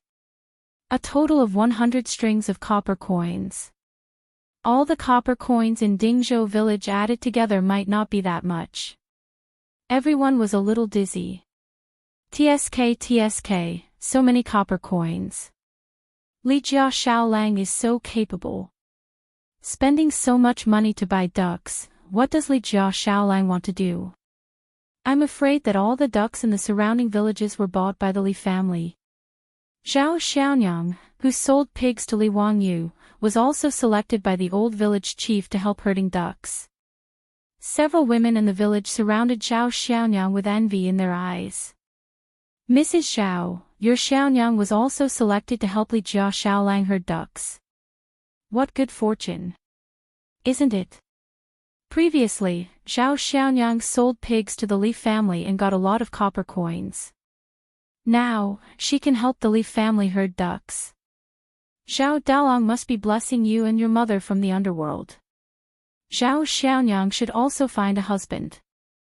Mrs. Zhao, you have to check carefully. You can't just randomly betroth Zhao Xiaonyang to someone. If you ask me, it's better to marry into the village. He can take care of you, your mother. This was the idea of marrying into the Zhao family with a son who had not yet been engaged. Mrs. Zhao just smiled happily at this. She looked at her daughter busily herding ducks with a face full of satisfaction and pride. More and more cattle carriages came, and the riverbank suddenly became very lively. Thousands of ducks quacked, and from time to time, some would scurry around, causing the female duck herders to sweat profusely.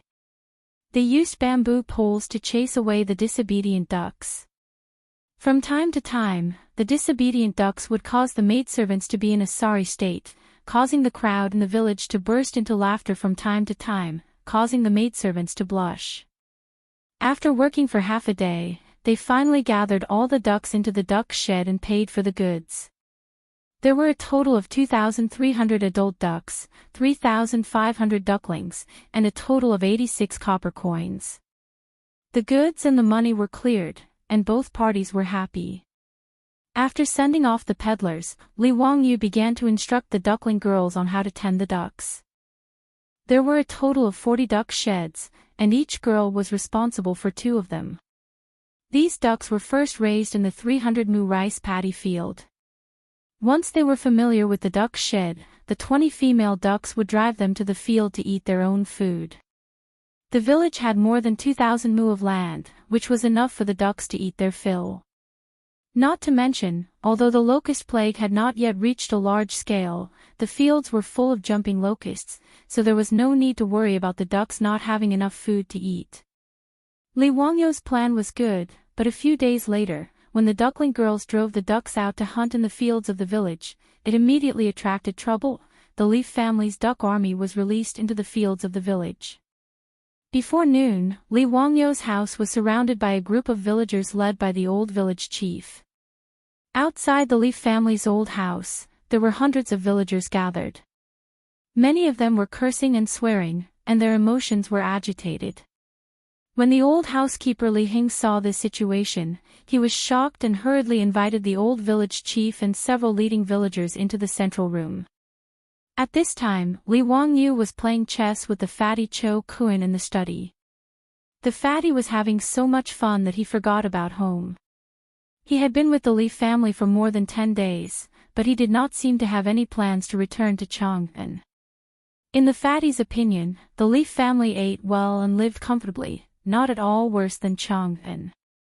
The only thing he was not used to was that he could not go to Ping Kong Lane to drink wine with prostitutes. But in front of delicious food, these were all tolerable. As the two of them were playing chess, they heard a commotion outside. Li Heng hurriedly ran in. Lang Jun, we've been surrounded by villagers outside. They say our ducks have caused trouble. I've invited the village chief to the central room in the front yard. Quickly go and take a look. The ducks have caused trouble. Li Wangyu thought for a moment and understood what was going on. It seemed that the old village chief and villagers had already noticed the ducks eating the locusts. They were here to denounce him. In this regard, Li Wangyu was not worried at all. He leisurely followed the old housekeeper to the central room in the front yard. Old village chief, what's the matter today? Xiao Lang, let me ask you, did you buy so many ducks to eat the locusts? Now, many of the locusts in the fields have been eaten by your ducks. How can this be? The old village chief's face was as dark as water. He interrogated as soon as they met. If these words were heard by a modern person, they would be baffled. Was it not a good thing that the ducks had eaten the locusts in the fields? Wrong. In the eyes of the simple citizens of the Tang dynasty, the appearance of locusts was a punishment sent by the locust god. How could they be hunted down and killed? If that was not the case, why would the bigwigs in the imperial court and the Confucian bigwigs say that the only way to kill the locusts was by virtue? My ducks ate the locusts in the fields. Hee, don't mention it, don't mention it. This is what I should do. Li Wangyu replied with a cheeky smile. His words stunned the old village chief and the villagers. We're here to thank you. Did you not understand? Xiao Lang, you can't do this. Those locusts are sent by the locust god, how can they be hunted? That's right, your ducks ate the locusts. If the heavens send down a greater punishment, who will be responsible? Xiao Lang, hurry up and chase your ducks away. Don't let them feed on the locusts anymore. I think you're just messing around. I was wondering why the Li family suddenly bought so many ducks. You're using the locusts to feed your ducks. Such audacity, Xiao Lang, aren't you afraid of being punished by the heavens? Xiao Lang, don't mess around. Don't bring trouble to our Dingzhou village. The old village chief and the villagers were all scolding the Li family's ducks and Li Wangyu's misdeeds. If not for the fact that Li Wangyu had gained some reputation in Dingzhou village, they would not have been so polite. His beautiful superior heard the news and immediately rushed to the front yard. When she heard that the old village chief and the villagers not only did not appreciate the Li family's kindness, but also blamed Li Wangyu, she was so angry that her face turned white and her expression froze. What an ungrateful dog biting Lu Dongbin. Did the Li family have nothing better to do? They spent so much money to buy so many ducks, Li Wangyu even went to Chang'an to gather so much food. Wasn't it all for the sake of the 100 villagers of Dingzhou village? The locusts that destroyed the crops did not blame them, instead, they kowtowed and burned incense. Li Wangyu wanted to save them but was humiliated by them. As expected, a pitiful person must have a detestable side. Chapter 100. Li Wangyu was not in a hurry to explain himself. He waited for the villagers to finish. When they finally quieted down, he said slowly, "What does the ducks eating the locusts have to do with me? I am not the one eating the locusts. The locusts are a gift from the locust god, so why can't the ducks eat the locusts because of the duck god's order?" His words stunned the villagers. What did he mean by that? What the hell was the duck god? It was not my order for the ducks to eat the locusts, right? It was their own doing. Since the locusts were eaten by the ducks, it means that the duck god is more powerful than the locust god. What are you afraid of? What duck god? How can there be such a god? The old villager mumbled. Hee, old villager, how do you know there is no duck god? As the saying goes, there are gods everywhere.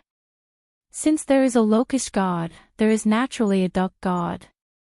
Li Wangyu was trying to change the topic. Since they said the locusts were released by the locust god, then why did they say there was no duck god above the ducks? However, his words left the villagers speechless. Indeed, who dared to say there was no duck god? But, old villager, there are no buts.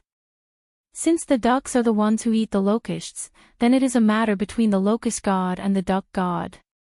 We are mere mortals, we should not interfere. Li Wangyu's words left the agitated villagers speechless. They started to think about what Li Wangyu had just said. Seeing that no one spoke, Li Wangyu continued, actually, I'm sure all of you are aware of the locusts coming this year. Since my family's ducks can eat the locusts in the fields, then they can reduce the damage to the crops in the village, right? As for this locust god, let the duck god reason with him. Of course, the villagers understood what he meant. If the locusts were to spread, then their whole family would have nothing to eat. However, due to their deep-rooted beliefs, ignorance, and fear, they did not dare to attack the locusts. They could only pray and pray that the locusts would show mercy. Li Wangyu's words seemed to be quibbling, but in reality, it hit the bottom of everyone's heart. The old villager and the leaders of the village looked at each other and didn't say anything. It seemed that they had tacitly agreed with Li Wangyu's duck god. If any family in the village is unwilling to do so because they are afraid of being blamed by the locust god, feel free to tell me. Tomorrow, I will instruct them not to drive the ducks to his family's fields. Is that okay? Li Wangyu added another stab. Li Wangyu wouldn't insist on being a good person if he didn't want to and use this opportunity to criticize the Li family. The old village head and the other farmers were not stupid. If they really didn't allow the Li family's ducks to enter their fields to hunt for locusts, then other people's fields would be preserved while their own family would be left without a single harvest, and they could only go out to beg for food. No one would say anything about this, right? After the villagers tacitly agreed with Li Wangyu about the duck god, they said their goodbyes and left. At the same time, there were still several hundred farmers gathered outside the Li family's home. Many of them were agitated, and they were loudly criticizing Li Wangyu. The Niu brothers stood guard at the door with awkward expressions. On one hand, they agreed that Li Wangyu's decision was ill-considered, but on the other hand, they didn't want to hear the complaints of these farmers. No matter what, they were now part of the Li family. No matter what decision Li Wangyu made, the brothers would support him unconditionally. When the old village head and the other farmers came out, the farmers gathered around them. Villager, how was it? What did Li Jia Shaolang say? This is big news. The Li family's ducks have consumed the locusts. What if the locust god blames them for this? Villager, we can't allow the Li family to do as they please. The Li family has to give us an explanation for this or we will complain to the county government. They will suffer retribution for offending the locust god. Seeing the clamor, the old village head raised his hand to signal for silence. When the crowd finally quieted down, he coughed lightly and repeated what Li Wangyu had said. That is what Li Jia Shaolang meant. Since he didn't order the ducks to eat the locusts, then naturally. Naturally, the duck god will be responsible. If any family is unwilling, please explain to the Li family that tomorrow, the Li family's ducks will not go to their fields. When the old village head mentioned the duck god, he couldn't help but cough. It was a little awkward to say, duck god, out loud, but he couldn't care less about that now. After all, as Li Jia Shaolang said, since everyone believed in the locust god, then the duck god was not unreasonable. As soon as the old villager finished speaking, all the villagers were stunned. Duck god. Locust god. This duck eating locusts had something to do with the gods. Soon, some of the smarter farmers understood the crux of the matter. Since they didn't dare to kill the locusts, then the ducks catching the locusts and eating them didn't seem to have anything to do with them. If that was the case, then it should be a good thing that they could protect their crops from the locusts, right?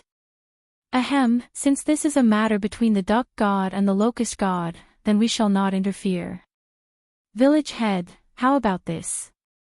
The Lee family's ducks are free to come and go as they please. Many of the people who understood these principles silently stood out and bowed towards the Lee clan's gate.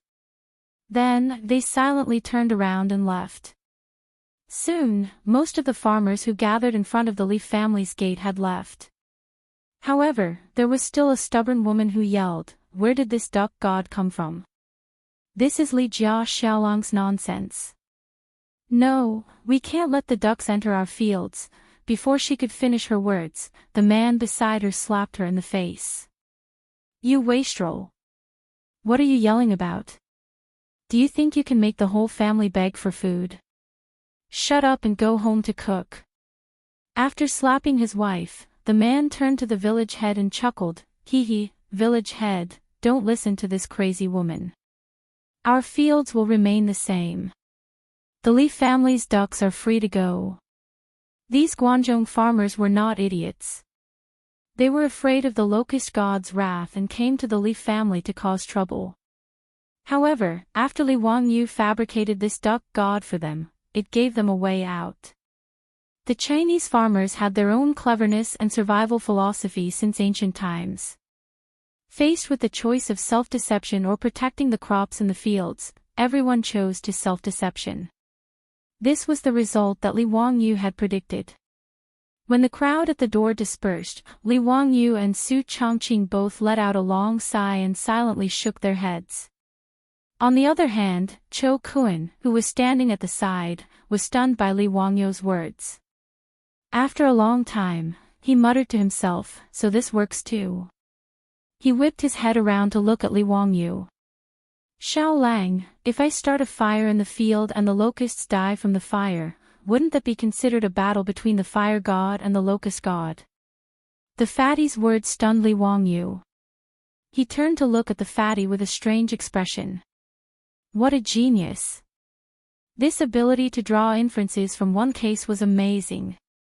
Chapter 101. That day, Cho Kuan returned to Chang'an.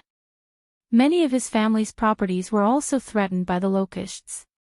Originally, he did not dare to destroy the locusts because of the locust god. Once the locusts were formed, his Cho clan would suffer heavy losses. Now, with Li Wangyu's inspiration, since no one dared to oppose the locust god, then he would invite other gods to do it. On horseback, Cho Kuan told Li Wangyu, "I will repay you generously in the future." Then he galloped back to Chang'an city. Li Wangyu, on the other hand, was slightly worried. Cho Kuan's thanks wouldn't be sending him a few girls, would it? That would really be a premature end. While Li Wangyu was lost in his thoughts, he did not know that someone was plotting against him. Hu County, Li Clan. A group of elders and clan leaders of the Li clan were gathered together to discuss Li Wangyu. The name Li Wangyu had recently become famous in Hu County. But in the years of the elders of the Li clan, it had a different meaning. Whether it was Li Wangyu's pig slaughtering feast, his miraculous water wheel, or his method of treating saline alkali soil, every time the Li clan heard Li Wangyu's name, they would feel suffocated. Especially when they went to the county government to sue Li Wangyu, and Yang Quan's doggerel judgment slowly spread through Hu County through the mouths of the bailiffs. It made the Li clan even angrier. And the young man they had chased out of the clan had used such a method to make a name for himself. Now, in Hu County, many of the noble families were privately laughing at the Li clan for being blind. They had chased such a Qilin out of the clan. They must have been blinded by lard. Every time Li Wangyu's fame grew, the elders of the Li clan felt as if their faces had been slapped, making them hate Li Wangyu even more. This group of elders from the Li clan of Hu County hated Li Wangyu to the bone. They wanted nothing more than to break Li Wangyu's bones, suck out his marrow, pull out his tendons, and peel off his skin to relieve the hatred in their hearts. Clan leader, that little child from the Li family has already grown up. In the future, if he were to become an official and half a nobility, then our Huxianli clan won't be able to survive. Isn't that so? This kid is not easy to deal with. We have to be careful. Li Zhou, that bastard, is quite capable of giving birth to a son. I heard that the county gave him 300 mu of saline alkali soil for free, and all of it was transformed into fertile land.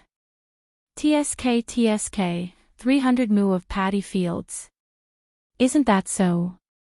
That little bastard even built some water wheel.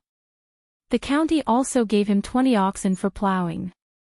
I also heard that the little bastard went to Chang'an and brought back several hundred dan of grain. His house is almost full. If it were up to me, we shouldn't have been so merciful. We should have just killed him for disobedience. There are no outsiders in his house, so who would dare to cause trouble for us? Don't forget that our Li clan is a relative of the imperial clan. This was a vicious and merciless elder who directly wanted to take Li Wangyou's life. The old clan leader of the Li clan slapped the table. Enough. What's the point of saying this now? Who among you has a way to deal with this kid? This. Everyone was speechless for a moment. This Li Wangyou had already been removed from the clan. If they wanted to use the clan's name to suppress him, then it would be impossible. While the group was frowning, one of the elders suddenly rolled his eyes and revealed a cunning smile. This old man has an idea. I wonder if it will work. Let's hear it. The elder lowered his voice and whispered the idea he had just come up with to the others. Hiss, is this plan going to go against the heavens? Some of the elders hesitated. The other elders were also somewhat hesitant. They felt that this method was not appropriate. If word of it got out, they would lose face. The old clan leader's expression was also uncertain. In the end, he slammed the crutch in his hand. A man is harmless to the heart of a tiger, but a tiger is harmful to the heart of a man. If we don't act decisively, we will be met with disaster. We can't wait for that little bastard to grow up. Otherwise, he will become a disaster for our Li family in the future. Li Wangyou naturally didn't know that he had become the target of a group of gluttons. He didn't have any feelings for the Li clan of Hu County and had long since put it to the back of his mind. Today, he had just brewed himself a pot of king medicine tea and was chatting with his beautiful superior when he saw the old steward Li Heng walk in with an angry expression. Li Heng, what happened? Lang Jun, the Li clan of Hu County sent people here. They want Lang Jun to move the old master's grave. Li Heng's face was full of anger. What? Move the grave? Based on what? Li Wangyou jumped to his feet when he heard this. The ancients attached great importance to the dead. As the saying goes, the dead are the most important and should be buried in peace. Rashly digging up a grave and moving it was a great taboo. If Li Wangyou did this, he would be reprimanded for being unfilial and would be cursed behind his back. The Li clan of Hu County, they wanted to slap Li Wangyou's face. Li Heng's old face swelled red. The Li clan said that Lang Jun and the old master's names have already been removed from the clan. You shouldn't bury the old master in the Li clan's ancestral grave and ruin their feng shui. They dare. Li Wangyou slammed the table and said angrily, Tell Niu Yong and Niu Wu to throw out the Li clan's people. If they dare to come again, just throw them out. Li Heng agreed and prepared to tell the Niu brothers to kick them out. However, he was stopped by Su Chongqing. Wangyou, let's ask the old village chief first. Su Chongqing advised, the matter of the clan's graveyard is not small. The Li clan's ancestral grave is in Dingzhou village. The old village chief should know the key to this. It's not too late to make a decision after asking. Li Wangyou took a deep breath and calmed himself down. He turned to Li Heng and said, Help me ask the old village chief to come here. Not long after, Li Heng brought the old village chief back. Li Wangyu greeted the old village chief and didn't say anything. The old village chief spoke first. Xiao Lang, do you have a grudge against the Li clan of Hu County? Li Wangyu was stunned. He thought for a moment and shook his head. No, there is no grudge. It's just that they wanted to expel me from the clan, so there was a small conflict. The old village chief shook his head and said to Li Wangyu, Xiao Lang, Li Gong's grave must not be moved. This is not only a matter of your Li family's face, but also a matter of feng shui. As the saying goes, the poor don't change the door, the rich don't move the grave. Little Lang, you've made the Li family prosper with each passing day. How can you casually move eunuch Li's grave? Feng shui. Li Wangyu was a little stunned. He didn't believe in feng shui. Moreover, what did the Li family have to do with feng shui? Was it because Li Zhou's grave was well buried that Li Wangyu traveled 1,000 years and came to the Tang dynasty? His beautiful boss asked, Old village chief, the Li clan forced us to move the grave. What's their explanation? Well, if you want to be serious, the Li clan does have the right to make you move the grave. After all, Li Gong was buried in the Li clan's ancestral grave. Now Xiao Lang and Li Gong have been expelled from the clan. If they want to force you to move the grave, you can't stop them. The old village chief's words made Li Wangyu's heart cold. Was there no other way for the Li clan to force him to move the grave?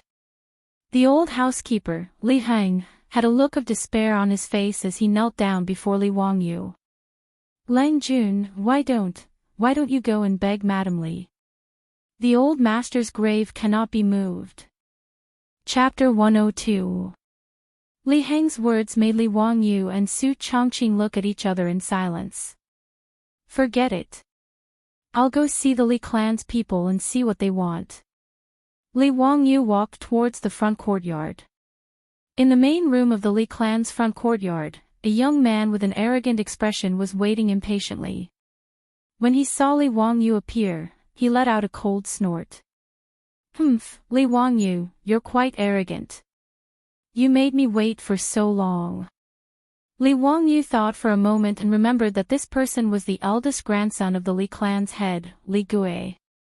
This Li Gui relied on his status as the eldest grandson of the Li clan to be arrogant and despotic.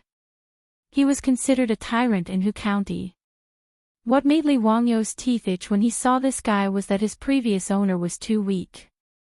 Even when Li Zhou was still alive, his previous owner didn't dare to provoke this Li Gui. The two of them had studied together in the clan's school.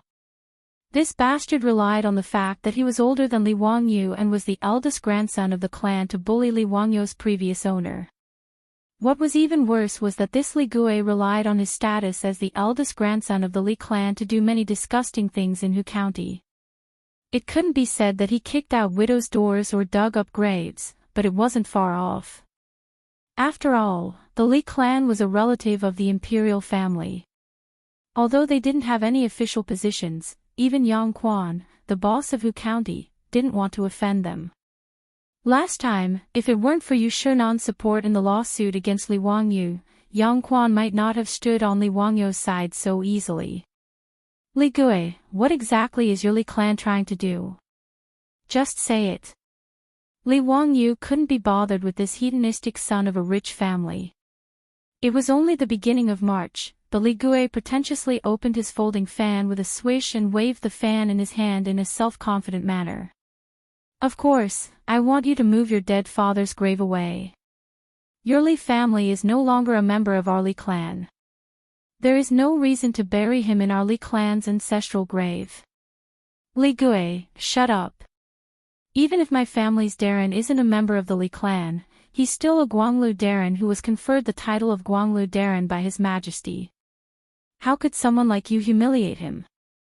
Do you believe that I will send you to the authorities immediately? Li Wangyu angrily rebuked. Li Gui knew that he had said something wrong and immediately shut his mouth.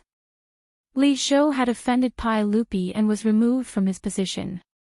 However, after Li Zhou's death, Pai Lupi was very kind and conferred him a posthumous title. Originally, Li Zhou was a secondary class, rank 3, supervisor of Huxian. After his death, Pai Lupi directly conferred him a secondary class, rank 2, Guanglu Daren. Of course, this was only a posthumous title. Li Wangyu was still a nobody and wouldn't receive any benefits. Perhaps the only benefit of a posthumous title was that the standard of Li Zhou's grave would be raised a little. A rank 3 tomb had a height of 12 feet for 50 steps. A rank 2 tomb had a height of 12 feet for 60 steps. In front of the grave, one could erect a stone tablet, a glass head, a tortoise, a stone beast, and so on. That was all. These were all written laws in the Tang dynasty. No one could casually violate these laws. Otherwise, they would be beaten 100 times. Li Zhou's standard as a rank 2 official's grave had tormented the already empty Li family greatly. Most of the family's remaining property had been used to build a rank 2 official's grave. This was also one of the reasons why Li Wangyou's family was so poor after transmigrating. However, no matter what, Li Zhou was a rank 2 official of the Tang dynasty. Even if it was a posthumous title, it wasn't something that Li clan's eldest grandson could humiliate. If Li Wangyu went to the county government to sue Li Gui, it would be quite troublesome. Seeing that Li Wangyu wasn't speaking, Li Wangyu coldly snorted and sat down. It's impossible for my family to move the grave. Your Li clan should give up on this idea. Speak, what conditions does your Li clan have? You don't want to move the grave. That's fine too. Hand over your Li family's 300 mu paddy field, 20 cattle, the blueprint for the water wheel, and the few hundred dan of grain in your family. In addition, promise to give the Li family 500 strings of copper coins every year. Then, you don't have to move Li Zhou's grave. Li Gui wasn't polite at all and directly demanded an exorbitant price. His words almost made Li Wangyu laugh out of anger. Li Gui was treating him as a soft persimmon that he could do whatever he wanted. Scram! Li Wangyu replied with this one word. For a glutton like the Li family, there was nothing to talk about. Li Wangyu was scolded by Li Wangyu. Then, he suddenly stood up and gloomily said, Li Wangyu, I'll give you 3 days to think about it. If you don't move the grave in 3 days, our Li family will forcibly send people to dig it up. You dare? Li Wangyu angrily said. Hee, then let's wait and see. Li Gui threw down these words and turned to leave. Li Wangyu clenched his fists. He wanted nothing more than to order the Niu brothers to beat him up. Niu Wu was so angry that he wanted to roll up his sleeves and beat him up. Fortunately, Niu Yong still had some calmness. He held on to his younger brother tightly and didn't let him do anything rash. Forcing the Li family to move the grave was the vicious plan that the Li clan's elders came up with. In the eyes of the Li clan's elders, the reason why Li Wangyu could suddenly make a name for himself as a Noda was completely because Li Zhou's grave was well buried. It might even have robbed the Li clan's feng shui. In the old saying, it was because Li Zhou's grave was smoking green smoke that a young man like Li Wangyu could come up with so many things in just half a month. In the eyes of these elders, if Li Zhou's grave hadn't robbed the Li clan's feng shui, then the water wheel and the saline alkali soil should have all belonged to the Li clan. Even that bastard Li Gui felt that this should be the case. If he moved Li Zhou's grave and moved the remains of his family's elders, then it would be his turn to become famous in Hu County. He didn't even need to think about it. With his ignorant and incompetent brain, he was older than Li Wangyu by several years and was still studying in the clan's school. Even if his ancestors' graves were smoking green smoke, he still wouldn't be able to invent a water wheel. The Li clan didn't expect Li Wangyu to agree to this condition. They were determined to force Li Wangyu to move the grave. This way, not only would they vent their anger, but they would also be able to steal a piece of good feng shui land. Why not? As for whether or not forcing someone to move the grave would violate the laws of heaven, the Li clan leader and elders didn't even consider it. This group of people had already been provoked by Li Wangyu to the point that their eyes were red. They couldn't control their jealousy. As long as Li Wangyu didn't agree to their conditions, they would immediately send people to dig up the grave and move the coffin in 3 days. Even if Li Wangyu gritted his teeth and agreed to all of their conditions, the Li clan would put forth new and more demanding conditions. In the end, they would still force Li Wangyu into a corner. After Li Gui left, Su Changqing and the old village chief, who had been listening to the two's conversation from the back of the central room, walked out. They all had worried expressions. After the Li family's name was removed from the clan, asking the Li family to move the grave away from the Li clan's ancestral grave was indeed a difficult matter to deal with. Even if they went to the county government to file a lawsuit, even if Yang Quan wanted to side with Li Wangyu, he wouldn't be able to say no to this matter. The Li clan had made an extremely sinister move. Chapter 103. Su Changqing looked worried. Wangyu, what should we do now? Although to her and Li Wangyu, feng shui was nonsense. However, the Li family from Hu County had come out to provoke them. If they obediently moved the graveyard away, then the Li family would really lose all of their face. Moreover, the prestige that Li Wangyu had painstakingly built up in Dingzhou village would go down the drain because of this. More importantly, Li Wangyu would bear the name of being unfilial. Li Wangyu dared to bet that if he didn't agree to the Li clan's conditions, the Li clan would immediately spread rumors to everyone that he was an unfilial son for abandoning his father's corpse for a bit of family property, causing his deceased father to not be able to rest in peace. Although Li Wangyu had no intention of pursuing an official career, in the current Tang dynasty, filial piety ruled the world. If he bore the name of being unfilial, then it would really be difficult for him to move forward.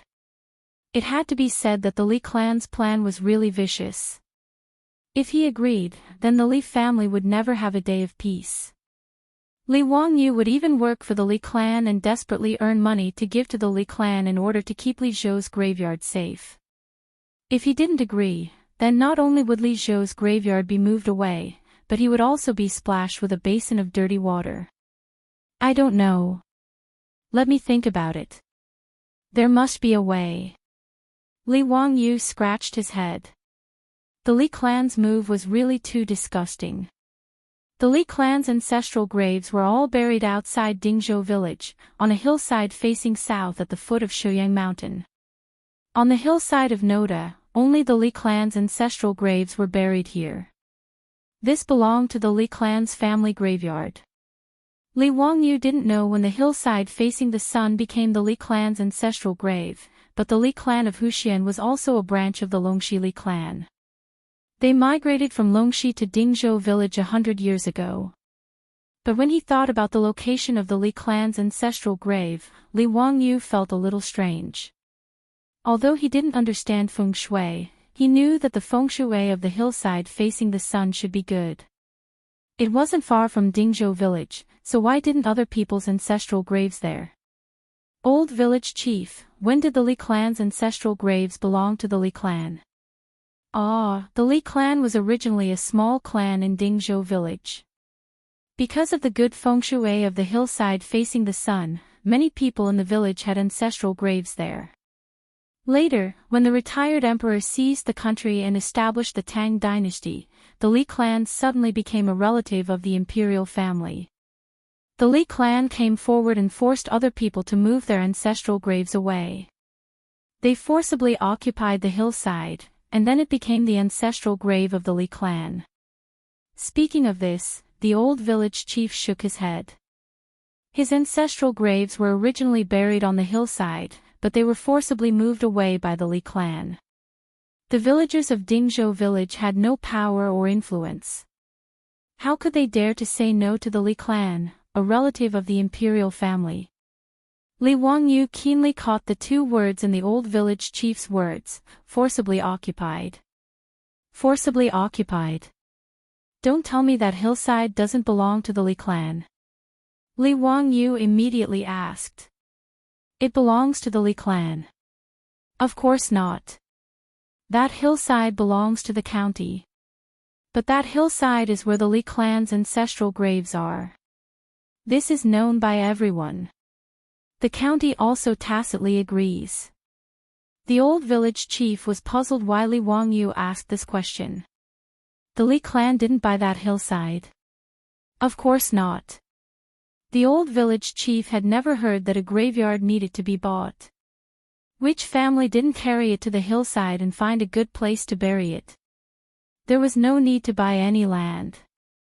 But the Li clan was powerful, and the villagers of Dingzhou village couldn't compete with them. They even went to the county to file a lawsuit for the relocation of the graveyard. But the previous county magistrate of Hu County stood on the Li clan's side, so the villagers of Dingzhou village could only grit their teeth and bear with it. Li Wangyu immediately stood up. I have an idea. Wangyu, what idea do you have? The beautiful boss asked curiously. Can't we just buy that hillside?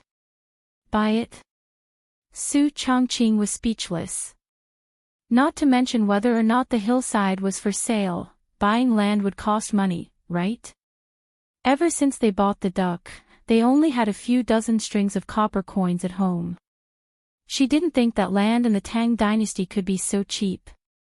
Li Wangyu didn't explain much and ran out after saying, I'll go to the county yamen and find Yang Mingfu to buy land.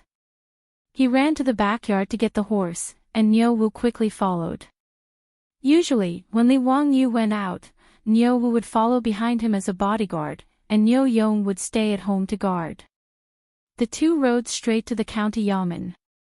The yamen runner at the entrance naturally recognized Li Wangyu and quickly helped him to report. Zio, how come you have time to come to my place today? Ming House. I'm here to ask for help. Li Wangyu didn't care about being courteous, and he repeated what Li Gui had said in detail, causing Yang Wu's brows to knit together tightly. The Li clan is so vicious. Yang Quan sighed, but it's hard for me to help you. After all, Zio and eunuch Li have been removed from the Li clan.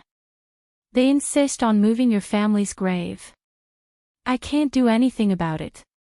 Li Wangyu shook his head. No, Ming House has a way. Oh. Let's hear it. What's the way? If it's possible, I'll definitely help you. Li Wangyu said, the Li clan didn't buy the hillside where the Li clan's ancestral grave is. It still belongs to the county. Yang Quan was confused. That's true. So what? That's the Li clan's ancestral grave. There's no need to buy it. Then what if I buy that hillside? Li Wangyu looked into Yang Quan's eyes and asked word by word. Hiss, Yang Quan sucked in a cold breath. Zio, you mean? Li Wangyu nodded. That's what I mean. If that hillside belongs to the Li family, I'm afraid it won't be the Li clan forcing me to move my family's grave. I'll be the one forcing them to move their family's grave. This. Yang Quan pondered for a moment and then nodded slightly. Logically speaking, this was true. Although the Li clan occupied the hillside outside Dingzhou village as their ancestral grave, according to the law, that piece of land didn't belong to the Li clan. However, the Li clan was a relative of the imperial family. No one would take them seriously, and no one would offend the Li clan because of this. Zio, have you thought it through?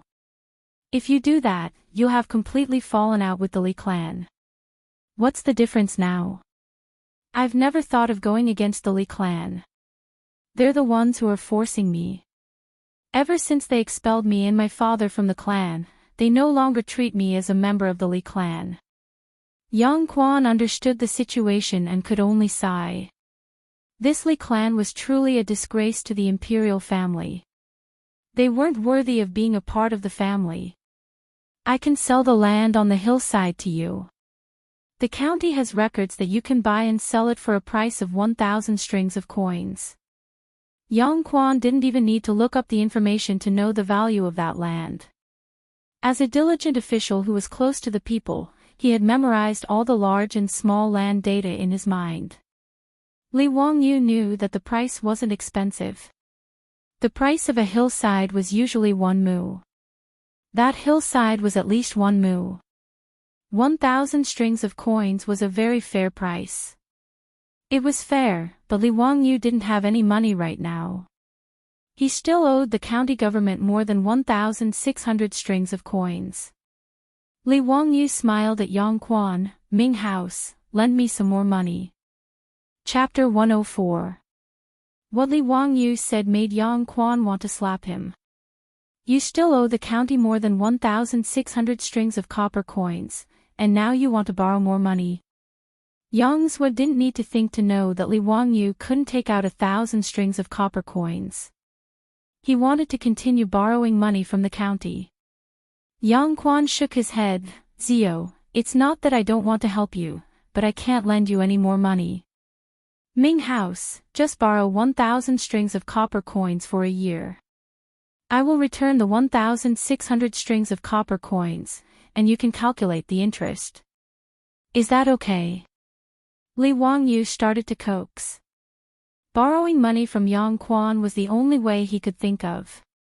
Originally, he wanted to borrow money from the Chiu family, but because of the locust plague, the Chiu family used all their funds to stockpile food.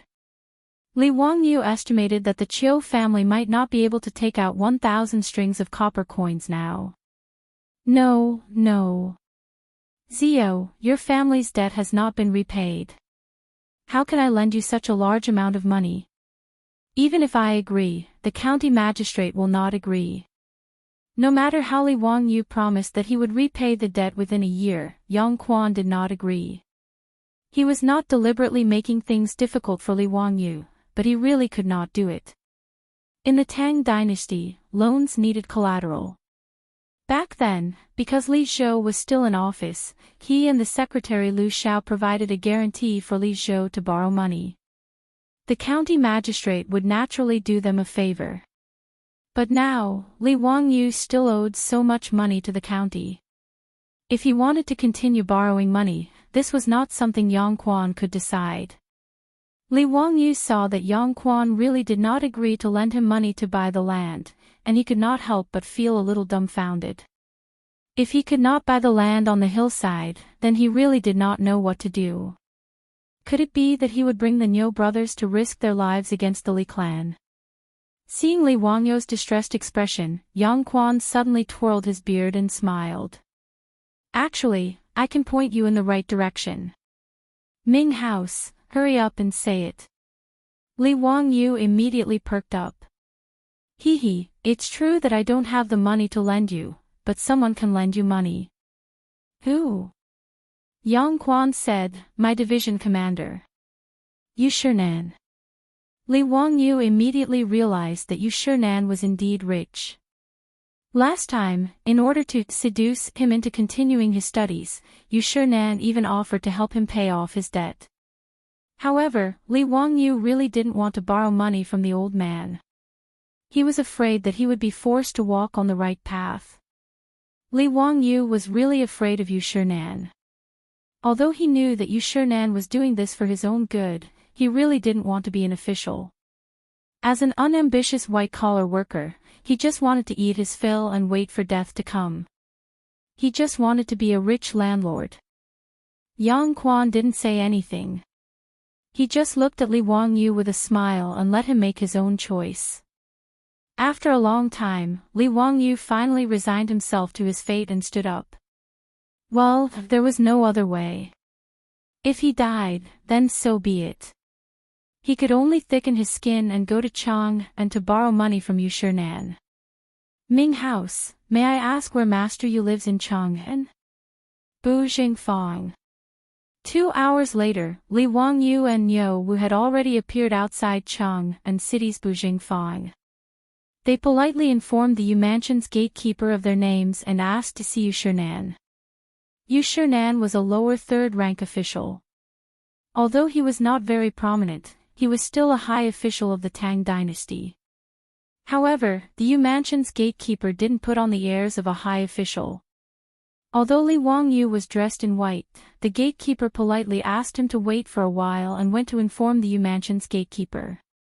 Not long after, the Yu mansion's old servant, Yu Tang Tang, came out with a smile and invited Li Wangyu into the mansion. Yu Shinan didn't treat Li Wangyu as an outsider and received him in his own study. "Zio, it's rare that you would take the initiative to come to my door," Yu Shinan said with a smile as he stroked his beard. Although Yu Shinan was already in his 70s, he was still full of energy and his face was glowing. It was no wonder that Pai Lupi didn't allow him to resign and return to his hometown. Li Wangyu respectfully bowed to Yu Shinan, then took off his boots and sat down on the table with his legs crossed. "Master Yu, I've missed you since we parted at Crooked River Pool, so I came to visit you today." Li Wangyu was too embarrassed to directly say that he was here to borrow money, so he could only change the topic. Yu Shinan was old and shrewd. He looked at Li Wangyu with a smile and seemed to see through his thoughts. What a nice visit. You little bastard, you didn't show your face after Crooked River Pool. Are you hiding from me? Why did you come here today?" Li Wangyu was indeed hiding from Yu Shinan.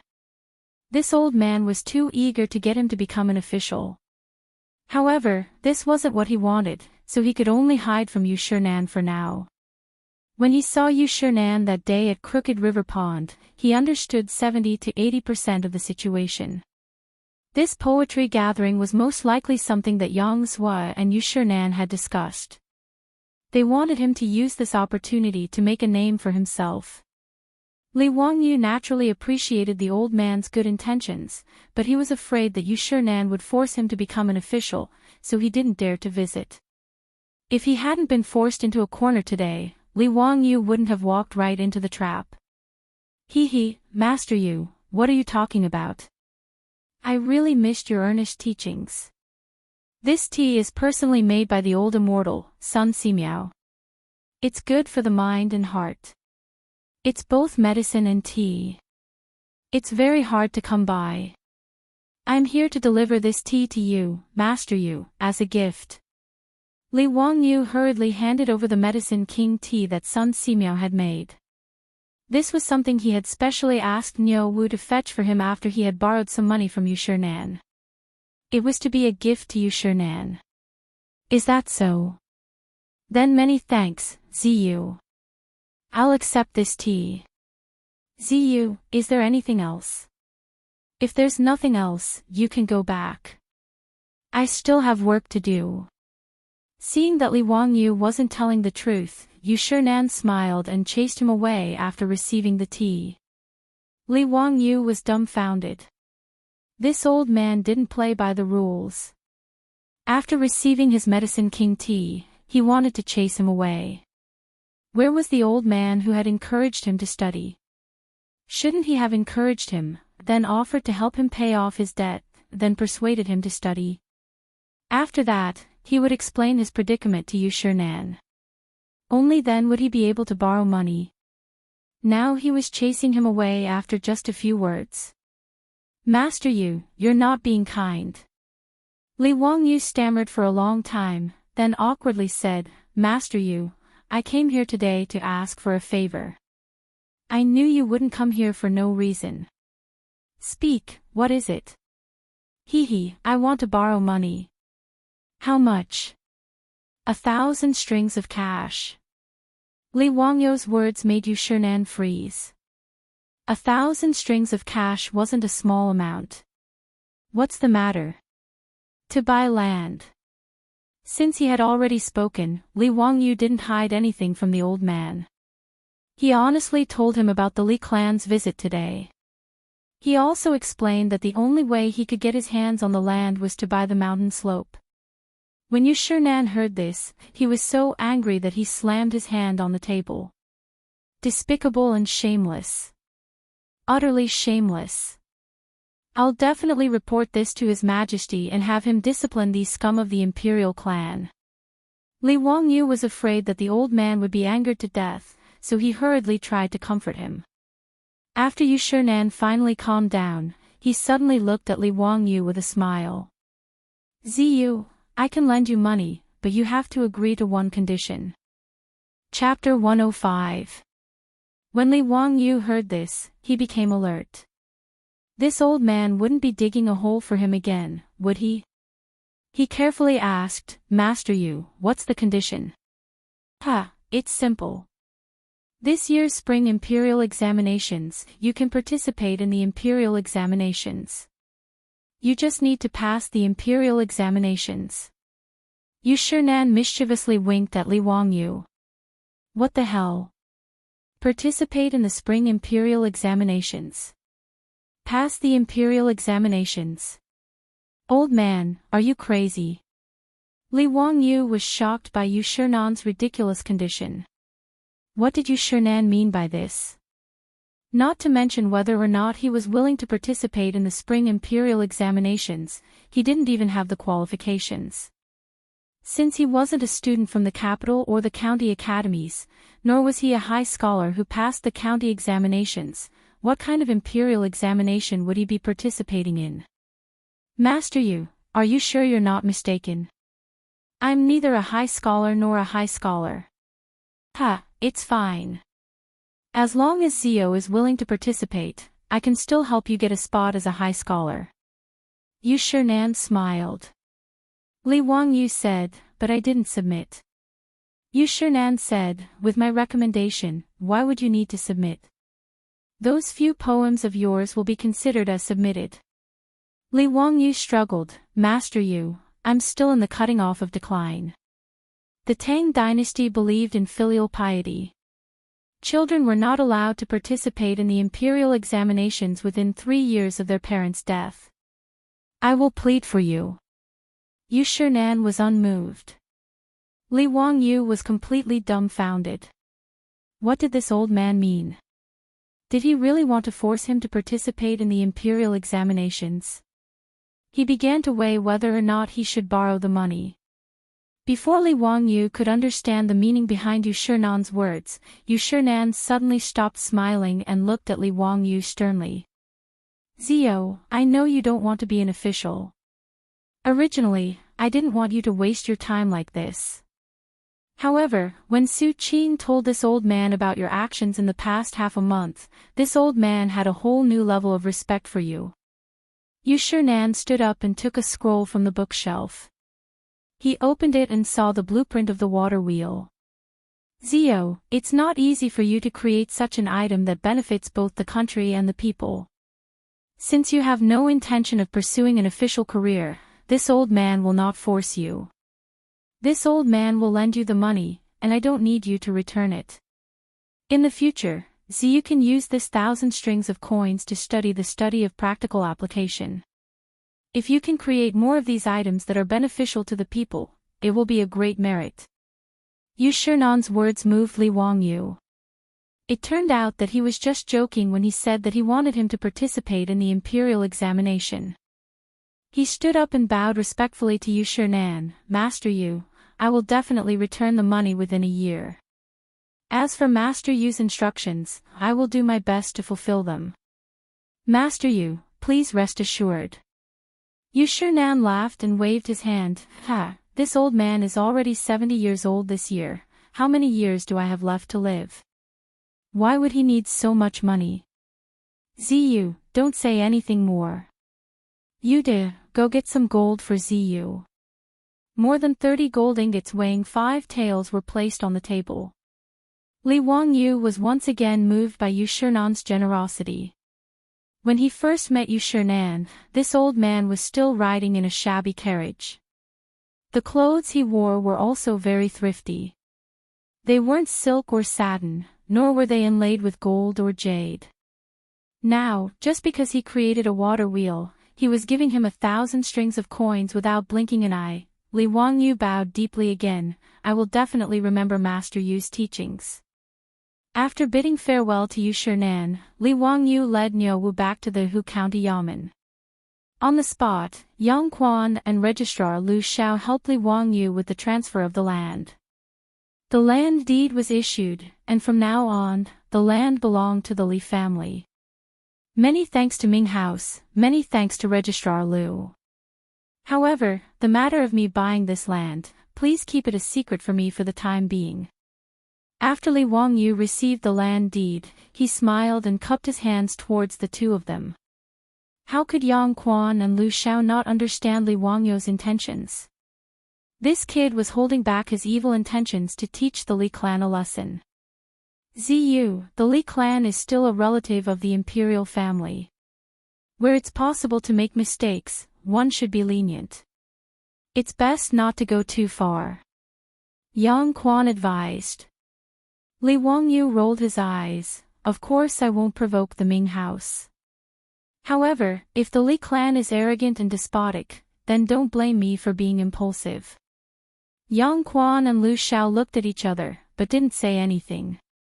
This Hu County Li clan truly disgusted the two of them. 3 days passed in the blink of an eye. Early in the morning, the Li clan once again appeared in Dingzhou village.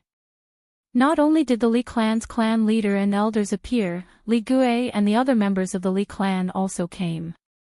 They even brought nearly 100 Li clan servants with them. They were prepared to forcefully excavate Li Zhou's grave today. Li Wangyu led the Niu brothers to block the entrance of the village. Li Jia Xiaolang, have you thought it through? Do you agree to our conditions? The Li clan leader asked with a mocking expression. In their opinion, Li Wangyu wouldn't be able to escape this calamity no matter what. Regardless of whether he agreed to their harsh conditions or refused, they would be able to play this disobedient brat to death in the palm of their hands. Li Wangyu, what do you think? Are you unwilling to part with the money? That's fine. Dig out your dead father's coffin and bury him somewhere else. Ha! Li Gui laughed loudly in the crowd. TSK, this Li Zhou is really pitiful. He gave birth to an unfilial son, and even in death, he can't rest in peace. Do you think it's so easy to take advantage of the Li clan? You actually want to bury Li Zhou in our Li clan's ancestral grave. The old clan leader is kind and benevolent. He only asked for a small amount of money from your family. It's really too cheap for your family. Why aren't you thanking him? It's fine if you don't want to part with the money.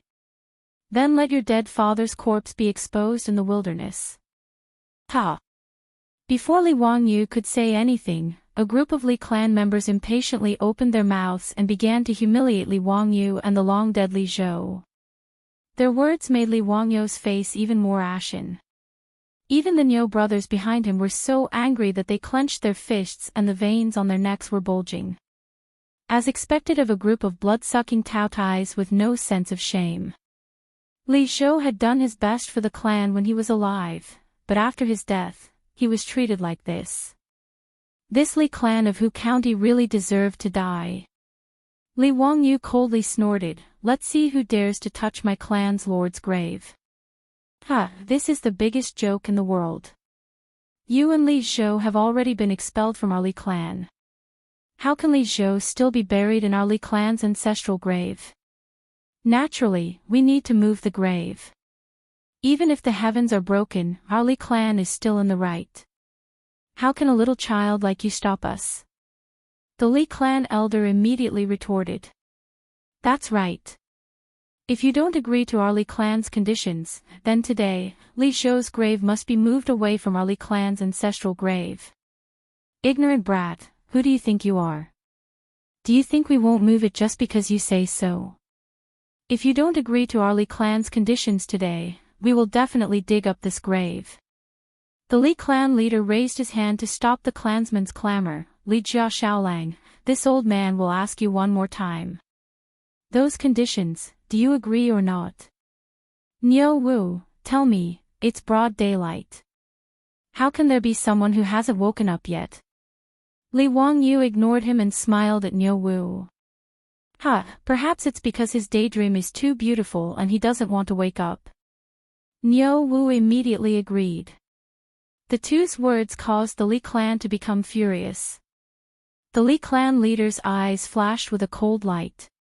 He prepared to order his clansmen to force their way into the village and dig up the grave on the hillside behind the village. The Niu brothers naturally wouldn't give way. It looked like a conflict was about to break out. However, they saw that Dingzhou village was suddenly in a hubbub of voices. The old village head was leading a group of villagers and rushing out, blocking the Li clan's path. Chapter 106. Behind the old village leader, there were no less than 100 farmers. They were all holding hoes, shovels, and other farming tools. They blocked the entrance of the village and glared at the Li clan people. Whoever dares to touch Li Gong's tomb, with Dingzhou village, will fight with him. Get out. Dingzhou village does not welcome you. The Li clan has already moved out of the village. What are you doing back here? Whoever dares to touch Li Gong's tomb, I will crush his balls. The sudden appearance of the farmer surprised Li Wangyu. He did not expect that the villagers of Dingzhou village would stand behind him and support him. Although the Li clan was originally from Dingzhou village, ever since the establishment of the Li Tang dynasty, the Li clan moved out and became a big clan in Hu County. How could the villagers of Dingzhou village dare to go against the Li clan? Even the ancestral tomb of the villagers of Dingzhou village was forced by the Li clan to move away from the hillside facing the sun. Now they were willing to stand up for their father. Just because Li Zhou helped them when he was alive. Li Wangyu's nose suddenly felt a little sour. This group of simple and honest countrymen was really beyond his expectations. Seeing the crowd gather around, the Li clan leader glared, "Old Xian, are you looking for trouble? Are you trying to gather people to rebel?" The old village leader walked to Li Wangyu's side and said to the Li clan leader in a clear voice, "Li Gong helped Dingzhou village when he was alive. If you want to humiliate the Li family, you have to ask if we agree first.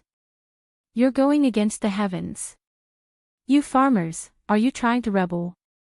The Li clan leader slammed the crutch in his hand on the ground. The clan elders also spoke out, "How dare you? Our Li clan is a relative of the imperial family. What do you farmers want? There are still people in the Tang dynasty who dare to brandish swords and guns at the Li clan.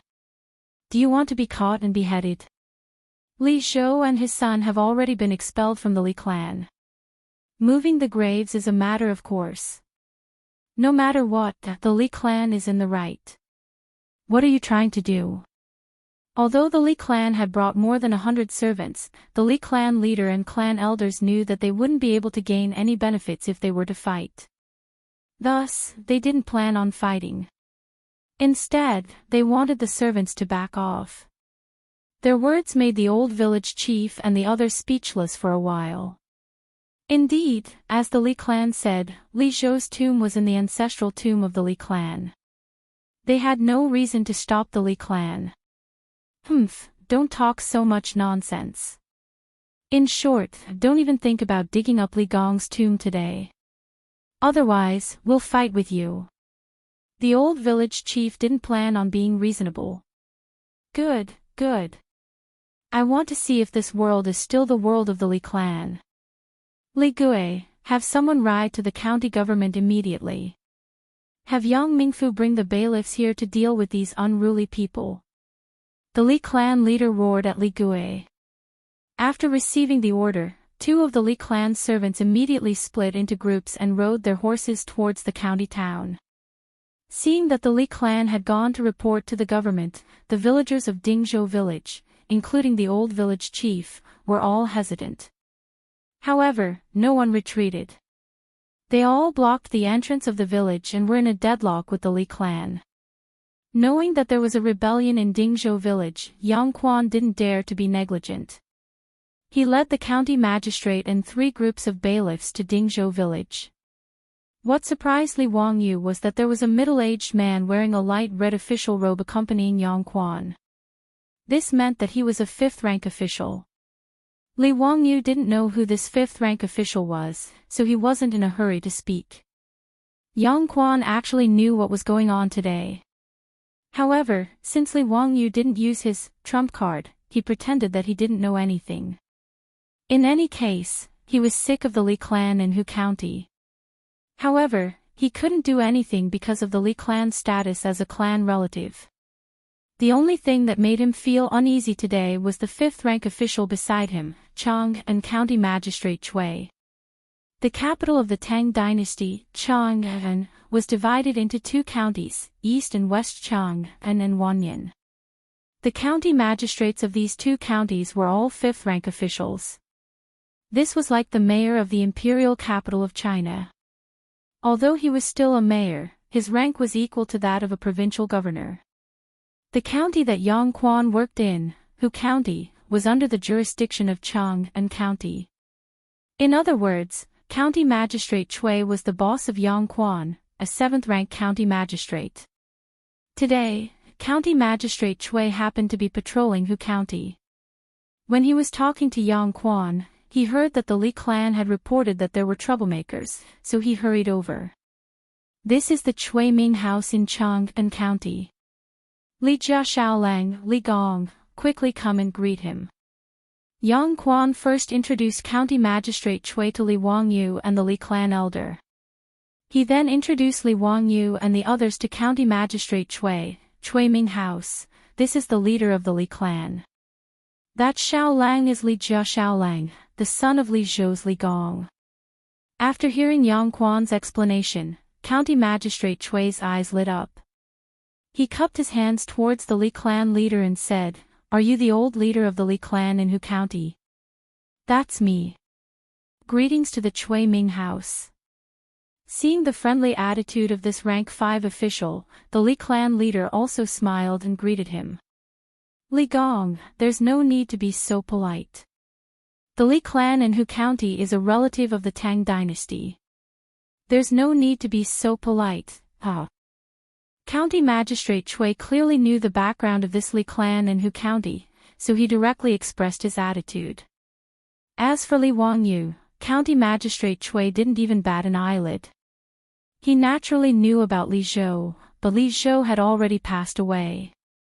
As the saying goes, the tea cools down when the person is gone. He had no interest in making friends with this young man, Li Wangyu. County Magistrate Chui's attitude made Li Wangyu and Yang Quan's faces darken. It seems that this County Magistrate Chui is going to ruin things. This County Magistrate Chui is a collateral member of the Chui clan in Qinghe, one of the 5 clans and 7 watches of the Tang dynasty. His name is Chui Zhua. This person's reputation as an official was average, but because he was a collateral member of the Chui clan, he was able to ride on the Chui clan's glory and become the county magistrate of Chang'an County. Yang Quan and Chui Zhua's relationship was average. Although Chui Zhua was his superior, Yang Quan wasn't afraid of him. After all, his teacher was Yu Shinan. The reason why Yang Quan was now the county magistrate of Hu County was actually a kind of political gilding. After a year, when his term was up, Yang Quan would have a meteoric rise and enter the imperial court. Yang Quan silently glanced at Chui Zhua, who was talking cheerfully with the Li clan leader. He thought to himself that if Chui Zhua wanted to take sides today, he would have to fight with this person. After all, Li Wangyu was a friend that his teacher, Yu Shinan, valued. How could he allow this county magistrate Chui to bully him? "Li Gong, what's the matter today? Why has it gotten to this point?" Yang Quan first asked the Li clan leader about the cause of the matter. "Today, I've troubled Yang Mingfu to come here because the unruly people of Dingzhou village are causing trouble." The Li clan leader directly complained. Before Yang Quan could speak, Chui Zhua spoke first. "Sure enough, unruly people come from barren hills and turbulent waters. Yang Mingfu, you have such unruly people under your rule. You should discipline them properly." His words made Yang Quan and Li Wangyu curse in their hearts. They hadn't even asked what the cause was and he had already labeled the villagers of Dingzhou village as unruly. Could you be any more biased? Chapter 107. Yang Quan cupped his hands towards Chui Zhua. "Chui Ming house, will you wait for me to finish asking about the case?" His words didn't give Chui Zhua any face, but Chui Zhua couldn't do anything. He just snorted and didn't say anything else. Yang Quan's actions weren't wrong at all. After all, He was the county magistrate of Hu County, and Dingzhou village was under Hu County's jurisdiction. Although Cui Zhuo was an official, he shouldn't interfere with Hu County's internal affairs. Li Gong, please tell us, what is the matter today? The Li clan leader looked at Cui Zhuo, then pointed at Li Wangyu and said, Yang Mingfu clearly knows that the Li family has already been removed from the Li clan by our Hu County. Naturally, Li Zhou can't be buried in our Li clan's ancestral grave. However, I saw that the Li family was pitiful, so I kindly suggested that Li Jia Xiaolang give us some money as compensation for our Li clan, and we won't pursue the matter of Li Zhou's grave anymore. The Li clan leader had a compassionate expression. However, this Li Jia Xiaolang abandoned his father, Li Zhou, and flatly refused our Li clan's good intentions for some money. Since this is the case, our Li clan naturally has to move Li Zhou's grave away. This matter is reasonable. I hope that the Tu Ming house can uphold justice for our Li clan. The Li clan leader's words were righteous, but Yang Quan couldn't help but curse in his heart. Despicable and shameless. Do you only take a small amount of money? You want to pull out Li Wangyu's tendons, pull out his bones, and swallow him whole. After hearing the Li clan leader's words, Cui Zhuo didn't wait for Yang Quan to speak and continued, Li Gong is righteous, this matter is completely reasonable. Li Jia Xiaolang, how can you treat your parents like this? For the sake of some money, you actually did such a disobedient and unfilial thing. You're really unbearably stubborn. Li Wangyu raised his eyes and glanced at Cui Zhuo. He did not answer. He finally understood that this guy was here to cause trouble. Yang Quan ignored Cui Zhuo's words and asked Li Wangyu, Li Jia Xiaolang, is what Mr. Li said true? Li Wangyu respectfully saluted Yang Quan. I've returned to the Ming house, but there's this matter. Since that's where the Li clan's ancestral grave is, why aren't you willing to move it? Yang Quan also played along with Li Wangyu's act. The Ming house may not know this, but the place where my master was buried is not the ancestral grave of the Li clan in Hu County. Naturally, I cannot agree to their request. What? What nonsense are you talking about?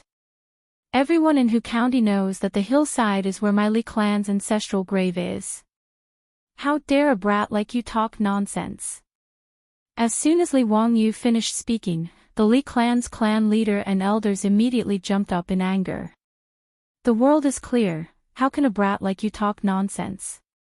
Li Wangyu, you're lying through your teeth.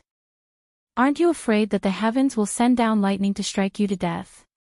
Cui Ming house, did you hear what this brat said? Li Wangyu was not in a hurry to defend himself. He waited for them to stop causing a ruckus. Then, he calmly asked, what, did I say something wrong? Since you keep saying that the hillside facing the sun is where your Li clan's ancestral grave is, what proof do you have? Li Gui rushed out and pointed at Li Wangyu's nose. He scolded, everyone in Hu County knows about this. Why do we need proof? Li Wangyu, do you think you can escape by pestering me endlessly like this? Bah! If I don't dig up your damn father's grave today, I'll crawl back to Hu County. Haha, then you can crawl back now. 20 li isn't a short distance. Li Gui, take your time. If you don't crawl, then you're a bastard. I'll say it here today. Don't you dare touch a single blade of grass or tree in my master's grave. Li Wangyu replied disdainfully. You. Li Gui, the eldest grandson of the Li clan in Hu County, had never been humiliated like this before. Cui Zhuo coldly snorted. What a glib tongue. Twisting words and forcing logic. Hu County's Li clan's ancestral grave is here. Even this county knows about this. How dare a brat like you argue? Li Wangyu, did you hear that? Even the Cui Ming house knows about this. What else do you have to say? Li Wangyu immediately took advantage of the situation and shouted at Li Wangyu. Li Wangyu was not moved by Cui Zhuo's words. He calmly replied, "The hillside facing the sun outside Dingzhou village has always been the ancestral grave of every family in Dingzhou village. When did it become exclusive to the Li clan? Bullshit. Since the founding of the Tang dynasty, that hillside has been my Li clan's ancestral grave. Do you have proof?" Li Wangyu asked. These words stunned the group of Li clan members. They had used their status as clan relatives to forcefully claim it. How could they have proof? However, Cui Zhua ignored his status and spoke again. What a glib tongue. However, no matter what you say, your family's elders are still buried in Hu County's Li clan's ancestral grave. Since you and your family's names have already been removed from the Li clan of Hu County, you should naturally move the graves. His words, which directly sided with Madame Li, caused an uproar among the villagers of Dingzhou village. Some people in the crowd even scolded him with the words, "Dog official." Cui Zhua heard this and immediately glared at the village chief and the villagers. "You bunch of unruly people, do you want to rebel? Get out of my sight. Otherwise, don't blame me for arresting you." Yang Quan saw that his superior was becoming more and more excessive. He couldn't help but lightly cough. "Cui Minghao seems to be under my jurisdiction." According to the Tang dynasty's official system, Yang Quan only had to answer to Cui Zhua. However, Cui Zhua had no right to directly intervene in Hu County's affairs. Naturally, Cui Zhua knew this. He was only doing this because of the Li family's status as a member of the imperial family. He had disregarded his reputation and wanted to do the Li family a favor. Seeing that Yang Quan actually didn't give him face in front of everyone, Cui Zhua's expression immediately became ugly. However, he also knew that Yang Quan's teacher was Yu Shinan, a big shot that he couldn't afford to offend. Thus, he suppressed the anger in his heart and temporarily restrained himself. Yang Quan saw that Cui Zhua was silent and turned to the Li clan leader. "Mr. Li, Li Jia Xiaolong's words are somewhat reasonable. That hillside doesn't belong to the Li clan. Why don't you give me some face and drop the matter of moving the graves?" "No. The graves must be moved today." Yang Quan's words not only didn't make the Li clan leader and elders give up on the idea, but they also became more aggressive. "Even if we go to the Zongjing temple, there's no reason to let Li Zhou continue to be buried in my Li clan's ancestral grave. The graves must be moved today." The Zongjing temple was an official office in the Tang dynasty that specialized in managing the affairs of the royal family. All members of the royal family with the surname Li, regardless of their status or blood relationship with the emperor, were within the jurisdiction of the Zongjing temple. They managed the genealogy records of the royal family, clan, and relatives, and guarded the royal tombs. Because Taoism was the national religion of the Tang dynasty, the Zongjing temple also managed Taoist priests and monks. Therefore, if the Li clan wanted to complain, they would have to go to the Zongjing temple. After Li Wangyu's name was removed from the genealogy records, the Zongjing temple naturally cancelled his records as well. In response to the Li clan's clamor, Li Wangyu only smiled. "Since you keep saying that my Darren is buried in your Li clan's ancestral grave, then do you have the title deed?" When Li Wangyu said this, the Li clan was stunned. What the hell was a title deed? Chapter 108. Without waiting for the Li clan member to speak again, Li Wangyu took out a land deed from his bosom. "The hillside facing the sun outside Dingzhou village is clearly my Li family's land. When did it become your Li clan's ancestral grave? You're simply distorting the truth." As soon as he unfolded the land deed, the Li clan member and Cui Zhuo felt as if they had been struck by lightning. They were speechless for a long time. When the Li clan leader saw the land deed in Li Wangyu's hands, his hands began to tremble. When did you get this land deed?" "Impossible, this is absolutely impossible." Cui Zhuo sneered from the side. 1,000 mu of mountainous land is worth at least 1,000 strings of cash. How could a young man like you afford it? Absurd. Tell me the truth, Who forged this land deed? His words were like a life-saving straw for the Li clan members, and they immediately began to echo his words. That's right, it must be a forged land deed. This boy's current net worth is at most 300 mu of paddy fields, 20 cattle, and 100 strings of cash. How could he afford this mountainous land? Forging a land deed is punishable by imprisonment and flogging. This Li Wangyu is simply crazy. Haha, how funny. In Hu County, it's said that Li Wangyu is extraordinarily intelligent, but I didn't think he would do such a stupid thing. Forging a land deed. Only he could think of something like that. If it weren't for the Chui Ming house, we really would have been fooled by this bastard.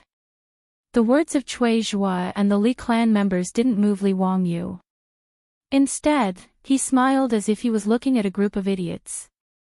Before the Li clan members could finish mocking him, Yang Quan coughed softly. This land deed isn't forged. What? Yang Mingfu, what nonsense are you saying? Cui Zhuo was stunned and retorted. Yang Quan stroked his beard and said indifferently, this deed was personally handled by this county 3 days ago. This county naturally knows. His words stunned the people who were laughing at Li Wangyu, and they all fell silent. Li Wangyu actually bought the land on the hillside outside Zhou village. If that was the case, some of the Li clan clansmen who reacted quickly were already sweating profusely. If this was true, then the consequences would be too severe. Li Wangyu grinned at them and said, that's right. Did you see it clearly? That hillside belongs to the Li family. It's written in black and white, and the official seal is very clear. So. He then looked at the dumbstruck crowd and smiled even more happily. So, I'm sorry, but since that hillside belongs to the Li family, I'll have to ask all of you to move those unrelated graves away. Otherwise, if you continue to occupy my family's land, you'll ruin my family's feng shui. Li Wangyu's words were like a deep water bomb exploding, setting off huge waves. The Li clan leader and clan elders went crazy after hearing his words. Asking the Li clan to move their ancestral graves. This was no different from stabbing a few bloody holes in their bodies with a knife. You're so vicious. This old man will fight you to the death. The Li clan leader wanted to slam his head into Li Wangyu as soon as he finished speaking. Li Wangyu hurriedly dodged to the side. This old man was trying to extort money. The Li clan clansmen were also agitated and rushed forward. Yang Quan hurriedly ordered the bailiffs to separate the crowd to prevent any accidents. Cui Zhuo looked at Yang Quan with a shocked expression. Yang Mingfu, explain to this county why you handled the deed for this ignorant brat. Who allowed you to do this? Yang Quan looked at him as if he was an idiot. Chui Ming House, what do you mean by that? Someone bought land with money, and it's an ownerless piece of land belonging to the county. Why can't I sell it? That's where my Li clan's ancestral graves are. The Li clan elder roared angrily. Yang Quan said, since it's where your Li clan's ancestral graves are, why don't you buy that hillside from the county? You. The Li clan elders were so angry at Yang Quan's words that they almost vomited blood. It was true that the Li clan should buy that hillside facing the sun. Moreover, both Yang Quan and Yang Quan's former county magistrate had asked the Li clan whether they should buy that hillside. However, the Li clan was a member of the imperial family, so no one dared to have any ideas about them. Spending money to buy a graveyard would be a waste, so they had never thought of buying their ancestral graves. Who would have thought that, because of greed, after coming up with the idea of forcing Li Wangyu to move the graves, they would force Li Wangyu to spend money to buy the hillside facing the sun. This made the Li clan elders regret their decision. Li Wangyu lightly brushed the dust off his body. Alright, everyone is clear about the situation. I'll give you 3 days to move all the graves buried in my family's land. Otherwise, don't blame me for having your corpses dug up in the wilderness. You dare. That's where my Li clan's ancestral graves are. This old man will go to the Imperial Ancestral Temple and report you for insulting the Imperial family. The Li clan leader shouted fiercely. Li Wangyu, don't forget that that's where your ancestors are buried. Aren't you afraid of being struck by lightning? This was an emotional card. You dare to insult my Li clan. This world is still my Li Tang's world. Cui Ming House, this Li clan is acting recklessly. You have to make a decision for my Li clan. Someone pressured Cui Zhua, hoping to borrow the power of the government to stop Li Wangyu. As for Yang Quan, the county magistrate of Hu County, no one went to beg him. All of the Li clan members could see that Yang Quan didn't want to deal with their Li clan. The Li clan leader was already secretly planning a way to get rid of Yang Quan. Although the Li clan of Hu County didn't have an official in the imperial court, as a member of the imperial family, they knew many big shots in the imperial court. Naturally, there were people willing to work for them. For example, Chang'an County Magistrate Cui Zhua, as Yang Quan's immediate superior, might be able to do something. In Hu County, there was actually a county magistrate who opposed their Li clan. This was simply going against the heavens. Last time, when Yang Quan fought a lawsuit against Li Wangyu, the Li clan leader and the clan elders didn't like Yang Quan. However, because they were deceived by the monk and didn't want to expose their family's dirty linen, they didn't do anything. Today, seeing Yang Quan oppose them like this, the Li clan felt that their face as members of the imperial family had been slapped by Li Wangyu and Yang Quan. They couldn't take it anymore. Cui Ming House, please make a decision for our Li clan of Hu County. The Li clan leader and the clan elders cupped their hands and said to Cui Zhua. Cui Zhua also had a face of dissatisfaction. As a 5th rank official, he was actually insulted by Yang Quan, a 7th rank official. It was really embarrassing. One had to know that there was a difference of 8 ranks between the two of them. In the Tang dynasty, there were 30 ranks in the 9th rank, from the 1st rank to the lower 9th rank. There were a total of 30 ranks. Yang Quan was currently a low-level official in the Tang dynasty, while Cui Zhua was already a middle-level official. The difference in status was huge. So what if Yang Quan had Yu Shinan behind him? Was the Cui clan of Chang'an made of mud? Thinking of this, Cui Zhua didn't want to give Yang Quan any more face. He planned to use his status as a 5th rank official to suppress Yang Quan and Li Wangyu. He wanted to curry favor with the Li clan of Hu County. Nonsense. How can you casually buy and sell other people's ancestral tombs?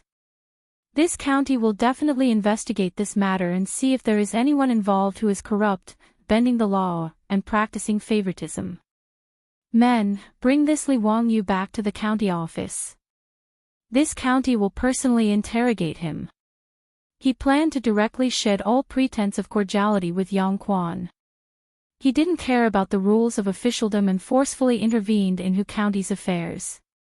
When Cui Zhua's words reversed black and white, Yang Quan and Li Wangyu's expressions turned cold. The Niu brothers and the villagers of Dingzhou village were in an uproar. The members of the Li clan were pleasantly surprised. Just as they were making a ruckus, they heard the sound of horse hooves coming from the road outside the village. A rough voice sounded. Wahahaha, nephew, I've come to see you, little kid. Chapter 109. Everyone looked over and saw a dozen strong horses galloping from the dirt road outside the village. When Li Wangyu saw the person in the lead, he felt a faint pain in his buttocks. The person who came was the Duke of Lu, Qing Yaojin. Behind him were 3 young men and more than a dozen bodyguards. Li Wangyu was very surprised. Why did this devil incarnate come to Dingzhou village? Did he want to find trouble with him again? He did not dare to be rude and quickly went forward to respectfully greet Qing Yaojin. Uncle Qing, how come you have time to come to this nephew's place today? Wahahaha, today is the day off. I just heard that you brat made some pig slaughtering feast. I brought my sons to eat the rich pig slaughtering feast. This cheap meat can also make Qing Jin, the Duke of the Tang dynasty, come here. Moreover, what do you mean by eating the rich? I am now in debt of more than 2,600 copper coins. You brought more than a dozen men to eat the rich, does your conscience not hurt? Before Li Wangyu finished cursing in his heart, Qing Jin habitually used his large palm to slap Li Wangyu's shoulder. The slap almost made Li Wangyu's body go soft. This old man did not realize it and instead frowned. Nephew, your body is too weak. Yes, Uncle Qing is right. I will go back and train. Li Wangyu was sweating like a waterfall. Do you not know how heavy your hand is? Come, Laozi will introduce you to my 3 sons, Qing Chumo, Qing Chuliang and Qing Chibi. In the future, you 4 brothers should get to know each other better. Qing Jin pointed at the 3 young men beside him. Li Wangyu looked up and almost bit his own tongue. This Qing Jin's genes were really strong. Those who did not know would think that Qing Jin's 3 sons were triplets. They looked almost exactly the same. Except for the beard and the wrinkles on their faces, they were almost identical copies of Qing Jin's triplets. Li Wangyu quickly greeted Qing Jin's 3 sons. Wangyu greets my 3 elder brothers. Ah, what elder brother, call me big brother. Qing Chumo, like Qing Jin, patted Li Wangyu's shoulder. Qing Chuliang and Qing Chibi did the same. They laughed heartily as they used their big hands to rub Li Wangyu's weak shoulders. F***ck. Did this bastard Qing Jin want to bring his 3 sons to kill me today? Li Wangyu was about to collapse. Also, why were the father and son of the Qing family so friendly? Qing Jin asked him to call him uncle the moment they met, and these 3 younger versions of Qing Jin asked him to call him brother. In the Tang dynasty, titles such as uncle and elder brother were not used casually. They were reserved for relatives. Rubbing his numb shoulders, Li Wangyu could only smile bitterly and greet them again. Wangyu greets my 3 brothers. Virtuous nephew, what are you doing? Why are hundreds of people gathered together? After greeting, Qing Jin pointed to the crowd at the village entrance and asked. Li Wangyu smiled and briefly told Qing Jin what happened today. In the end, he pointed to Cui Zhua and said, Uncle Qing, I'm afraid I can't treat you to a meal today. This county magistrate Cui is going to take me back to Chang'an County for questioning. When he said this, Cui Zhua was almost scared to death. After Qing Jin and his party appeared, Cui Zhua's heart thumped. After hearing Qing Jin and his son greeting Li Wangyu so warmly, he felt his legs tremble. Of course, Cui Zhua knew Qing Jin. Not only did he know him, but he was also very familiar with him. Because Qing Jin's second wife married the daughter of the Cui clan of Qinghe. Cui Zhua was also born in the Cui clan of Qinghe, but the difference was that he was a collateral descendant of the Cui clan of Qinghe. Madame Qing Jin was the eldest daughter of the Cui clan of Qinghe, the eldest daughter of Cui Axan, the head of the Cui clan of Qinghe. The difference in status between the two was like clouds and mud. As one of the members of the Cui clan of Qinghe who was an official in Chang'an, Cui Zhua had to bring gifts to greet Madame Qing at Duke Lu's mansion during festivals. Madame Qing was just meeting the members of the Cui clan of Qinghe out of the family's needs. After a few words of encouragement, she sent them out and did not have much interaction with them. Qing Jin was at most familiar with the members of the Cui clan of Qinghe, but he could not even remember their names. You're that Cui something. Come here and tell me what you want to do with my nephew. Qing Jin glared at Cui Zhua. Qing Jin glared at Cui Zhua, and Cui Zhua was so scared that he almost wet himself. He trembled as he came over and saluted Qing Jin. Duke Lu, it's a misunderstanding. It's all a misunderstanding. I didn't know Li Jia Shaolang was your nephew. He was so scared that he could not speak clearly. He did not understand how Li Zhou's son became Qing Jin's nephew. Was he blinded by lard just now? He actually wanted to arrest Li Wangyu and take him to the county government. No, it was all this damn Li clan's fault. Thinking of this, Cui Zhuo shot a fierce look at the Li clan leader and the elders. It was this group of bastards who wanted to frame him. Misunderstanding my ass. Tell me what you want to do. Qing Yaojin grabbed Cui Zhuo's collar and pulled him to his face. Duke Liu, please forgive me. I really didn't know. It was the Li clan of Hu County. They were greedy and wanted to humiliate your nephew. Cui Zhuo was completely confused. In order to get Qing Yaojin to forgive him, he did not hesitate to betray the Li clan. Compared to Qing Yaojin, the founding duke of the Tang dynasty, the Li clan of Hu County was nothing. Cui Zhuo naturally knew which side he should side with. Qing Yaojin threw Cui Zhuo away in disgust. Go and apologize to my nephew. If he doesn't forgive you, you don't need to enter my Qing mansion anymore. Hearing his words, Cui Zhuo quickly got up from the ground. He did not care about the dust on his official robe and respectfully ran to Li Wangyu. Young Master Li, it's all this county's. He wanted to put on a show of authority, but he heard Qing Yaojin's soft snort.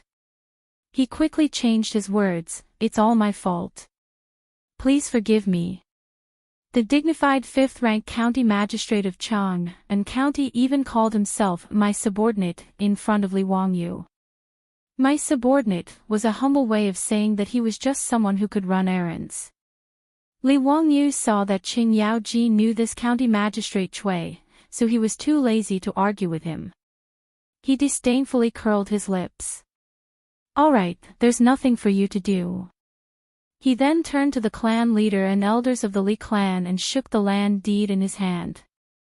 Everyone, if you don't come to move the graves in 3 days, don't blame me for finding someone to take action. Humph, don't say that I didn't warn you.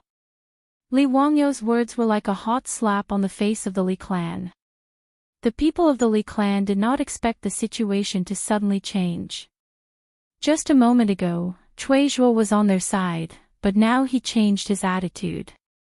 How did Duke Liu, Qing Yaojin, become Li Wangyu's uncle? Could it be that the Li clan of Hu County was really going to be forced to move their ancestral graves by Li Wangyu? That would be the end of the world. The Li clan leader angrily glared at the clan elder who came up with the idea of forcing Li Wangyu to move the graves. It was all because of this old bastard's good idea that things ended up like this. How were they going to deal with it now? Chapter 110. Qing Yaojin couldn't be bothered to interact with the Li clan and only watched coldly from the sidelines. Even so, it gave the Li clan enough pressure to make them not dare to cause any more trouble. Now the situation had changed. Li Wangyu had bought the location of the clan's tomb. Originally, they wanted to force Li Wangyu to move the tomb, but now it was Li Wangyu who was forcing the Li clan to move the tomb. The Li clan leader coughed softly and lowered his stance. Li Jia Xiaolang, our Li clan will not force you to move the tomb. Let's just forget about this matter. The old man's words made Li Wangyu laugh. So it was the Li clan that had let him off. With such thick skin, no wonder he could become the clan leader. Haha, how funny. You won't let me move the tomb. Do you not know how to read? Do you not understand what is written on the title deed? Or are your ears not good? Listen carefully, I am the one who is forcing the Li clan to move the tomb. Xiao Lang, where it is possible to make mistakes, one should be lenient.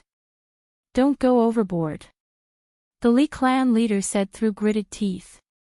Overboard? Do you know how to write these 2 words? You bunch of gluttons, did you think of this when you greedily asked for money from my lord? Did you think of this when you stole the golden fields from my family? Did you think of this when so many of you came to Dingzhou village to dig up my lord's tomb? Bah! Li Wangyu's carefree and unrestrained scolding had vented the resentment in his heart, but it had also caused the faces of the Li family's people to turn pale. Now that Li Wangyu had the title deed, Yang Quan was obviously not on good terms with the Li clan. Even Cui Zhua, the county magistrate of Chang'an County, quickly changed sides after Qing Yaojin's arrival. This made the Li clan members feel a chill in their hearts. Li Jia Xiaolang, are you really going to be so heartless? The Li clan leader said in a low voice. You asked for it. Good. Since that's the case, Li clan, won't say anything more today.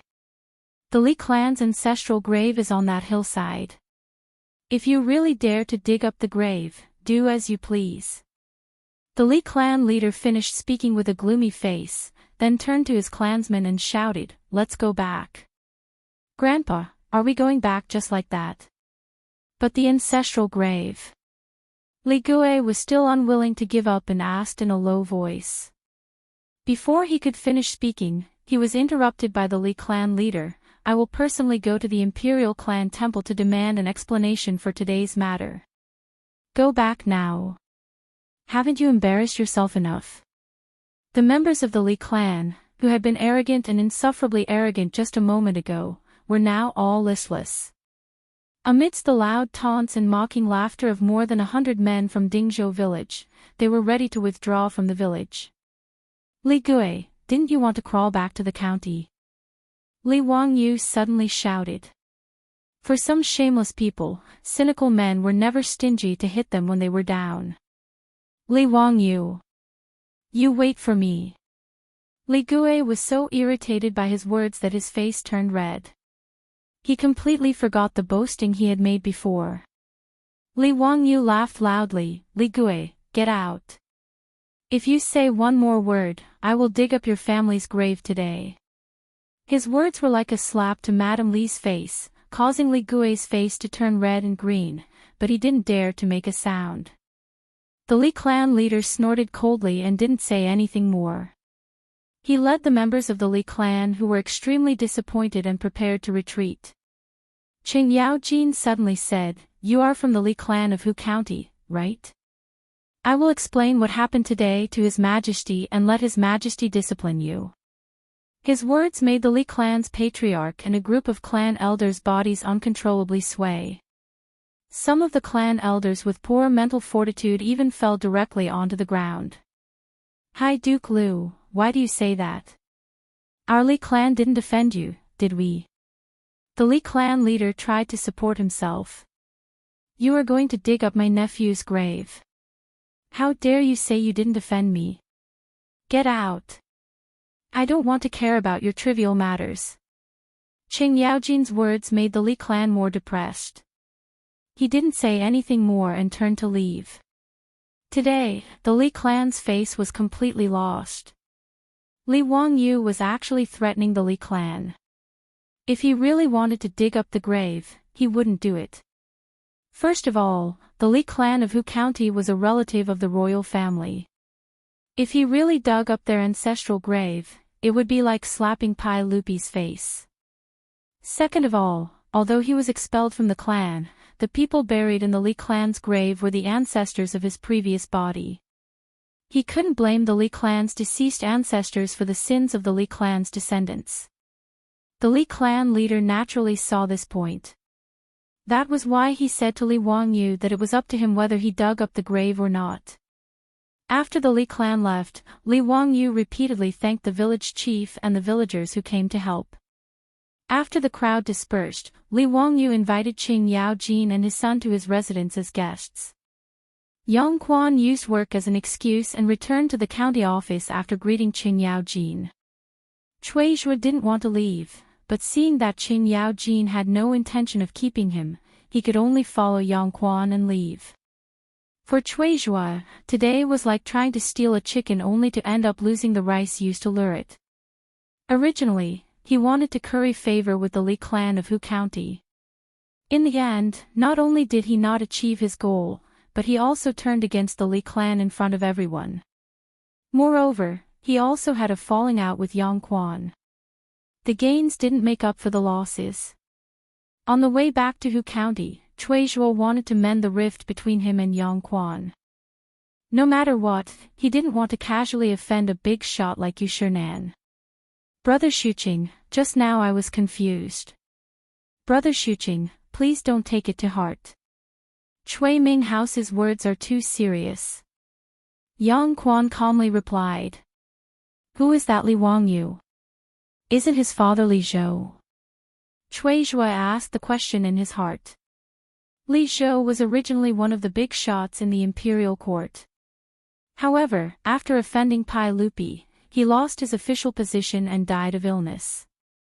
Cui Zhua didn't take Li Wangyu seriously and only wanted to curry favor with the Li clan of Hu County.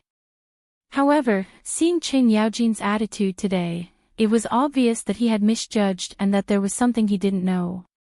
Yang Quan looked at him and replied with deep meaning, Cui Ming House, in Chang'an, has never heard of Li Jia Xiaolang. Shuqing, what do you mean? Nothing. However, Li Jia Xiaolang is quite famous in Chang'an. As the county magistrate of Chang'an, Cui Ming House actually doesn't know of him. This is surprising. Cui Zhuo really didn't know about the series of events that Li Wangyu had caused in Chang'an, and because his official rank was too low.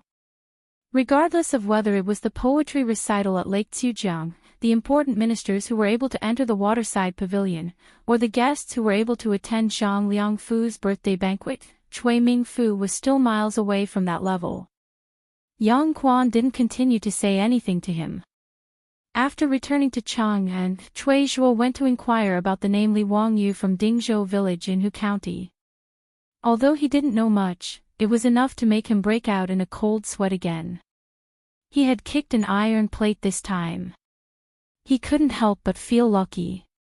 If it wasn't for Qing Yaojin's sudden appearance, he was afraid that he would have brought Li Wangyu back to Chang'an for interrogation. That would really be like poking a hornet's nest. Cui Zhuo didn't think about how to repair the relationship with Li Wangyu in the future. However, in Dingzhou village, Li Wangyu was very depressed at this time. Chapter 111. Li Wangyu politely invited Qing Yaojin and his son into his house and immediately asked the Niu brothers to go to the village to buy a pig for him to slaughter and then send it to the kitchen. Since Qing Yaojin said that he wanted to eat a pig slaughter feast, Li Wangyu naturally would not refuse. In fact, the reason why Qing Yaojin suddenly brought his 3 sons to Dingzhou village today was not to eat cheap meat. It was just an excuse. Qing Yaojin, this fellow, seemed to be not stingy, but in fact, he was very shrewd. As the saying goes, his face was like a pig's and his heart was clear. He had already seen that Li Wangyu would not be a fish in a pond in the future. Naturally, he did not mind coming to the cold stove now to form a good karma. Of course, the premise was that Qing Yaojin really liked Li Wangyu. Otherwise, no matter how talented Li Wangyu was, the devil incarnate would not bring his 3 sons to Dingzhou village to eat rich people. Since Qing Yaojin brought his 3 sons to the door, the smile on Li Heng's old face never disappeared. That fawning appearance made Li Wangyu gnash his teeth. When the beautiful superior learned that Qing Yaojin brought her 3 sons to visit, she hurriedly came out from the backyard to greet them. Su Changqing was also very curious about Qing Yaojin. This was the first living Tang dynasty celebrity she saw. This little girl greets Lu Guogong. Wahahaha, no need for formality. Little girl, I heard that you are my nephew's cousin. Then you can also call this old man uncle. Qing Yaojin deliberately emphasized the word cousin. While speaking, he also mischievously winked at Li Wangyu. This old bastard. Li Wangyu speechlessly rolled his eyes. Sure enough, no one would believe that the beautiful superior was his cousin. Su Changqing's face was slightly red, but she was not nervous. She bowed again. Yes, niece greets Uncle Qing. Qing Yaojin did not delve into the issue of Su Changqing's identity. He was too lazy to care about this kind of thing. He just smiled and let it go. As soon as Qing Yaojin entered the central room of the Li family's front yard, he noticed the chairs that his beautiful superior had ordered people to build for him. In particular, the rocking chair that his beautiful superior had asked the carpenter to build made the old man even more excited. After pondering over its function, he directly sat on it and rocked very comfortably. My dear nephew, you're so insensible. Why don't you know how to show filial piety to your elders when you have such a good thing? Forget it, I won't argue with you. Dalong, Erlang, Sanlang, remember to take this chair with you when you leave. Qing Yaojin's words made Li Wangyu completely dumbfounded. F***ck, was this the founding duke of the Tang dynasty or a bandit? Oh, right, this guy was a bandit from Wagong stronghold. F***ck. Was this considered as inviting a wolf into the house? Li Wangyu was conflicted about whether or not he should ask the old butler, Li Heng, to put away all the valuables in the house. However, looking at Li Heng's lackey appearance, he would probably take the initiative to give these to Qing Yaojin, right? Uncle Qing, I've already asked my family to buy pigs and slaughter them. Since we have nothing to do, why don't we play mahjong? Li Wangyu suddenly rolled his eyes and came up with a bad idea. The Tang dynasty naturally did not have mahjong, a national treasure, yet. The earliest records of mahjong in China were from the Ming and Qing dynasties. Mahjong was probably invented at that time. However, because he was bored a few days ago, in order to pass the time, Li Wangyu specifically asked the carpenters in the village to help him make a wooden mahjong set. Now, in the house, including the 4 maidservants, Li Heng, Perrin, and the Niu brothers had all learned to play mahjong as a recreational activity. Since they had nothing to do, Li Wangyu and Su Chongqing had the people in the house accompany them to play mahjong. Li Wangyu was angry with Qing Yaojin, this old fellow, who came to his house to eat and take things. He wanted to seduce Qing Yaojin to play mahjong and then win some copper coins from him. As a person from Sichuan, Li Wangyu naturally knew how to play mahjong. He dared not say that he was an expert, but he was invincible in Lai Hot. The beauty's skill level was average, she only knew how to play mahjong. However, in the Tang dynasty, she had nothing to do, so she was addicted to playing mahjong. What is mahjong? Qing Yaojin curiously asked. Li Wangyu led the Qing father and son to the mahjong table and poured out the mahjong tiles. He and Su Chongqing explained the rules of mahjong in detail, which made Qing Yaojin and his 3 sons itch. Nephew, this mahjong game was also made by you. Yes. Li Wangyu shamelessly agreed, causing the beauty to cover her face with her hands. She was embarrassed to see this fellow's thick skin. This mahjong game is interesting. Come, sit down and try it. Qing Yaojin did not hesitate and sat down at the mahjong table. Dalong, you come too. Erlang, Sanlang, you guys watch from the side. Li Wangyu looked at the beauty with a smile and pulled her to sit at the mahjong table. After teaching Qing Yaojin and his sons how to shuffle and number the tiles, the 4 of them began the game of sparrows. Li Wangyu reached out and picked up a tile from the mahjong wall. He rubbed it with his right thumb. Little chicken. He flipped the tile open. It was indeed a piece. Qing Yaojin and his 3 sons' eyes lit up when they saw this. They felt that it was really cool. In fact, Li Wangyu was just showing off. He was invincible in Lai Hot, but in his previous life, he was only slightly better than a rookie. Anyway, every time he went back to his hometown in Sichuan, he would play mahjong with his friends and relatives. He would lose 9 out of 10 times.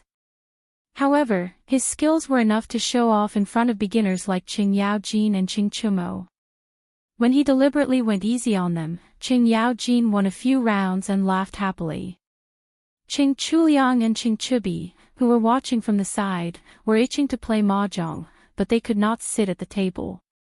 They just wanted their brother to give up his seat. Qing Chumo, who had just tasted the sweetness of mahjong, would not give up his seat. He pretended not to hear his 2 brothers' pleas. Li Wangyu saw that the time was right. He smiled like a fox who had stolen a hen.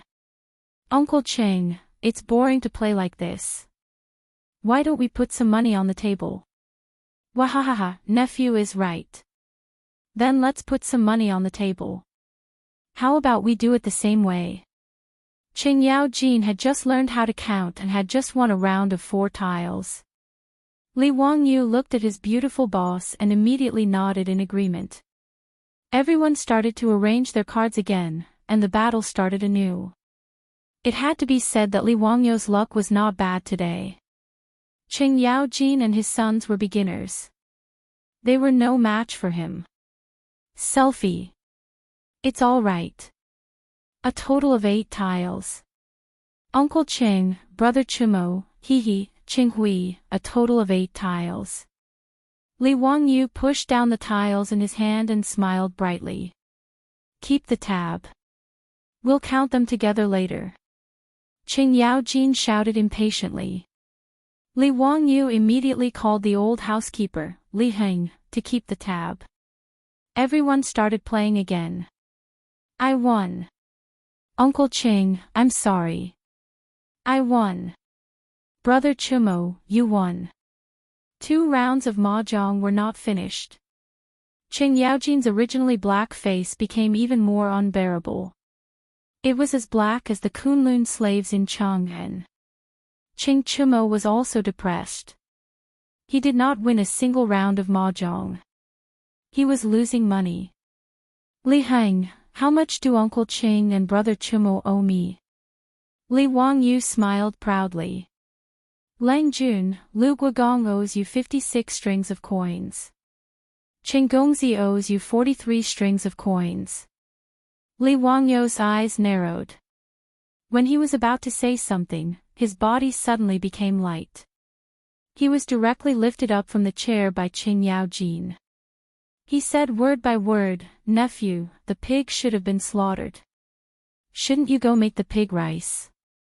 Thus, Li Wangyu was tragically kicked off the mahjong table.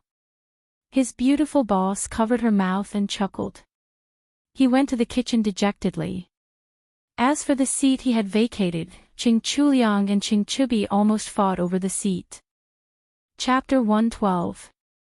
Li Wangyu was very depressed as he cooked all kinds of dishes in the kitchen. Not long after, his beautiful boss also appeared. Even Su Changqing could win against Chang'an and his sons. It can be seen how bad they were at playing. Now that the mahjong table had become a civil war in the Qing family, Qing Huaibi finally sat down at the gambling table after Su Changqing was politely invited away by Chang'an. The so-called "there is no father and son on the gambling table" was indeed a famous saying. When Li Wangyu finished cooking, he respectfully invited Chang'an to eat. However, he saw that the situation on the mahjong table had changed. Chang'an's 3 brothers were crying while Chang'an was laughing. Obviously, this old man's luck was better as he won against his 3 sons.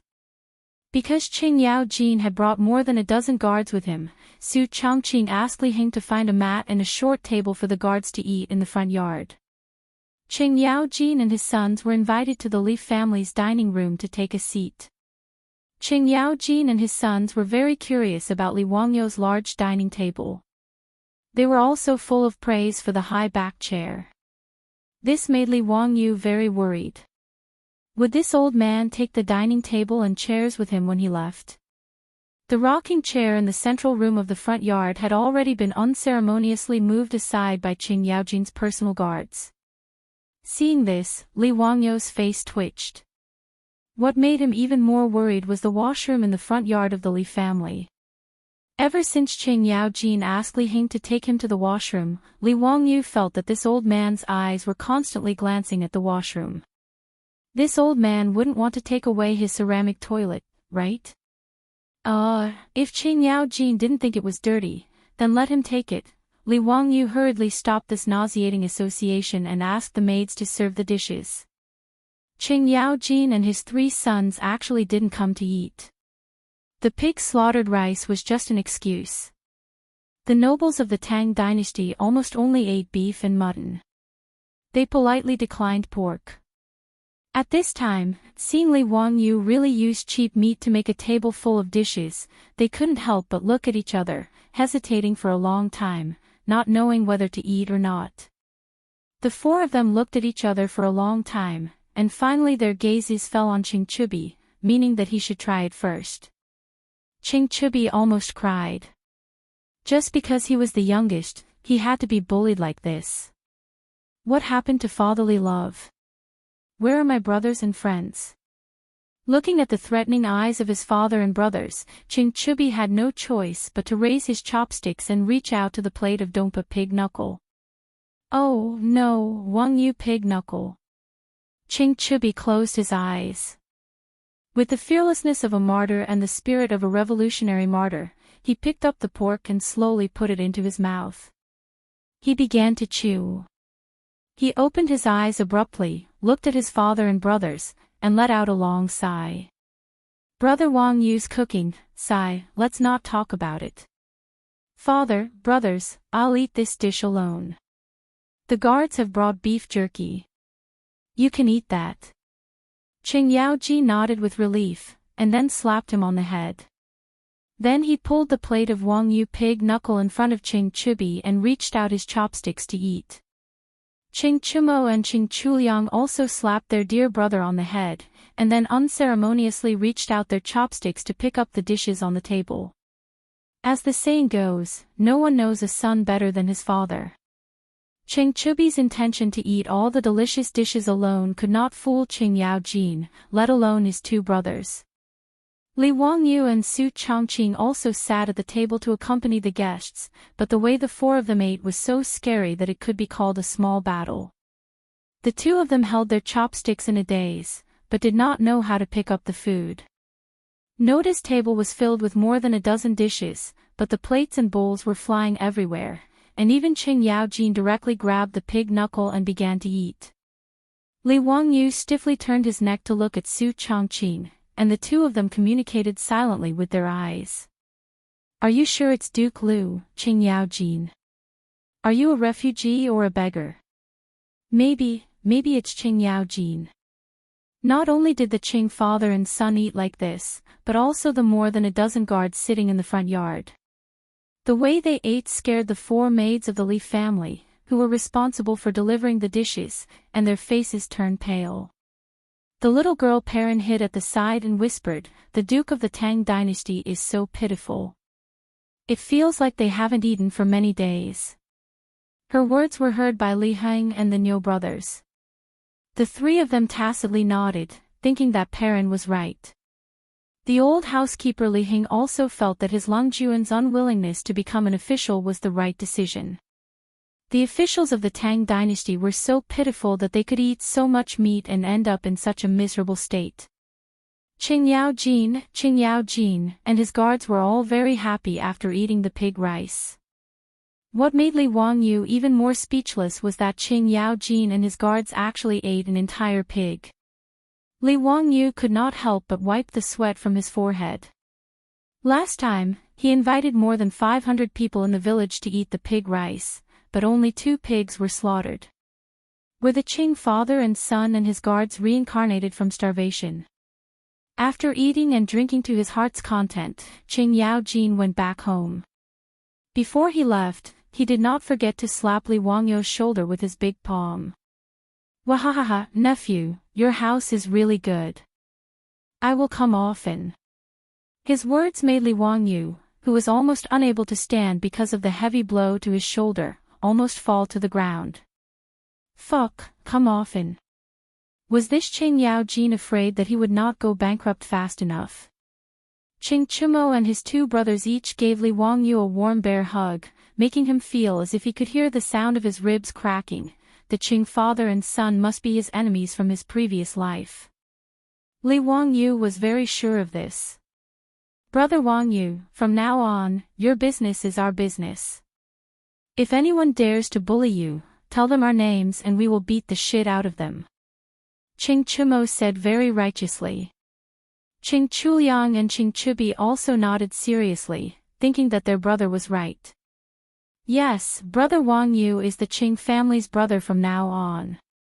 Brother Wang Yu, next time Big Brother will go with you to Hu County and beat those bastards to death. Wang Yu thanks three brothers. Li Wang Yu said with a smile.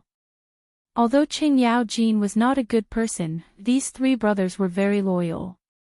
One must know that the Tang people were very serious about their promises. Once they made a promise, they must fulfill it. Qing Chumo's words were not like those drunk friends in the future who patted each other's chests and bragged. Since the Qing brothers said so, then they really regarded Li Wang Yu as their brother. Li Wang Yu also felt that the Qing brothers were very pleasing to the eye. He was happy to make friends with these top playboys in the Tang dynasty. Compared to the Qing brothers, the Li Gui from the Hu County Li clan was not even worth a fart. Under Li Wangyu's tearful gaze, the Qing father and son rode back to Chang'an. Li Wangyu's tearful gaze was not because he was reluctant to part with Qing Chumo and his brothers, but because that old bastard Qing Yaoji not only took away his rocking chair, but also the mahjong table and the most precious mahjong set in the history of the Tang dynasty.